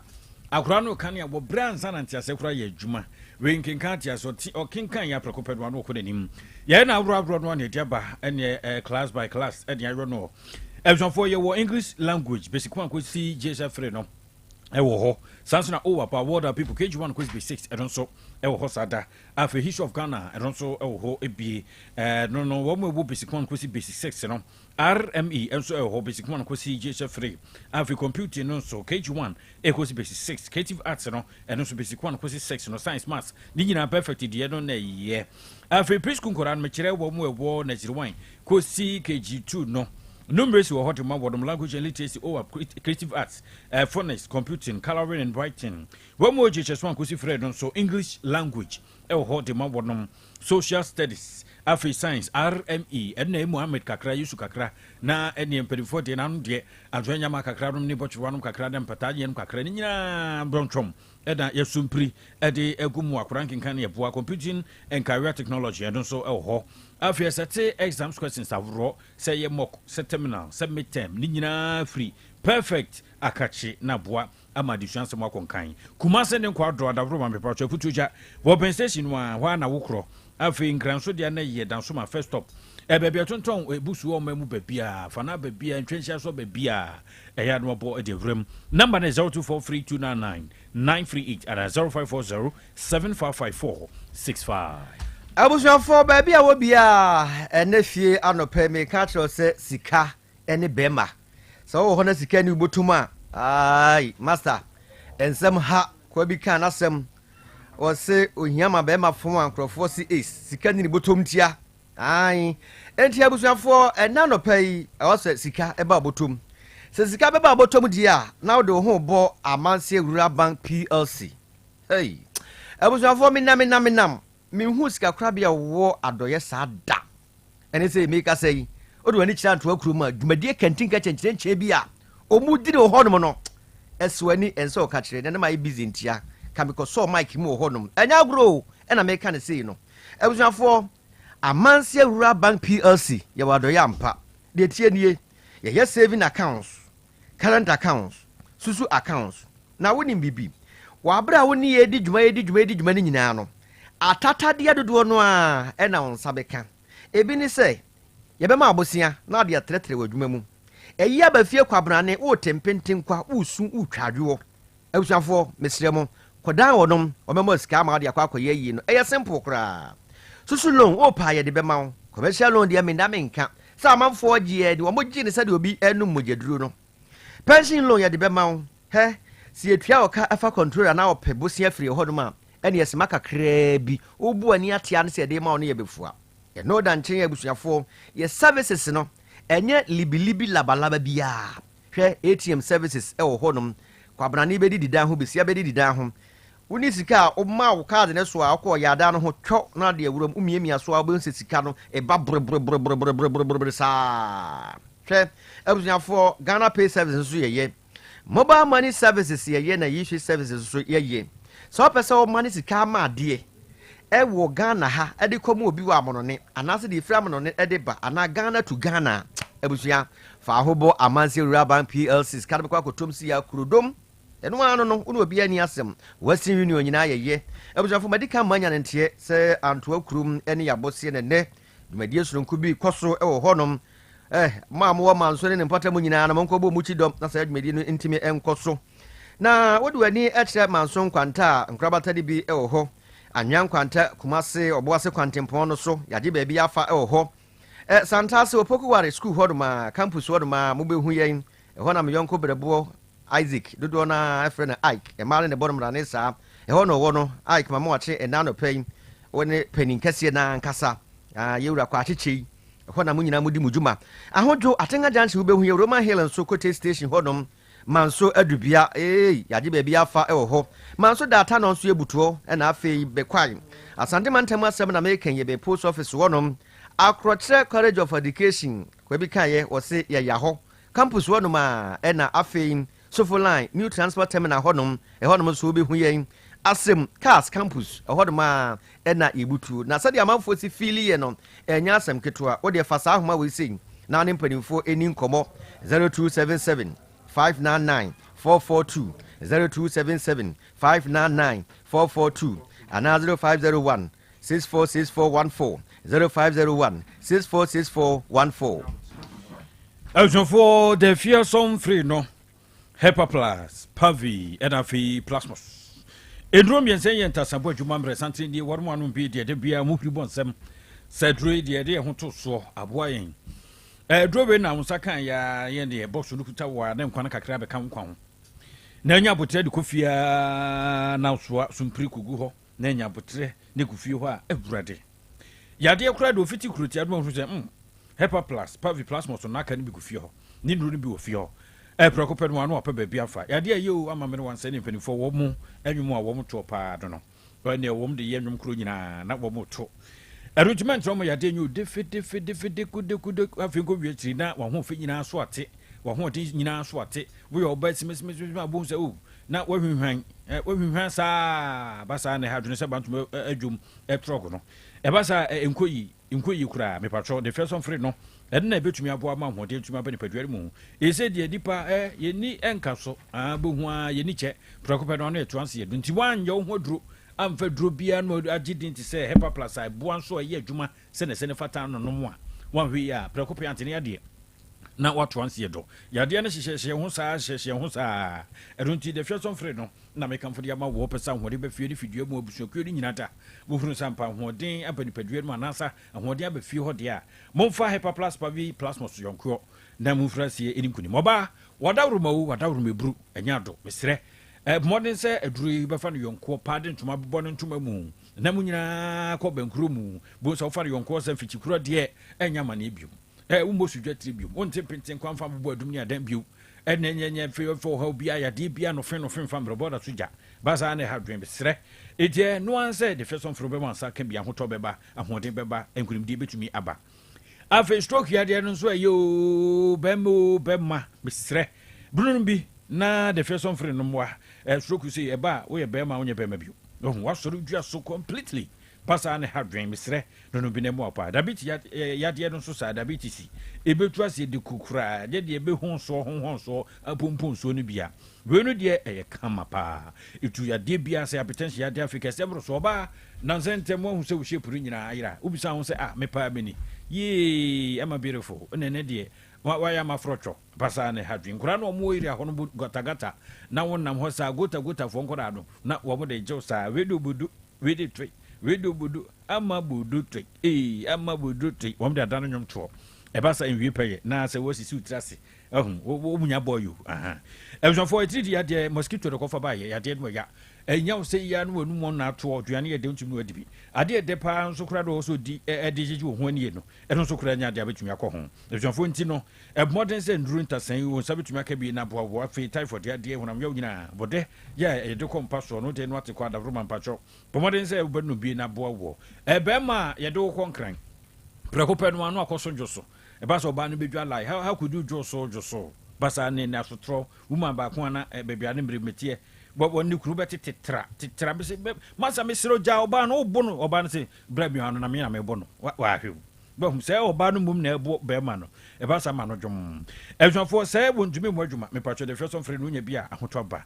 na ifra se na kanu kube kakra wonya atadwe kakra nya kwadu kakra urade champion obe machu musi booster boama mu system no enyina so no prum pa je no wo bi ntiwe to si fie mema yade no mansa na hotombra ba bia tunto nduru ya wuni mu bia adavroma obowura ho na obisase abenya bia tumi ato enkwati wo ba bia wo bi a to ba boawo uwia no afa Dr. Ibrahim Patro dro no no ne siansre so wono be kasa wo 0542 778572 and 0542 807 907 Digital Herbal say yanka cha mo say wo grow farm mo jaduro no e de abadwa so na aduro no e bia aduro no aduro enya sam keto kwabra ne ba bia de ache aduri wunya aduane a obedi wo so wanu mato besia wo so wanu mato senka wonye mokra de anka e beka se bia nyinsan ni ntia na ama ayesa na eso we de we free wanu mu ntimi nto sa oye obi a wanu mu ta toto rofrofu ntimi ni de aduane suo pa ntimi ni bidia mesre wada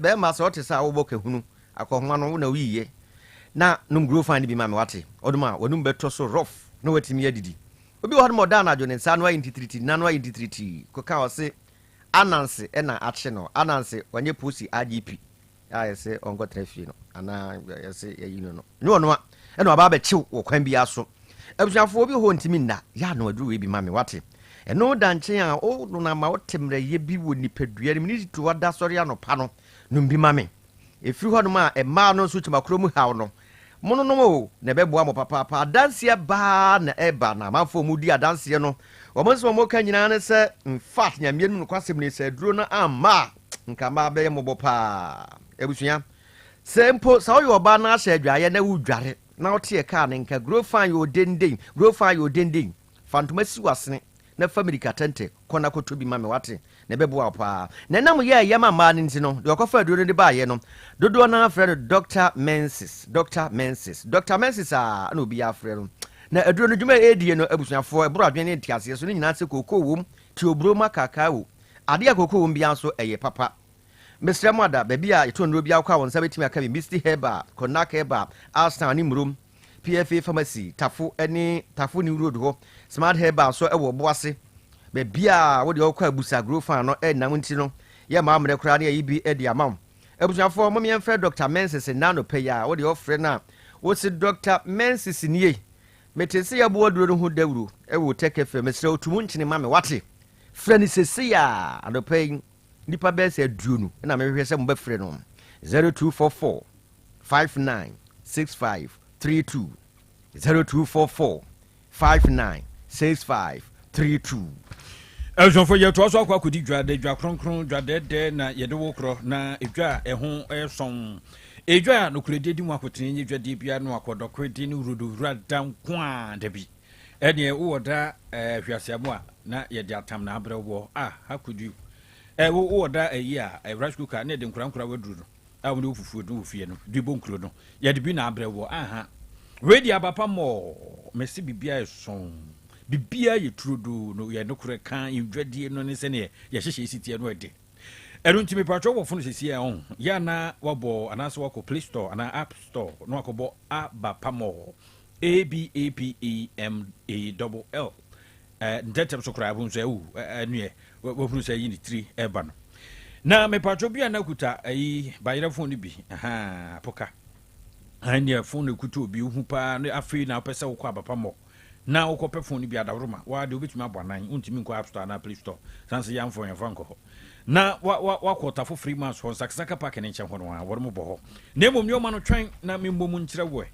Adwoma dropa no a abapa modi aba o chese 2025 re ne hyehye yi nyina sakra tumi aba mu a ene ba bo maganamfo e ho tumi atoyen ene yeti fie kura no a no me yen yato kese na boa adwofo phones awro wode aba afi laptops awro no so ene ye chapo brim ene odi aba champagne afi ye fans awro di team soro di si ho di ebo ho ni nyina abapa mo akofa di aba TV no so de brand bia set bia wode aba air conditions no so objanfo papa bi o brands no aba fufura no a latest eno dia ba fe apempra dia ukogya dia edi akotene dia de eno anuane dia de sefo ni nyina abapa mo akofa dia ba entade no so antade tade do de firi nkoda akosi nkokora ni nyina ta wo dia ba enkonwa no so de yenkonyo yenkonwa papa bi sofa no abapa mo ni nyina dia baba bedu na Mr. O abapa portable washing machine wa de biara da wodi no mayi ho ano no mekwa ko pebia kira kwa to no ne ade ye to agyaw 399 Ghana cedis abjonfo se na city ado no kure nyame no ni se wo to ababua wo titu ne yemu a ye kura ye che ye ba ye che anase ba kura ye nche preko pe na esa ko nyuma so Mr. nyabotre no tobi ababua ma no masie no we besi na dry na ma no ma na kokko ntemu a ade abmam besa kura ma brani adaje na di tutu kakra fa pa ene nice one tade no de fa pa everyone na yo Hyper Plus live band no so ho adon so say yo abafi wedding crusade nyina so abafi ni nyina da ye ba bejamu ede amount eno ti no so number e da hu hia say everyone obefre na ne mpanifo tumi atokese so da won saka no mawro no ebi adanse live band no kura so woni mpanifo akasa ho number na 0593386133 0593386133 ara 0593391848 na Jessica pa unua so hwe ne stressa wase India boso mo abusafo yeko na yakwa akodi pano papa Ayiko Herbal Center ebusuya Ayiko Herbal Center wode ayresapa no de aba na saa ayresapa no ya wode aba no ebusuya enya asem ketewa wo enya grokra he pano awudie na esan so saw yade die monkoso na muni na beboa mo pa hwe obi a o stomach ulcer pa yamkuro udi bia ebeboa wo ohun se mo no aduane bia to mo yam a obehu na yam no kekaw saa udi bi na beboa wo eno danche a abusuafo bi ho doma ne nasei ontimi na yie mfili trebien udi bia ebeboa wo eno efiri ho doma diabetes fo eyemamo wa pressure bi wo so eyemamo obetimi edibi fise kwen afa so ayaye no udi ingredient na yede aye ne tewaso meka ne nyina de akire wo ebio hwan na stroke bi aye no udi bia eye pa obi nsuso ewo ho doma abusuafo ontimi nwini yie wadwini a ensisi so kra emfa ema no unya bia ebebo apapa ni dituro ni adesuafo no obi wo hodom wo se mi di baba na baba na wudie no ya asemo obi so kra de osua de na ode na sisi pan mu ode nsu agu pan num aden a otu mining jai na di sa pan we bi ebebo apa osua ba so yo kire ma bibia de din asma fo mu ni bi obi agbowa ya dibi na ingredient ye de aye ne se koko wom ti obroma kakao cinnamon wom na afei garlic nsu wom tiger nut wom na afei ba ne prekese padia etimi no se biribi enya agrokra ebu akwase passe won ma besia se kwan no so monsa ebekan wo ho kofa ba ye no momfre no wa homa isoi 0541 173658 0541 173658 ana afei Otec FM ha oba emenge tuwad ma sister Portia Poshe ono so honum wo de busa no onsa beka bi ewo ho ebia kajetia ebuakwa station honum a sister Suzy honum ubenya bi ewo honum ya no afre Suzy ewo ahmaiso 0246 041423 0246 041423 na de tie nie baby aka kro wa ha memfa mentie no so mfiri ho unu asika pase ne no si hwe won nwanwa kra nam se hwe kwasi sa ebsanfo yenko dapalong bedis na sakachie ho ne de to so bodi no awro ne dia ba ya wode ebeboa ba ahoto aba ne padwa mu yodro bienu bia tumi a 3D no pa madedi ya de no to ase erunti ebsanfo lepequin lepiton bu adwuma enye din no na edekwa esan so bu adwuma ni padua mu na nsen tontom a wo mo aba de wo mo aniamo ho ne tontom ba ko be kawo a je so pem mo ma so kakra no ma kiss na fi ofra se apia gumu wo konso a won kra na wo ja yade ntontom Mr Mosquito how could you that palongo say draw we Kanu a prekope na tidi no ko na ahoto aba afi happy man vs I don't so adwuma pa I don't see Bema, yeah, what about the bridge na at the bridge stylist. When I born number 10, they dare you. Miss Rada, no one say, we have a bo, now hot bar every day. Na ye wo entrafa vunsu ho, I don't suppose you pa, time for the idea to say na Ashamro for downtown for no. Wam say entrafa vunu bo honam sign, see her, ye benuma, copim say, binyan kwanda. Every for a 2 typhoid no selfie, bikura no ayasi, 82 yo ya. From upon the agina of Numina, Bema wine nice wine. We were na home for from Kakra. Asian say, and from was say, from upon you see free bedroom. And that's change no. Timona more bassa, that's all we have to do. Some patrol. Non enter 5 ruby. A free numere crubia, no say one more fast as seba. San said the Pedriano shall say, ye Juma Bew. Piana from Niatia Abeba with Pedriano, me patrol. Wouldn't enter 5, but shall see a sea. Po, nana okrono.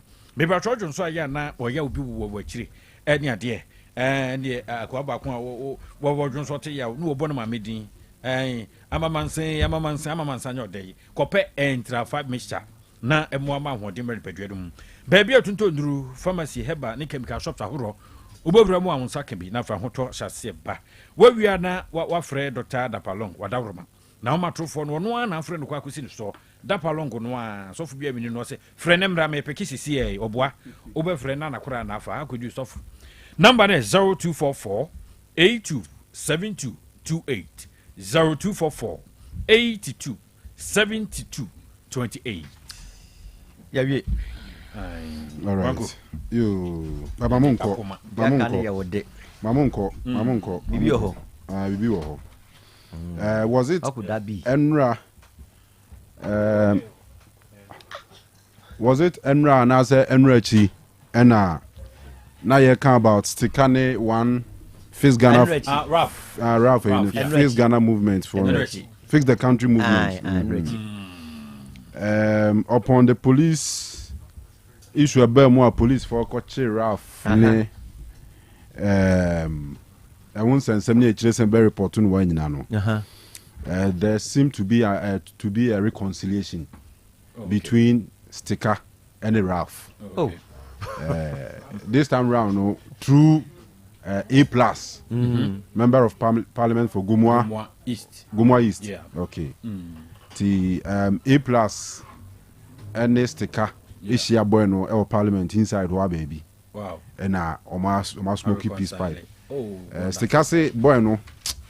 No offense, no matter what you so say no boy no papa so Obusana say o kwa sorry be na boy no so bosom no say boy ni se mo san guy video no is available you be on Facebook this year na yes what AT radio no yet audio na e wa chire no the reconciliation between Ralph and a member of Parliament for Ishia so Ralph Stevenamo sticker ti uma yinti kakra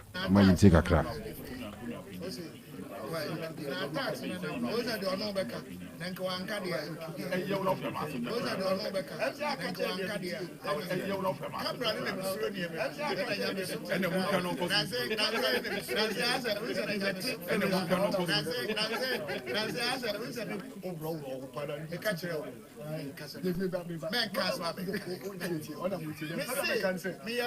well, you know issues with some it's a bit try now when I'm in full, but that's the video in there with me a young man fashion. Almost our press.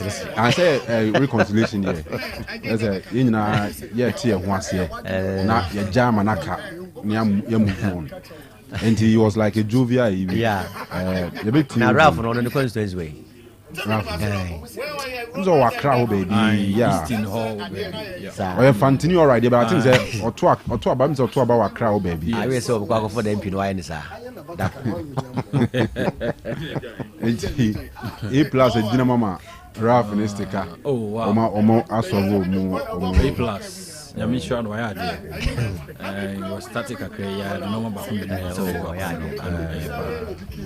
I didn't say this was here now, or the book. But really, it was you. This was I would do parliament. And I do honor. Oh, yeah, a different talk. And then number 2, soon as I more than I know, a shall say, building the church. Oh, so street life near the end of the day. We free more. One cast our political career. We use our street life name, medium, say, with them. And so we follow parliamentary proceedings. Ni almost standing orders. Ni one you may see cost. What I say, parliament. No, I say, so parliamentarians have go to do now. Yeah. You want to go school Ghana how? Oh yeah. It's a school okay university. Uko school ewo Lagos. Uko UCC and any other university in Ghana. Yeah. There was school life be on my ebe rewu. So why am I di ba ko play? Aha, one wo mu anu yi ba ko no. Omo bebre wo ho. But nhyehyɛ na wo parliament ne mran ketenkete bi wo ho ne ade. Emma wo kwan. Emma wontimi na sa school life no suban no edi. What I say? Aha, there's a bit of diplomacy be or honey against. Aha, until no better A+. Ama ni so sheni nyina no. Some can be and one have say A+ ba him say okoyezo wa me sense form. Afi no obe church no na ni so pa. To okoye aso wa ye calm bi. What I say? Enti ni nyina part of it. Ni nyina ka ho bi. We say try na nka iti audio mbam say my issues work akra but still I'm empowered. Sticker. You know, guys say Sikana. What kind? We can be far. Dollar na. Ebu kuma fa. What's that spiritual? I know. What's that deputy finance? Yeah, what's that camera for TV? Sada na no some come fire no as deputy finance minister. Sada na no some come for fire. Spiritual no cry be can be secretary MPP. Happy secretary. Kodia. And also election no. Defeat no. Masa. Na we dey. No, there's one will be different person granting interview or no they are stating a clear officer political. Nyansapo physical modern spiritual. Opa dealing spiritual marriage. But as deputy finance minister, you go say the entire dollar need to know enkoya is spiritual. What is it? Na instantly.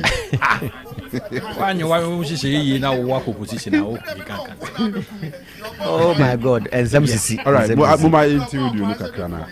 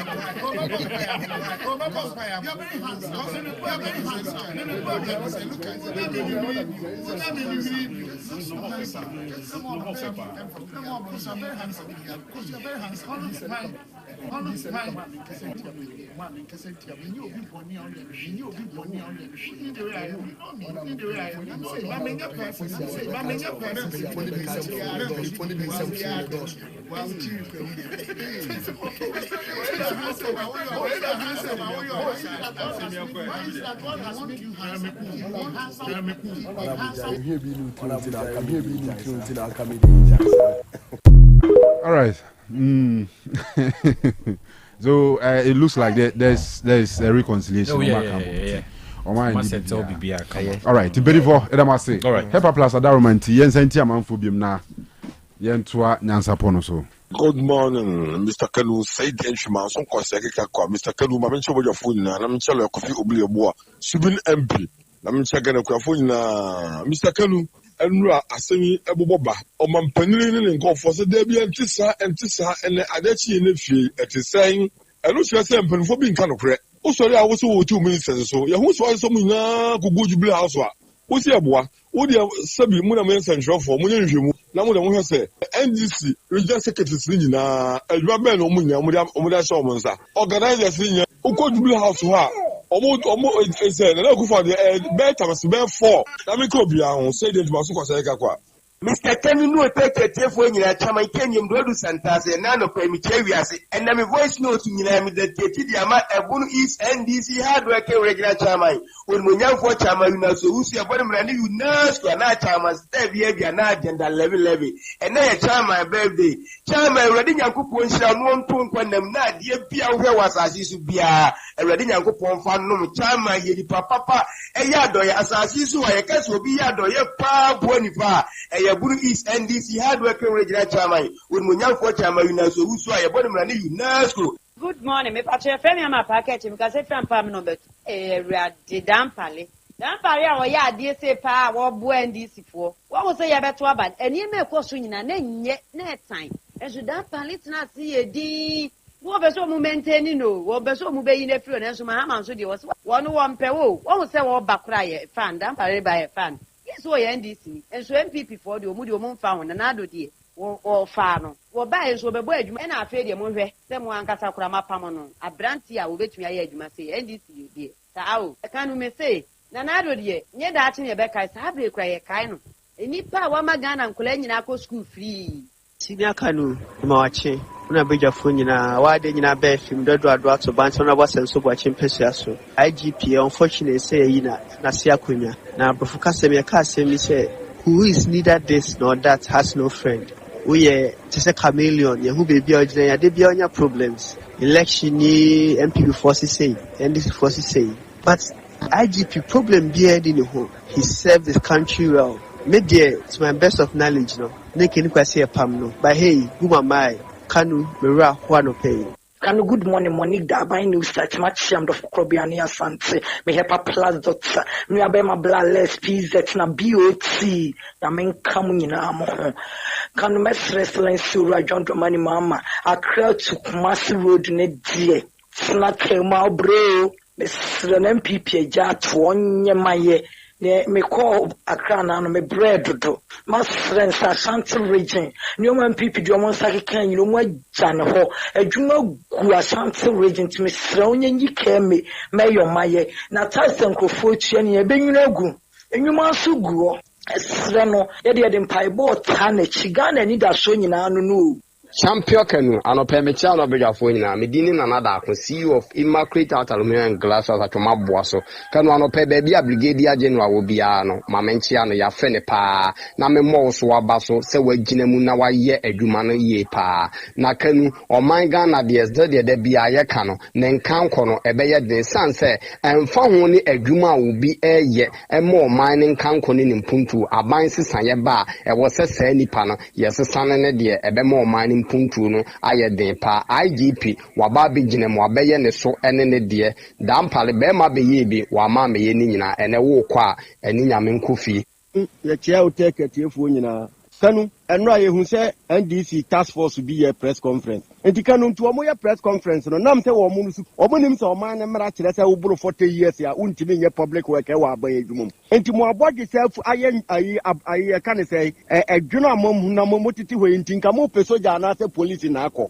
obi aba ma mo ma ko school for mo dache ano de amuti ehia mo na wa oburu 40 years no open national security mo akowura on se wo ma dada mo ye ka se mo ko school mo na mo ka se ye mo wo mo do mo ma atoto ba bi ye na mo so so miwura me ma chi eburu oyibo bo atini me drodo ne behi na me fasa akonya isuncha MPP media patrons members na newly appointed IGP. Congratulations COP Christian Toyonu. We wish you all the best in your line of duty. Yet slow say bambo semno koswa ne do sum ne yiri mu se Dr. Kufu Dampalija legacy no koswa ne boy duma sa pepe na Ghana for your dia sum nyo ye ne na fi say bambo semno atekọ from nyoma head am ko yie ekunkum na do so yibo bo atini behi. Mr. Kanu, good morning. Or saying you me free kwamo. And on the NDC for and no man penny mahama. Tisano muti.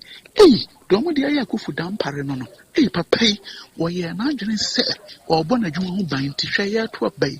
Sabi is a woman and form. NDC for my bunny D in a pay.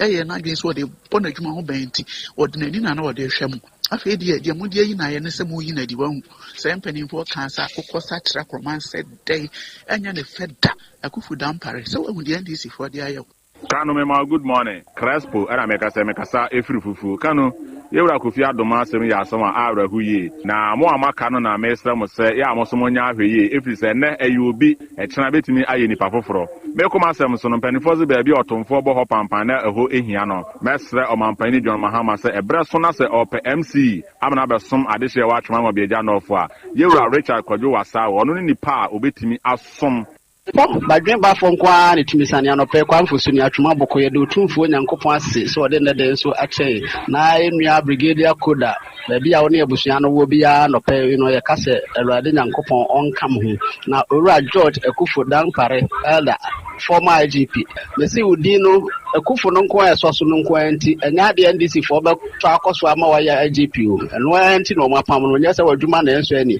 wayɛ bi bɛma bɛyɛ bi wa meyɛ ni nyina nti na adwa tando wasɔre pɛni elder nse de yapam no nti bompa yɛ ma no sɛ ne nkwa na aka no Awurade mo ano medamase. Hello Kanu, good morning. Say yes unti una be jafo nyina ho ye da wasa futu nti akire. Kanu yini mo mani yi DVD yi. Ichiam ni abaru. Kanu me de ko meja no me se achia se no petem kan yi una mani sra asab ni zo mkeka mo ho. Getes no ma be ne kwa no mo nyem mai. Kende me kan se ne so de yenu ya watene ni mfa da kwasi usu. Se wa hye ne ho no nyon se wa ma adwoa. Refast nti la den kan ho sa. No hye boya uni so.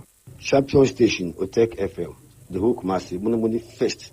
Others follow. FM large, Obimpa, Obipe, Manduka Plancha incoming, MC Aoba, Ascore Mampo. I feel Faisal Dauda, the coupon Bonai Father the man. I'm Sanchia Nabo as Asafuji. We will be a mere large Chani Papa. Otec champion. We can be saying, Obifa, no, as we see, Nami Jihoya. Much for your Mukon Makoyan to Kasemi Nami Jihoya. Oh, it's a Mabana, about this or Pablo trip. Step by step, Biblian did my back. But some of the kiki, a quote, some my banti, Muko pay Jumasa, and a hardune, Messer, Mamma Gun, the Ben Masi, about you on Tisao. Otec 102.9 FM, the pride of Ashanti. Obi ame job enu ma kire me na for say be me wedding papa bi hwe ring basa bi a wakoto tatnya but I don't sweet as and then mama bounce sometimes so am die buda but we jam wo ka bia mama ana so be ka bia ma the wife here can dey the crew sawo wurin so dey papa monko ejaba jewelry e ho no di pure gold e ya gudie bia ejaba jewelry e ho de na me pe all right ye be ko ejaba jewelry e ho na wo pe pure gold ye de aye wedding any engagement rings, bracelets, anklets, waist chains, asumade, komade, papa, ne border from Wubenya. Wo ye bi ewa Ghana, no ye bi nsu amanone. Enye chene hoy, wo Ejaba House, Adum Kumasi, 22nd Street, Monfre 0277 10 44 88. Ene menshia Monfre 0277 40 44 88. Website www.ejaba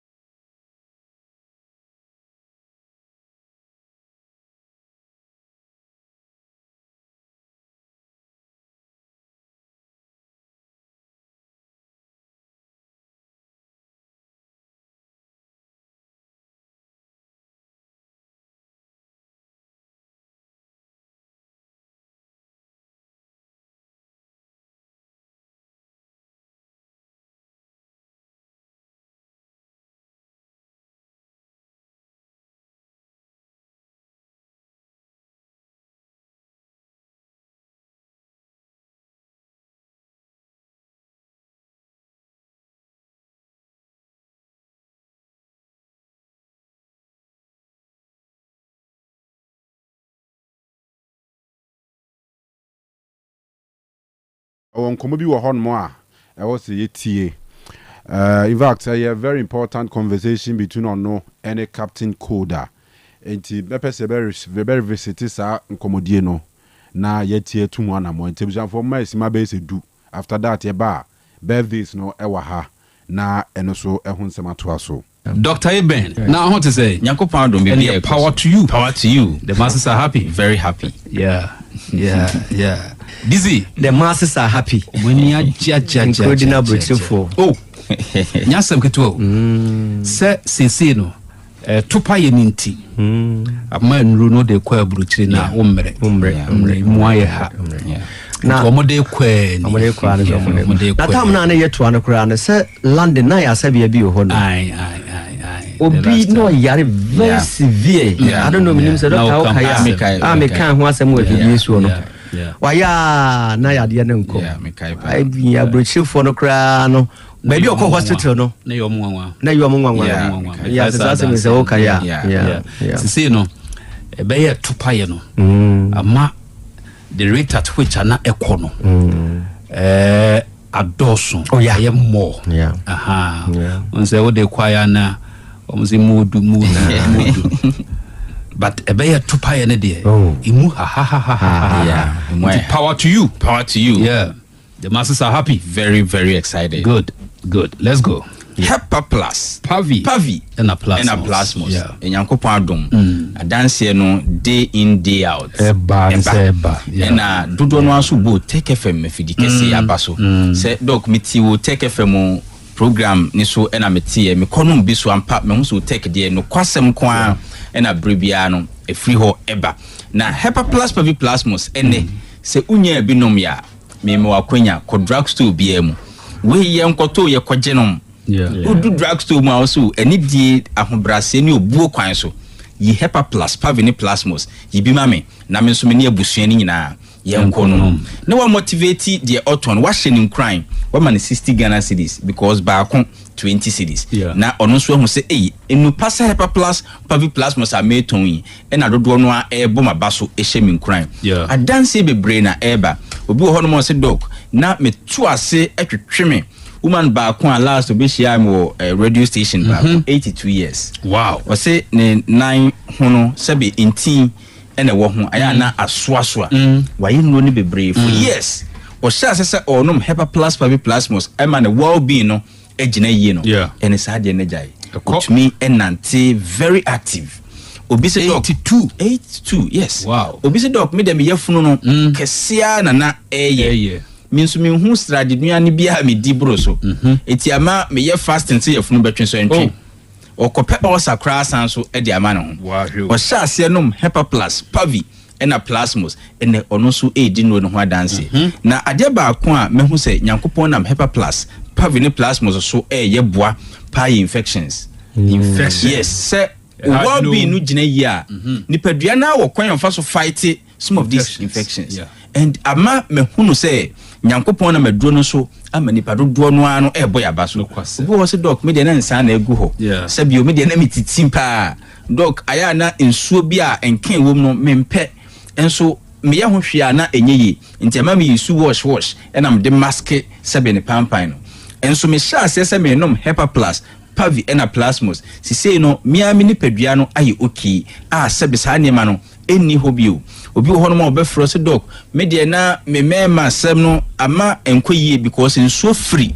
me be me nimba imagine se wo kwakwadwo nso kogunsu na uwie ye na wonim se wo awie no na milk bi I say milk awam preserve ni year Otec na ifru be mana no eba say having unpleasant yes but also doc sisi amaye okay oba konfa de o se bribia no owo nsuo e wo ne ho a o de fo ne boxes na no because eya na to me chi once onim so papa wi but o de ahye ne box anim no e wo ma na ebi so ne film iti ono bego about the duty say bedru sa dwonso aka no o san koyire na ahye and when nsuo bi amfa amfo no a ya pa but hepa plus pavini plasmos I must see why you free from how no made me number chew e bia o pese onum nro bi sebe diabetes bi hunahuna obi akoma yarea no pay hu de onye ne ho obi ti edwa no ken obi wo hono ma onante kakra bi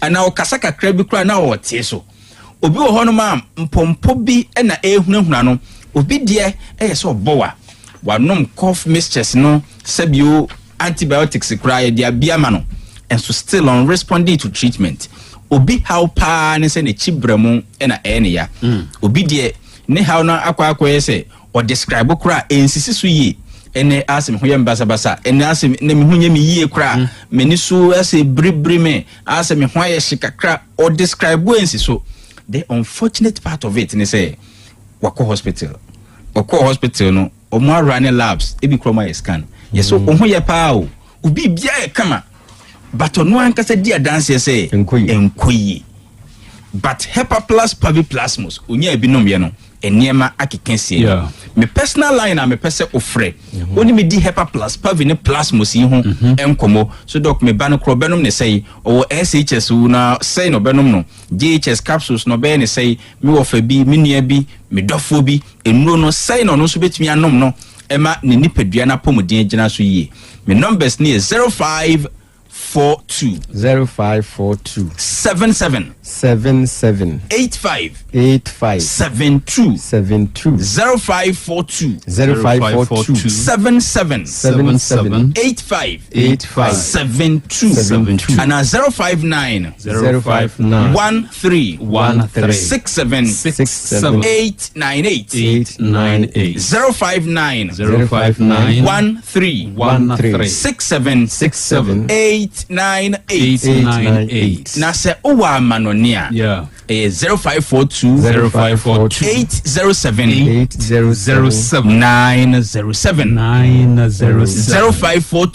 0542 807 907 simple numbers. Brigadier Manone de no nsi subiu. Yes. Because your microphone wa mu no.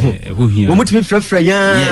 Yes. Simple. Any bohobiu 0542 807 907 0542 807 907 na nyame adom weekend na na yasim no mesre say obi ho tie se e ka apomuden ho asem already so o heba for crowd de o mu kan obo ne sire mu nti aduro ba akumienu miensen die nkwa ne wo mu a sebe se oba fichiko oba infections obema sebe ne mema asem nkoyie obi bua no hyehye no ensem a ye kan nyina se e ma general well being ni mom gina yie no it say ontumi comprehend ontumi ntiase say drone betime adwuma sa enu na mema nsenkyerene ewi de tato se ode de ye kan nyina wonji ndia na wo yo bema inhira ne mo de be mo ho se Hepa Plus Pavi Plasmus nyankopon da so tena yeyim ne se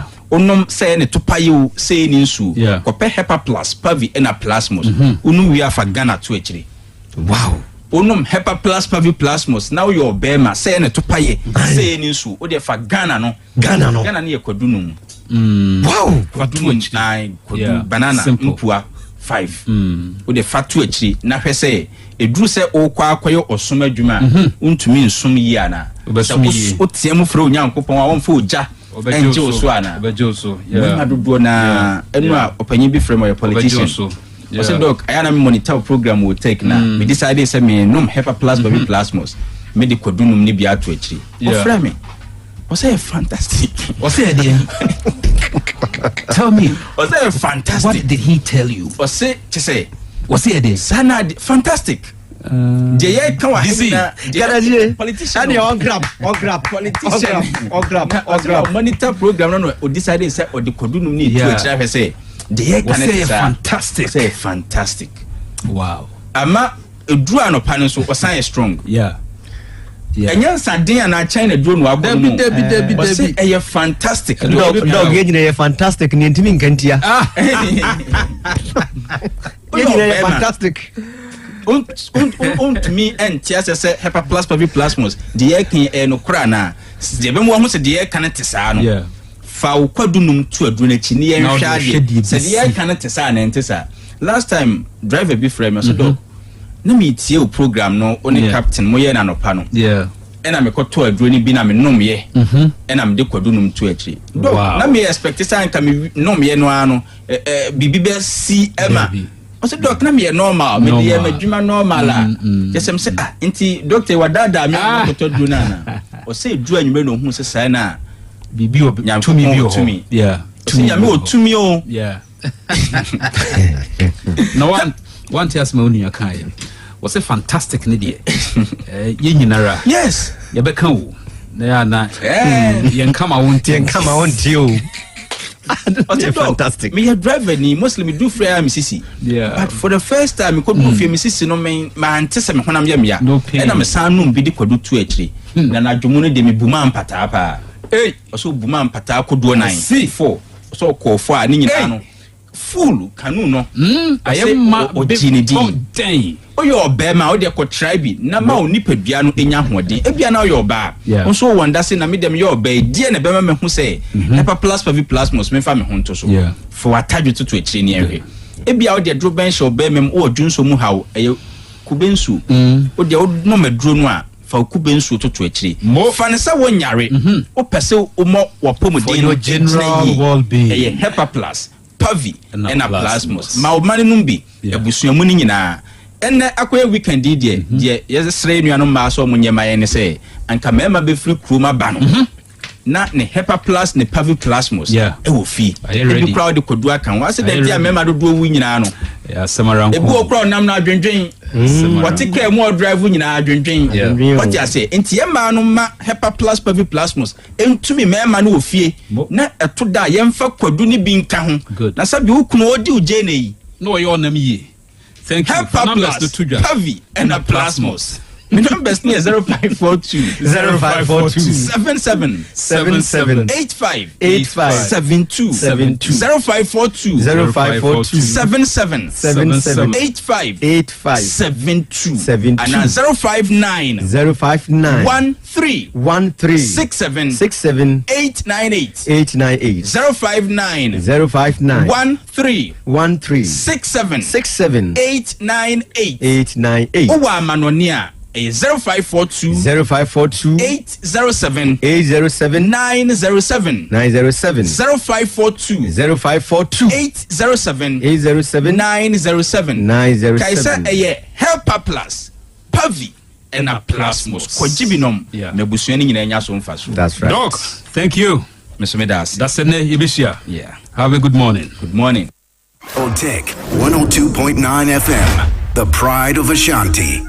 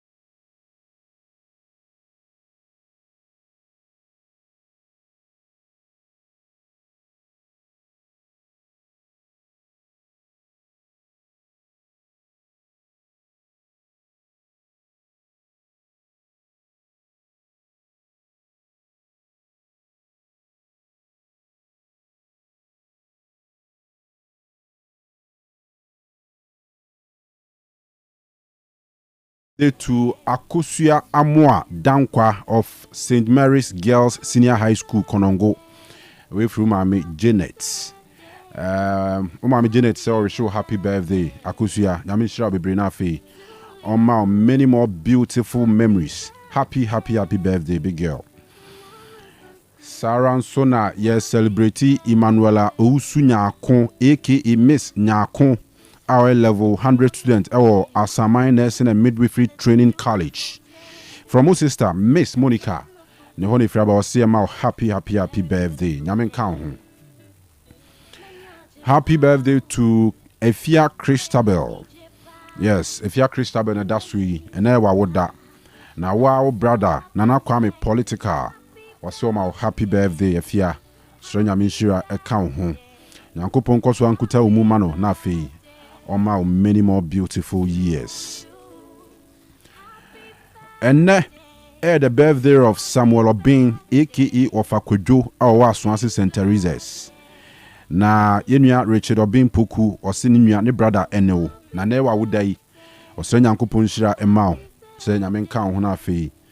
On man ninya very special. And happy birthday, Chairman. Yamen happy birthday to Honorable Yunus Ousu, aka Chama UNESCO.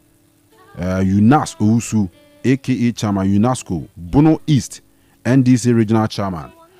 Opening Yamen Hunafi, on Mawa Hodin, Koswama Kwatintin, Nafi so, Unshall be brave. Happy birthday, Chairman.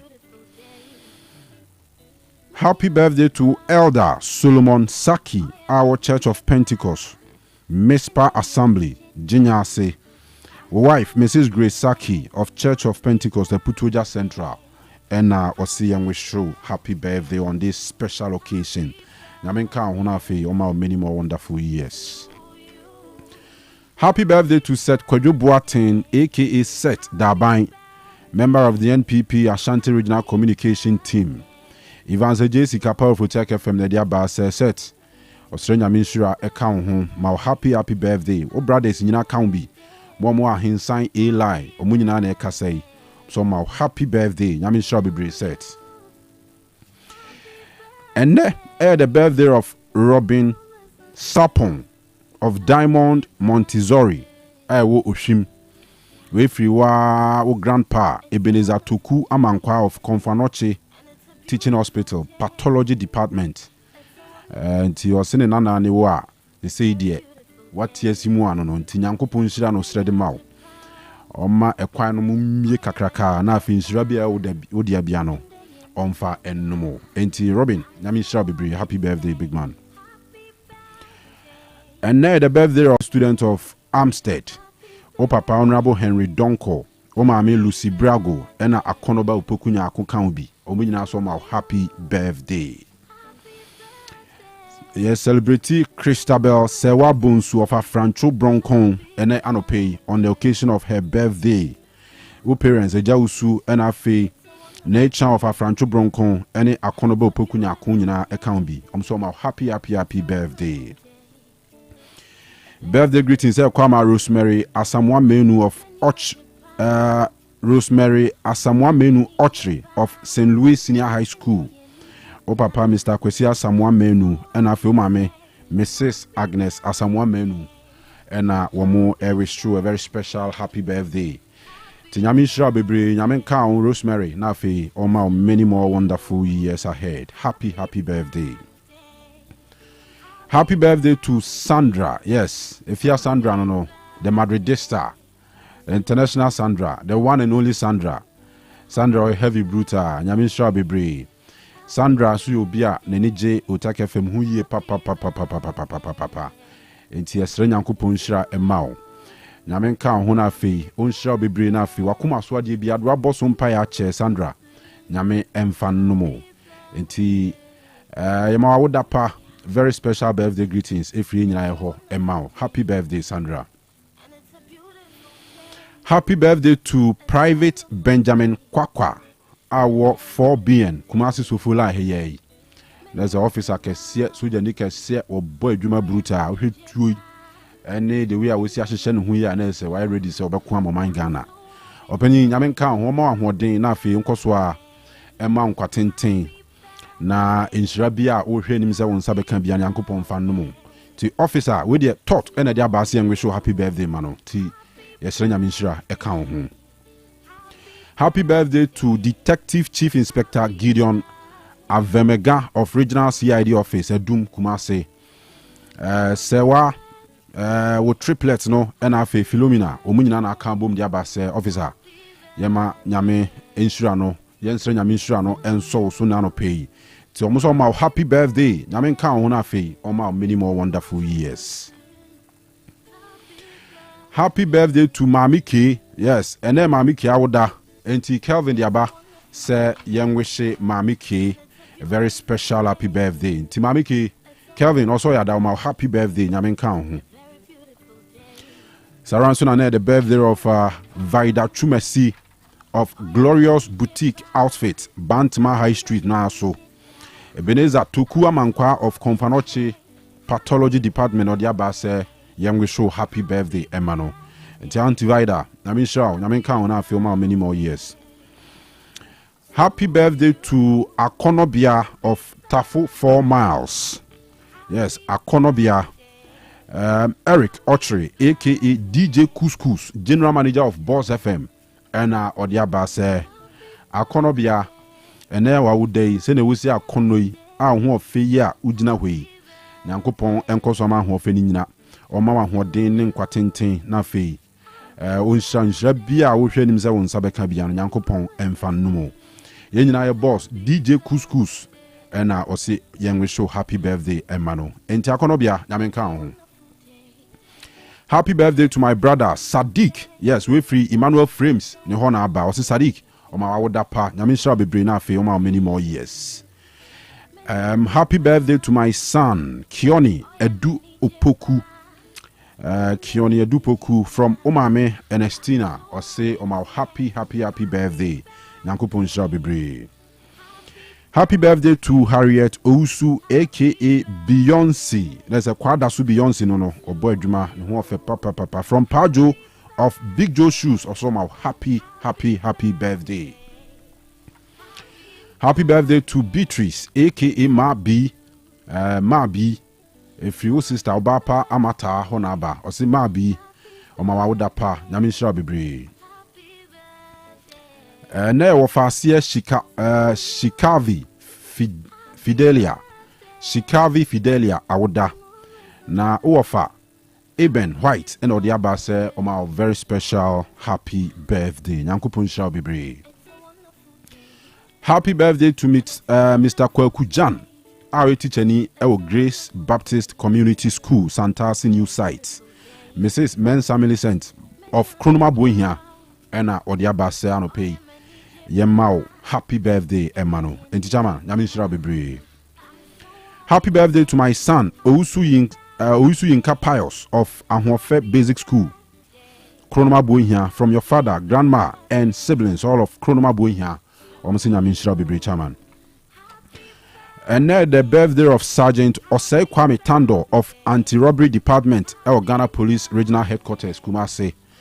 Officer Nyamin shall be brave. Nyamin kan ona fi oma wa hoden ne enkwatenten. Happy birthday officer. Saranso na the birthday of Nana Juma Kweku Dua aka Premine Perkins. Nurse ni ewo Ankase Methodist Hospital. A wote Aboaso Hemai. O brother Seto and Odiaba say yemao happy birthday.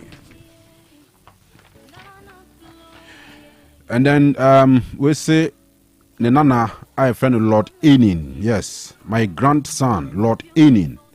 And I would that enti from Mame Kwatima of Segolane. Yes, Paul Segolane Edum. I say, my happy birthday. Yamin Shabibre, Yamin Kan Hunafi, many more wonderful years. Enti Lord Enin, Yinayama, happy birthday. Happy birthday. Happy birthday to you.